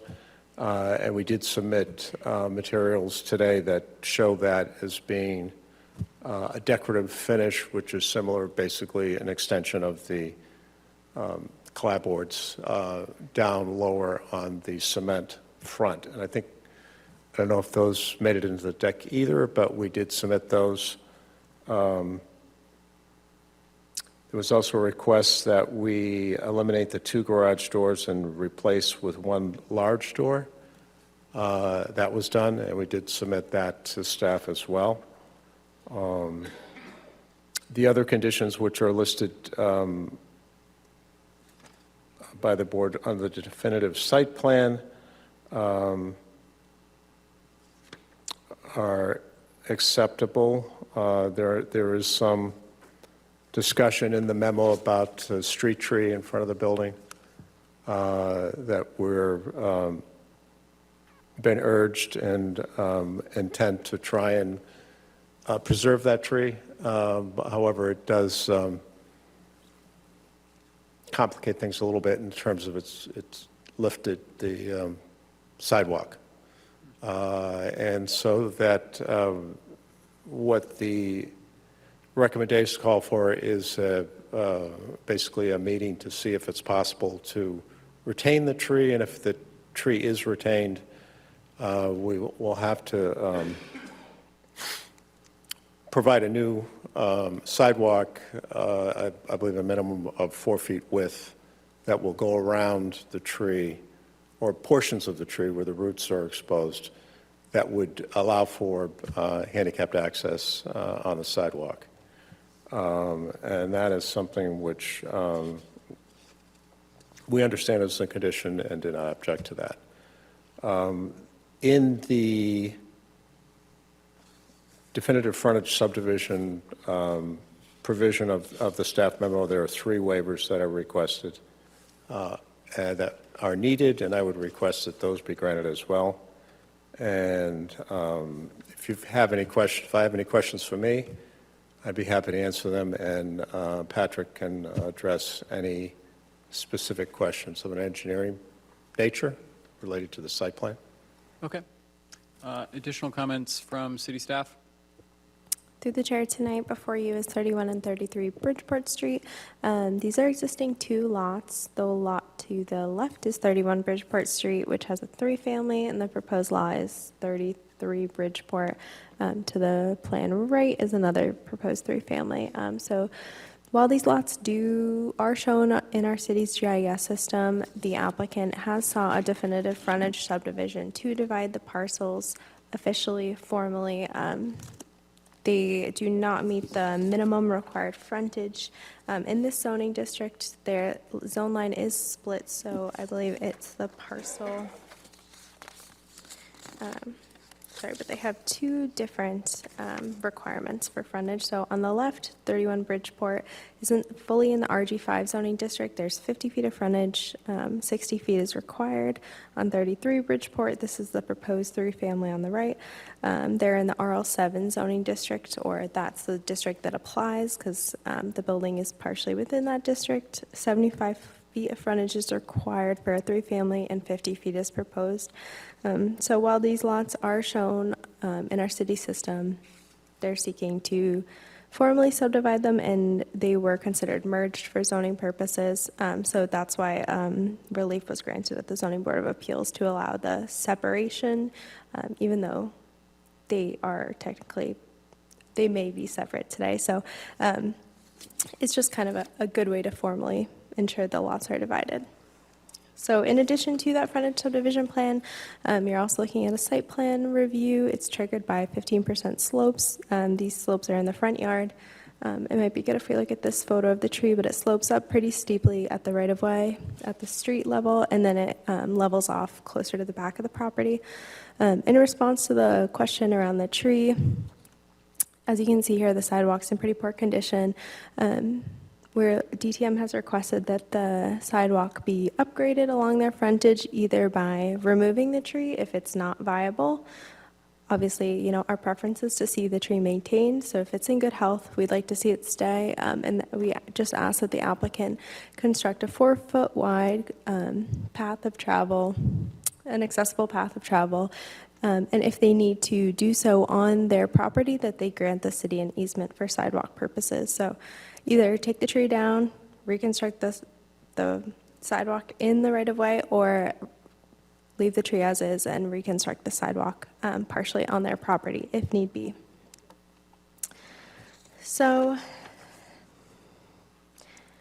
I'm happy to talk about any of our conditions of approval. I think one of the most pressing items, and I apologize, I don't know that all the updates that we received today made it into the slides.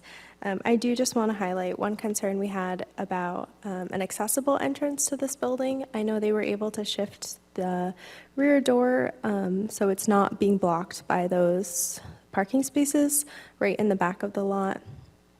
You can see in the location of the infiltration system, there's some parking spaces, and we were just hoping to ensure that in an emergency situation that folks wouldn't be blocked by those vehicles. But just in terms of an accessible route into the building, since the front door is stairs up to it, that if they are required to provide an accessible entrance, even though they wouldn't be required to provide accessible units, that is still accounted for. So just throwing that out there, no conditions related to updating that. We're happy to see that they moved the door, so at least folks wouldn't be blocked by those cars and they could exit the building. But just something to make note of for the applicant. And then to finish up here, I think our last comment was related to the maneuverability of the site. So certainly happy to hear that they were able to consolidate the garage doors into one. Before they were showing footings right in the center. And as you can see, this auto turn analysis requires folks, for tenants to enter the driveway and then back into the bottommost space. And then they would have to pull into the driveway and then back out onto the right-of-way, which is allowed for 3 families. Once you get above a 3-family, you're not allowed to back out into the right-of-way. But as it stands today, that wouldn't be an issue. And then the more northern space in that garage has a little bit more room to maneuver, so they are able to pull in and back out of that space without pulling into the driveway and backing in. So it's very tight. They're constrained by the building and a retaining wall on the left side. Adjacent to the garage, they have a little bit more room to maneuver. There's a building overhang, so they have about 18 feet, but it's still tight. So they have shown they're able to make the maneuvers. They're able to consolidate that garage door, so I think it definitely helps address some of the concerns, but something for the board to consider. So I'm happy to answer any questions the board may have about any of our recommended conditions or on the project otherwise, but I think I will leave it there for now. Thank you. Thank you, Ms. Russell. Other city departments on this item?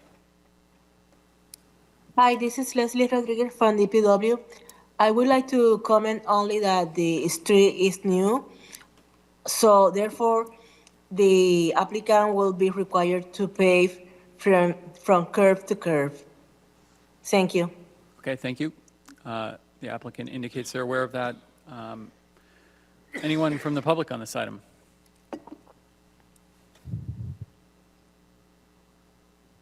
Seeing none online and no one in the room, board members. Self, I'm all set, happy to support it, and appreciate staff's review of this one. Thank you, Mr. McCormick. Mr. King?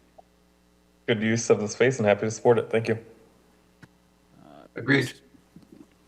Go ahead, Mr. Delara. Yeah, I agree. No further comment. Mr. Toomey? No comments, thank you. No comment from me either. I think we're ready for a motion.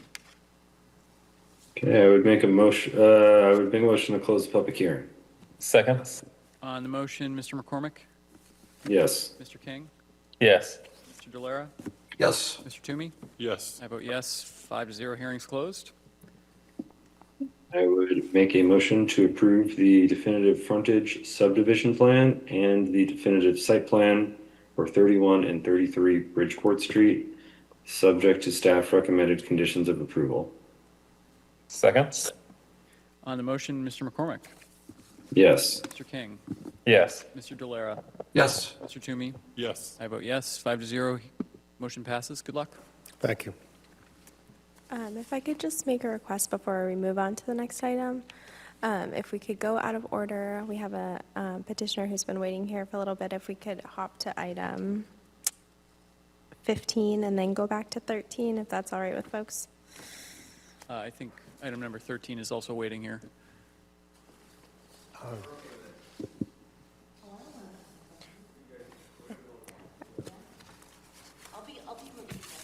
At the board's discretion, I think 13. Okay, well, let's do, this is just a street petition, so this will be fast. So let's do item number 15, the Veal Avenue street petition.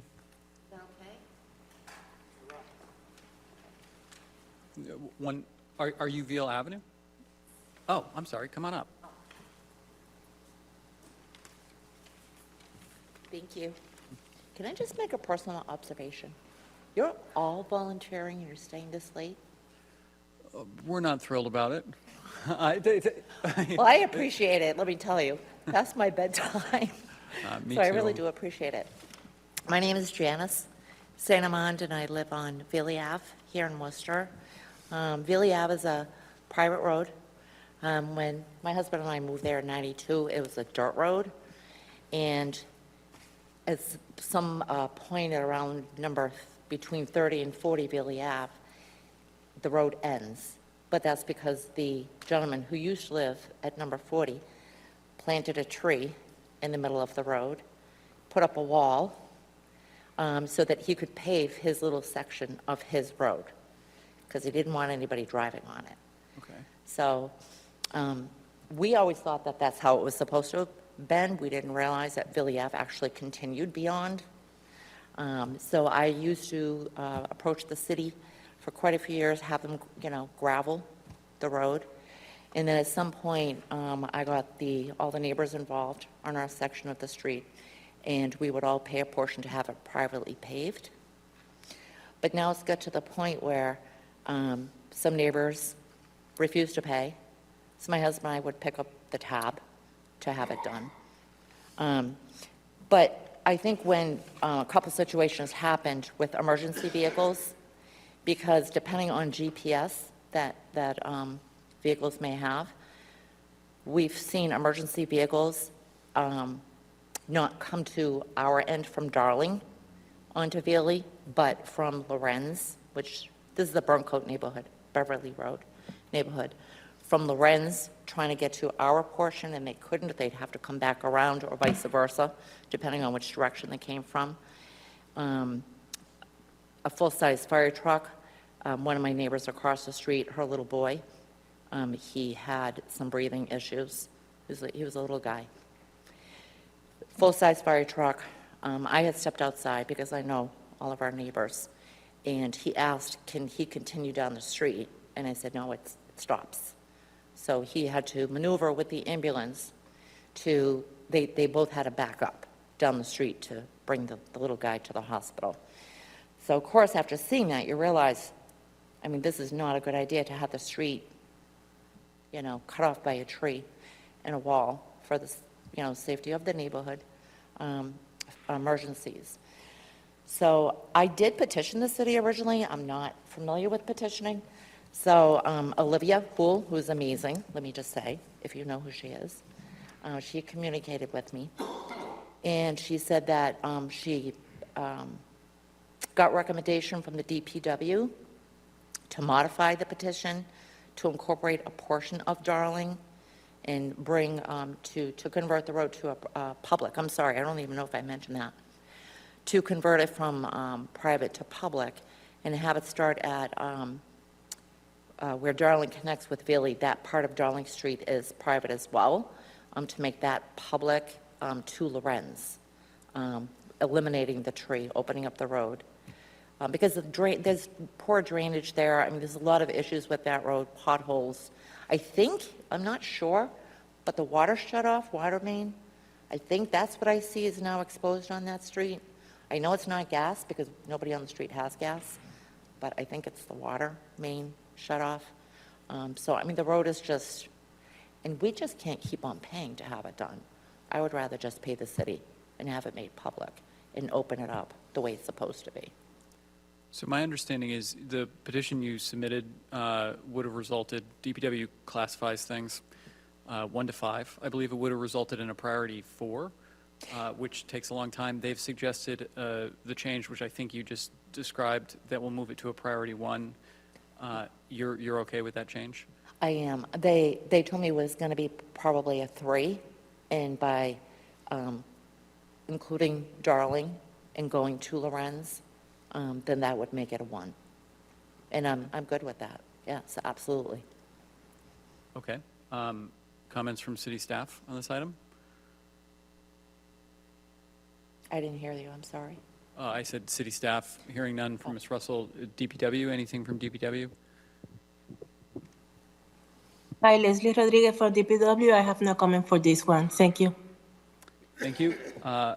Okay, board members, we would be recommending, what is our motion here? Through the chair, you typically would make a motion to recommend favorably with the amendment that DPW has recommended in this instance, albeit unusual. Understood. Mr. McCormick? No comments, but I'm happy to make a motion if everyone else is ready. I think we're ready. Okay.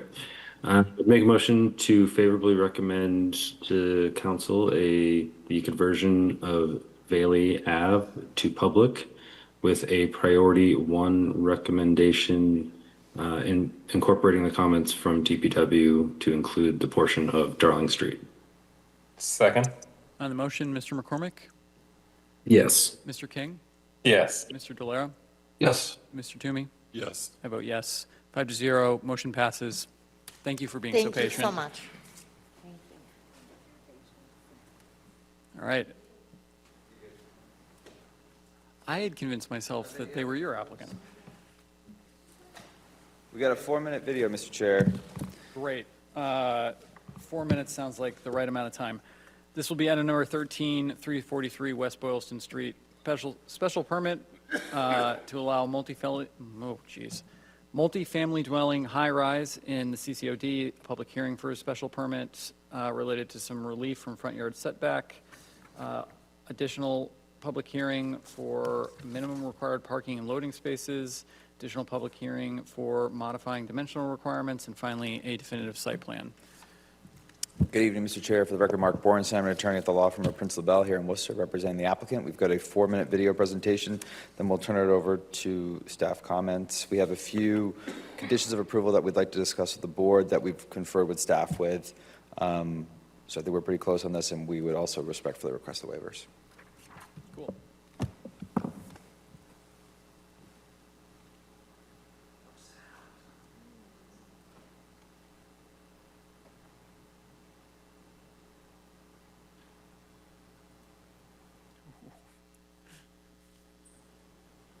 Careful. I might fall asleep.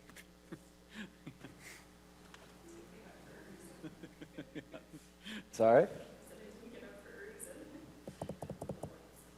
Oh, yeah.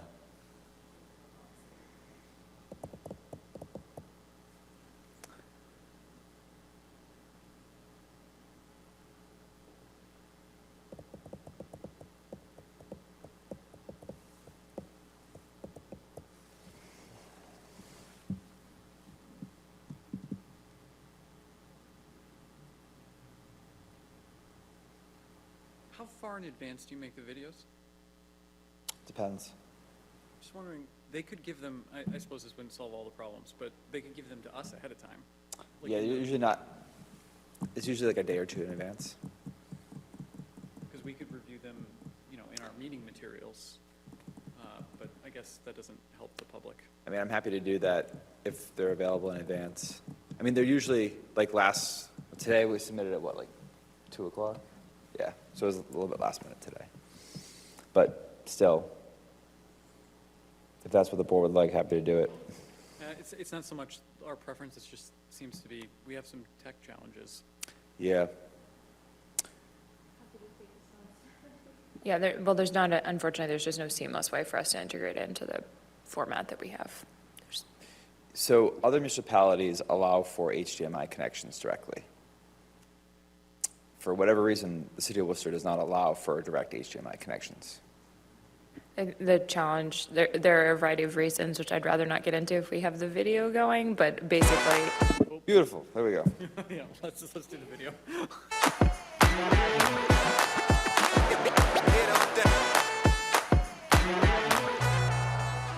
.342 West Boylston LLC is proposing to redevelop an approximately 20,000 square foot lot located at 342 West Boylston Street. The property is currently a blighted site occupied by a partially constructed fast food restaurant building, a surface parking area, a retaining wall, and various other site improvements. The property is a corner lot bound by West Boylston Street and Andover Street, located in a mixed-use neighborhood consisting of commercial, industrial, and residential buildings. The property is located entirely within the business-limited BL1 zoning district and the commercial corridors overlay district elsewhere sub-area, known as the CCOD-E. The Worcester City Council unanimously ordained a zoning amendment on July 16, 2024, to establish the CCOD at the property to facilitate this residential redevelopment project. The applicant seeks to demolish the existing structure and construct a new 4-story multifamily building, which will consist of 24 residential units, including 10 Group 2 accessible units and 14 studios. The residential units will be condominium units, which will provide home ownership opportunities affordable to households earning 70% or less of the area median income. The development has been designed to fit within the context of its surroundings. The building's 4-story height will not significantly differ from the adjacent structures, such as the 3-family building to the east or the mixed-use building to the north, which are located on higher elevations than the subject property. Additionally, the building will be sufficiently set back from the neighboring properties, ensuring that it fits cohesively within the surrounding area. The property currently consists primarily of impervious surfaces.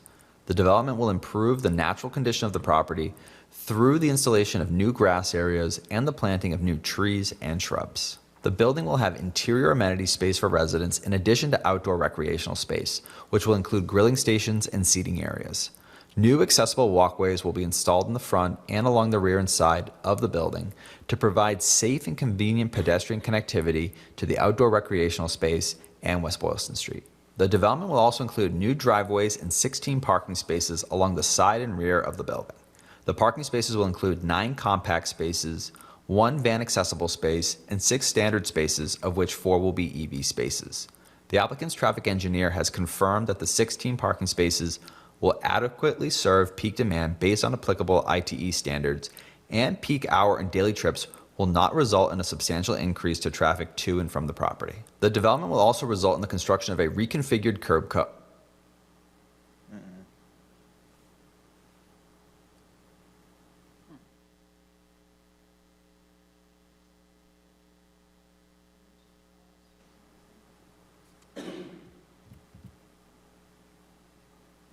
¿Qué pasó?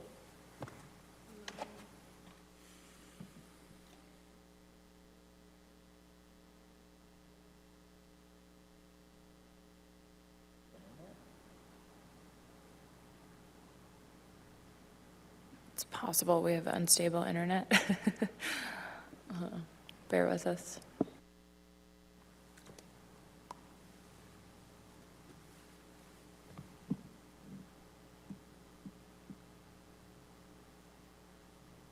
Separation from the adjacent intersection and provide sufficient sight lines and sight distances for full and safe movement. The development will also result in the elimination of the southerly curb cut along West Boylston Street and the existing curb cut along Andover.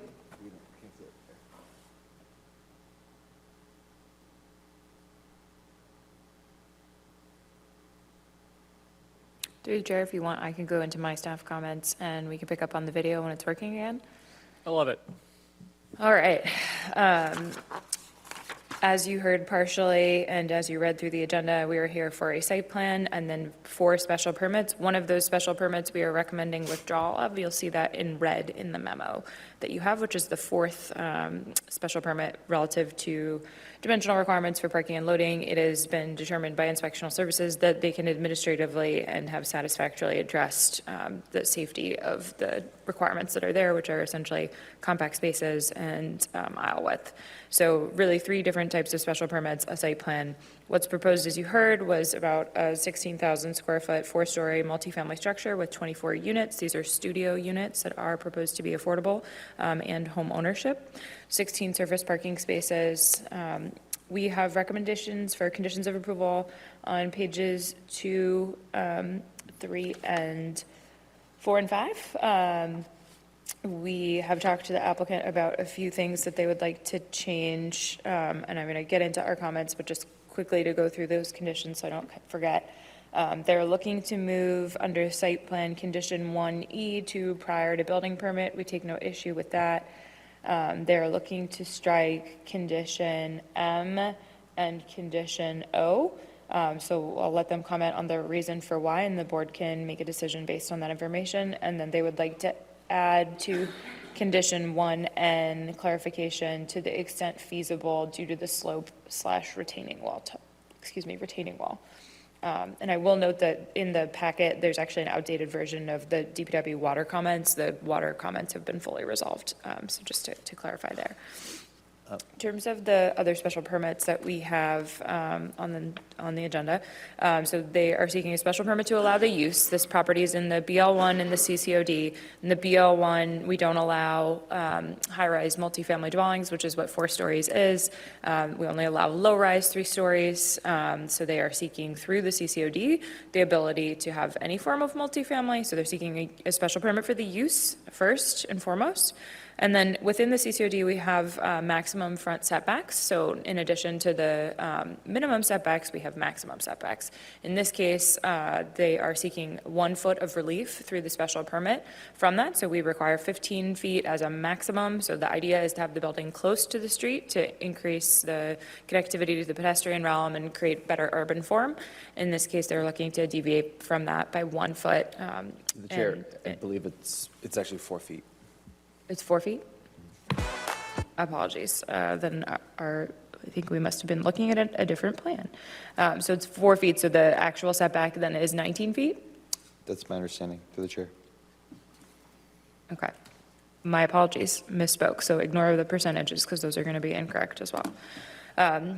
Either way, they're seeking to shift the building back 4 feet, so they're not going to comply with the 15-foot setback. They'll be closer to what would be more typical of a standard residential setback at 19 feet. In terms of the last special permit, there's 2 prongs of this. It's a special permit to modify the number of required parking and loading spaces. So they're seeking to reduce the 1 required loading space, essentially eliminate that, not providing any loading provisions on the site. So I'll ask the applicant to talk a little bit about how they would handle that. And then with respect to parking, they were able to obtain a variance for height as well as a variance for parking from the Zoning Board of Appeals. ZBA granted a variance for 9 spaces. They can administratively reduce the parking requirements by 1 additional space due to the amount of bike parking that they're proposing.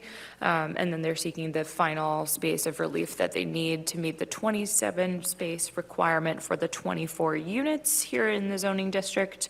So they're seeking that 1 space from this board under the provisions of the CCOD. And then again, the 4th special permit, we've advised that the applicant can withdraw. So that's the suite of relief they're seeking. I'm going to skip by right development options and just highlight that we wanted the applicant to confirm the number of bike parking spaces. We were also hoping the applicant could talk about, again, the way to manage the intentions for managing parking and loading. And wanted to call out that there are some discrepancies between the architectural rendering and the actual elevations, so just clarifying which is correct. We have some conditions related to architectural enhancements along the eastern elevation, including an awning around the entry and some additional material changes along that kind of elevation to break up the massing of the facade, or not the facade, that elevation. Other question that we had was if the applicant could talk a little bit more about what they envision for this area that's labeled a naturalized slope. We have that envisioned to be a conservation wildlife seed mix with additional plantings. We're also hoping that they can either maintain the mature vegetation that's there, some trees, or install plantings in that location. Otherwise, we have kind of typical notes on changes, rooftop equipment, photometric plan, et cetera. The one final thing I just want to call attention to would be the retaining wall and the groundwater elevations. Groundwater appears to be about 2 feet below the existing parking lot in the kind of back corner where the retaining wall is proposed. So as they cut into the slope, they're going to be exposing and approaching groundwater in that cut. And so we had some concerns, just we don't have information yet on the retaining wall design, so we had some concerns about the potential for basically the footing drain for the wall to be wicking groundwater and not wanting to put groundwater into our drainage system and instead make sure that that stays on the property. So we understand that the applicant doesn't have the structural engineer on board for the wall yet, and they would like to move that condition to prior to building permit. We just want to fully disclose that there may be a need to change that design if that's not acceptable to DPW when that comes back, which in speaking with the applicant, I think they are amenable to, but just wanted to clarify that for the board. And then I'm going to skip the rest of my comments for brevity. Thanks. Okay, thank you very much. Ms. Smith, do we have the video that we want to watch the rest of yet, or is? I think Mr. Chair, I think we're having technical difficulties still, so we're just gonna, Ms. Smith basically covered most of what the video was gonna provide anyway, so. Great. We'll reserve our time. I would note, just as a follow-up to Ms. Smith's comments, with respect to the modifications to the conditions of approval, with respect to our request to strike 1M and 1O, those requests specifically relate to the fact that the site was designed to achieve safe sight lines along the northerly curb cut. So you can actually see on the layout plan, I'll grab the mic. I asked Rose to pull up the layout plan. There's a line, I can't really see it here, but effectively there's a line that's drawn across the front of the site, and it's not on this particular plan, but effectively we can't have anything within this particular area to ensure that vehicles entering and exiting the site are able to see oncoming traffic. So that was recommended. You'll notice that the plantings in the front of the building, this is the landscaping plan, are short, and therefore that will help maintain those sight lines. Oh, so you can see here, it's a little hatch line. So based on the recommended conditions of approval with respect to additional shade trees, that would either be directly abutting the building or be within that, that line of sight. So we don't think that would be creating a safe condition, so we'd ask that that be struck.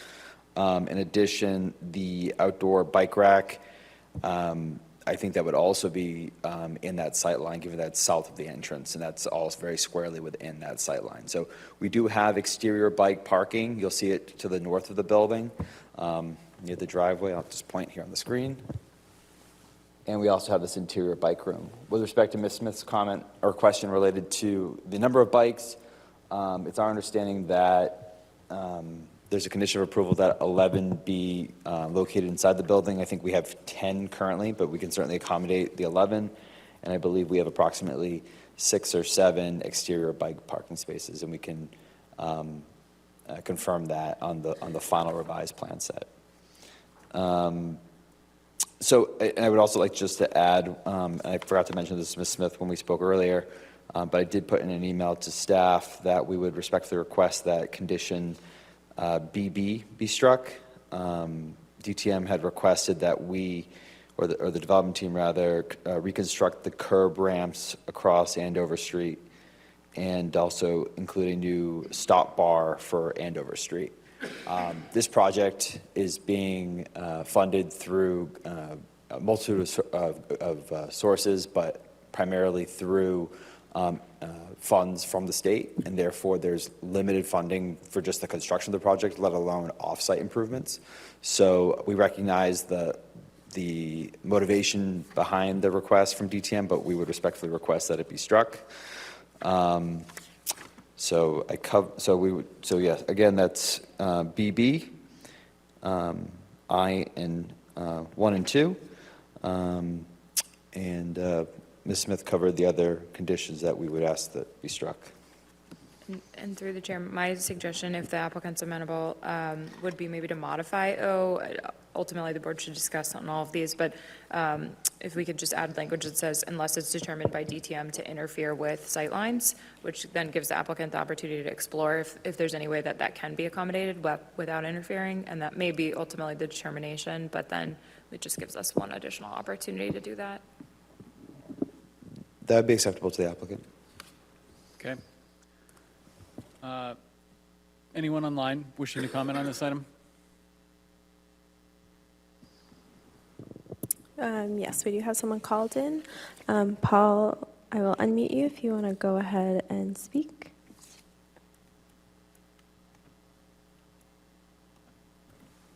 All right, you should be good to go ahead.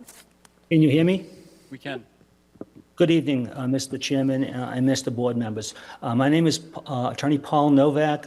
We have offices and we represent the owner of the building along 388 to 394 West Boylston Street.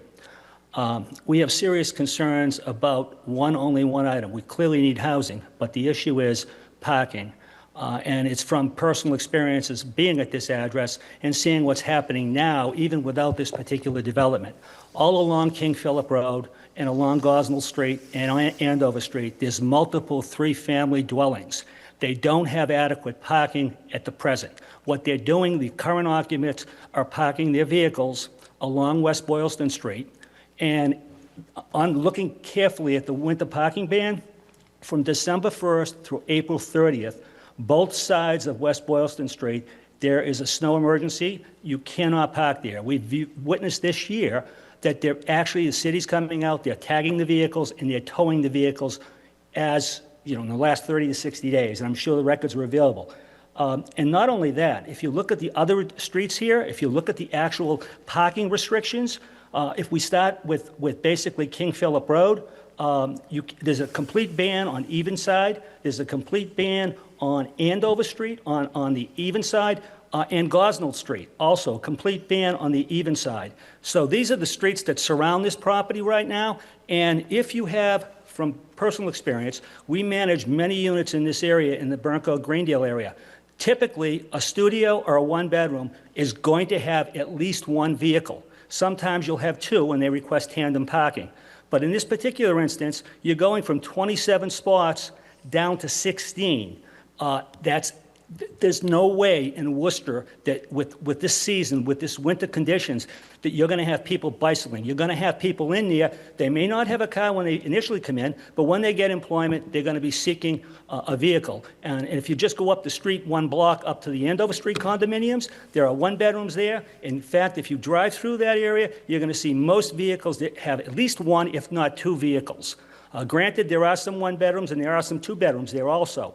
But the point here is all the surrounding streets, and this is from the city's own records, you can refer to this, have specific restricted parking during the winter months. In fact, the two photos that we submitted today show that actual residents, are parking 7 vehicles on this subject property.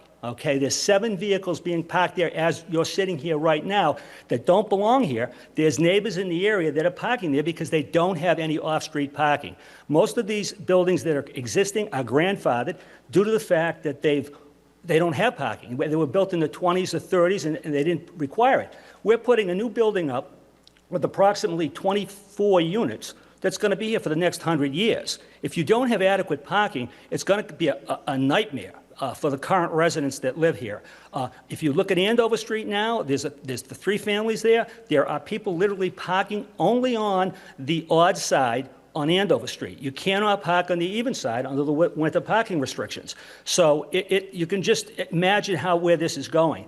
But I think what was cited in the specifics might be great for the Carolinas or whatever those statistics as far as reducing parking. From personal experience here, we have a management company. We've got the building since 1950 that we're managing currently that all have off-street parking, for a minimum of 1 vehicle.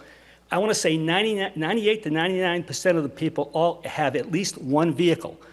There's very few that come in with a studio with just no vehicles. Bicycles are not going to cut it in New England, not in the middle of winter. It's a life-threatening situation. The streets are very narrow here. The city just came by today for the first time and literally dug out with a front-end loader the whole West Boylston Street along the corridor to permit additional parking. We don't have any complaint against the development. We need this development. My suggestion to the board is that they request that the developer go back and see what it would take to elevate this structure 1 more story, to provide additional spots underneath the building for these residents. Long term, that is going to be the answer. There is no other parking in the area. There's just side streets, there's multifamily dwellings, mostly 3-deckers, but there's just not available parking. And if you get 24, you're looking at 27, you're going down to 16. I just don't see how that's going to work in this particular instance. I understand, I reviewed the whole proposal. Real life is different from a proposal. These are engineers coming in. We're living it right now. We're seeing the vehicles that are getting towed from the actual residents that reside in the area that cannot park on their streets because there's driveways leading in, they just don't have the space. So they're parking on here. I've viewed it personally where they're coming by, tagging and towing the vehicle. So the residents come home or get up in the morning and they have to go to a tow yard to pick up their vehicle. So in reality, it's going to create everything else. I don't have one other issue with anything in this proposal. I think everything looks great. Everyone's done a great job, but I just think going and relaxing it to that 11 spots is going to create both a private nuisance and a public nuisance long-term, once these units are constructed. They are going to be sold as condos, and quite frankly, people need a spot. This is Worcester, Massachusetts. It's not downtown Boston. It's not downtown Worcester. It's in the Greendale, Burncoat area. People that I've seen over the last 50 years in leasing always have at least one vehicle. The exception is maybe someone will not have a vehicle but intends on getting a vehicle. I'm just pointing that out. I don't think that bicycle proposal, it's great to have it if they have an additional resource, but it's not going to satisfy, it's going to create a nightmare for the neighborhood. We just don't have those spots. Again, I want to emphasize, I'm not objecting to the development. I think the density's fine, everything works, but the board should carefully consider this, that we are short parking spots that are required by the ordinance. We're going from 27 spots down to 16. And when I review the plan, when my paralegal counted the spots, there literally is only 15, unless we're missing something. The labeled spots on the actual development plan from the back and along the right side basically show 15 spots. Thank you for your comments. Thank you. Anyone else from the public on this item? Anyone joined online, it's going to be *9 to raise your hand if you're called in, and then *6 to unmute. If you're joined over Zoom, you can use the raise your hand feature, and I will unmute you.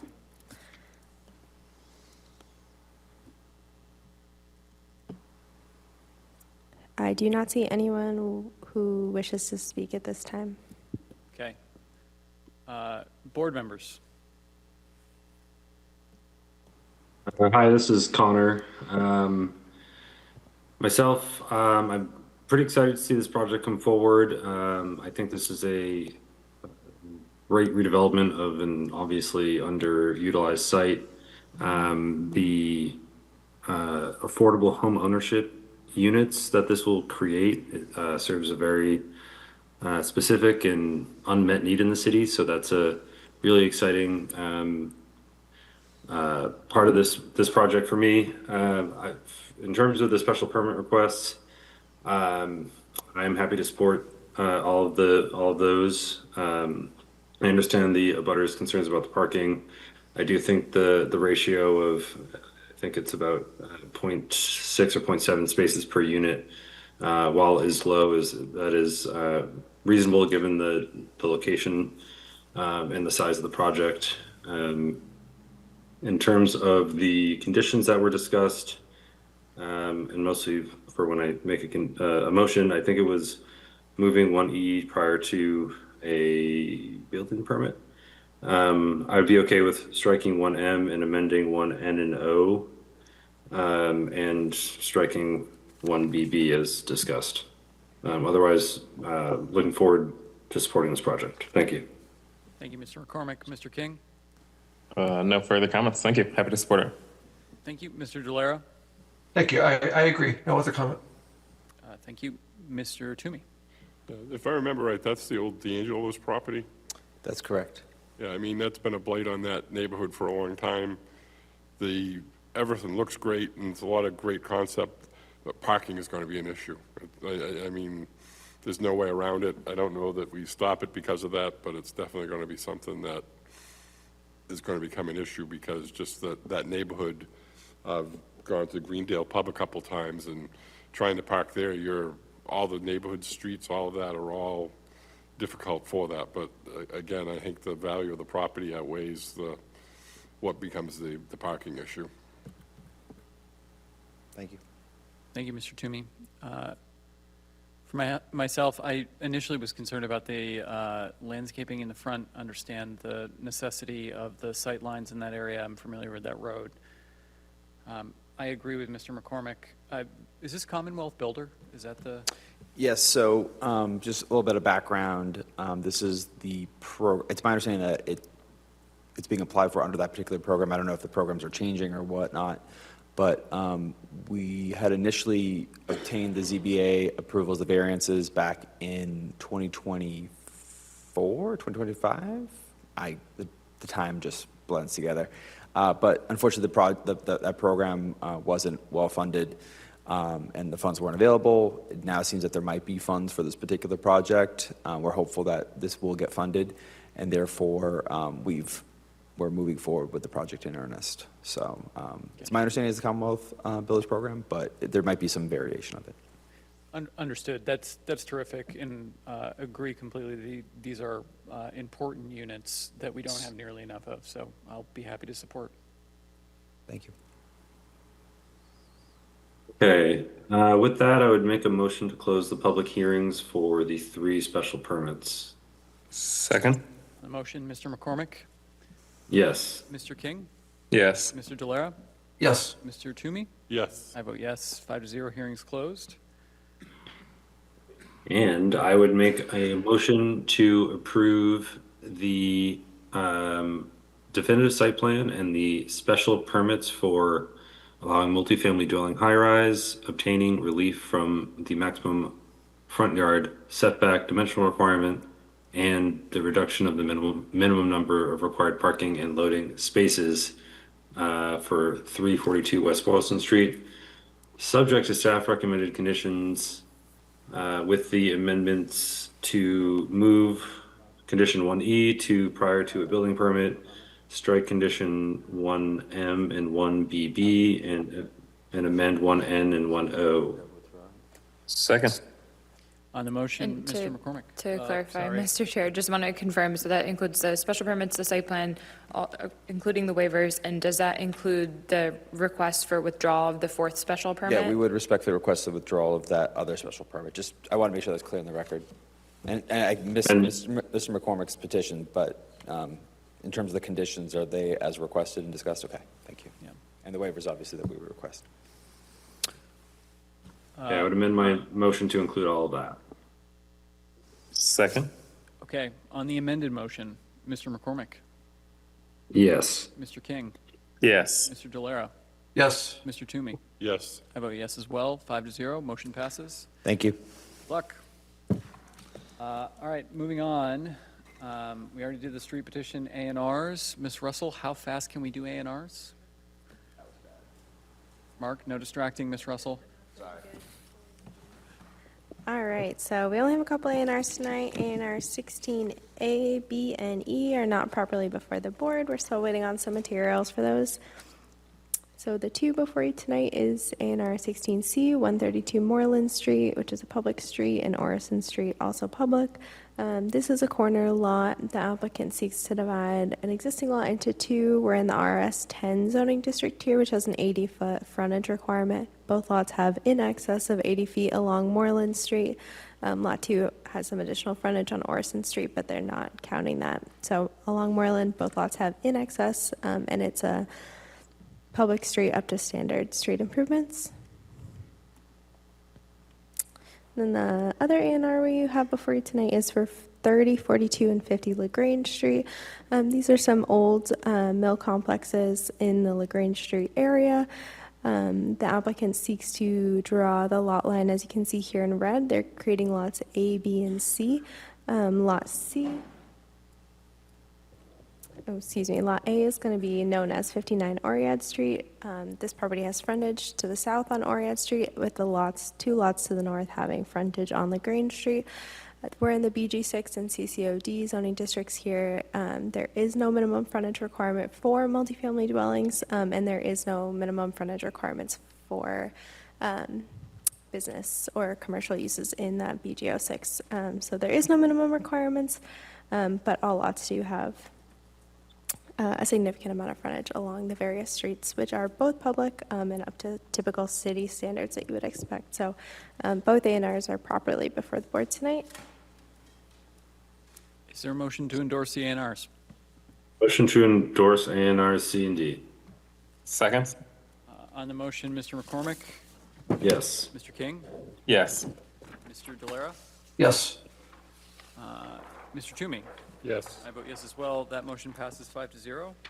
Moving into communications, there are none. Board policies and procedures, can we skip this? Yep, great. Are there any additions or corrections to the minutes from January 28th? Through the chair, I don't believe those were in drive, so let's plan to hold those as well. All right, we'll hold the minutes. Is there a motion to adjourn? Turn. Second? Third. Yeah. On the motion, all in favor, say aye. Aye. Aye, we're adjourned. Thanks, everybody. Good night. Thank you.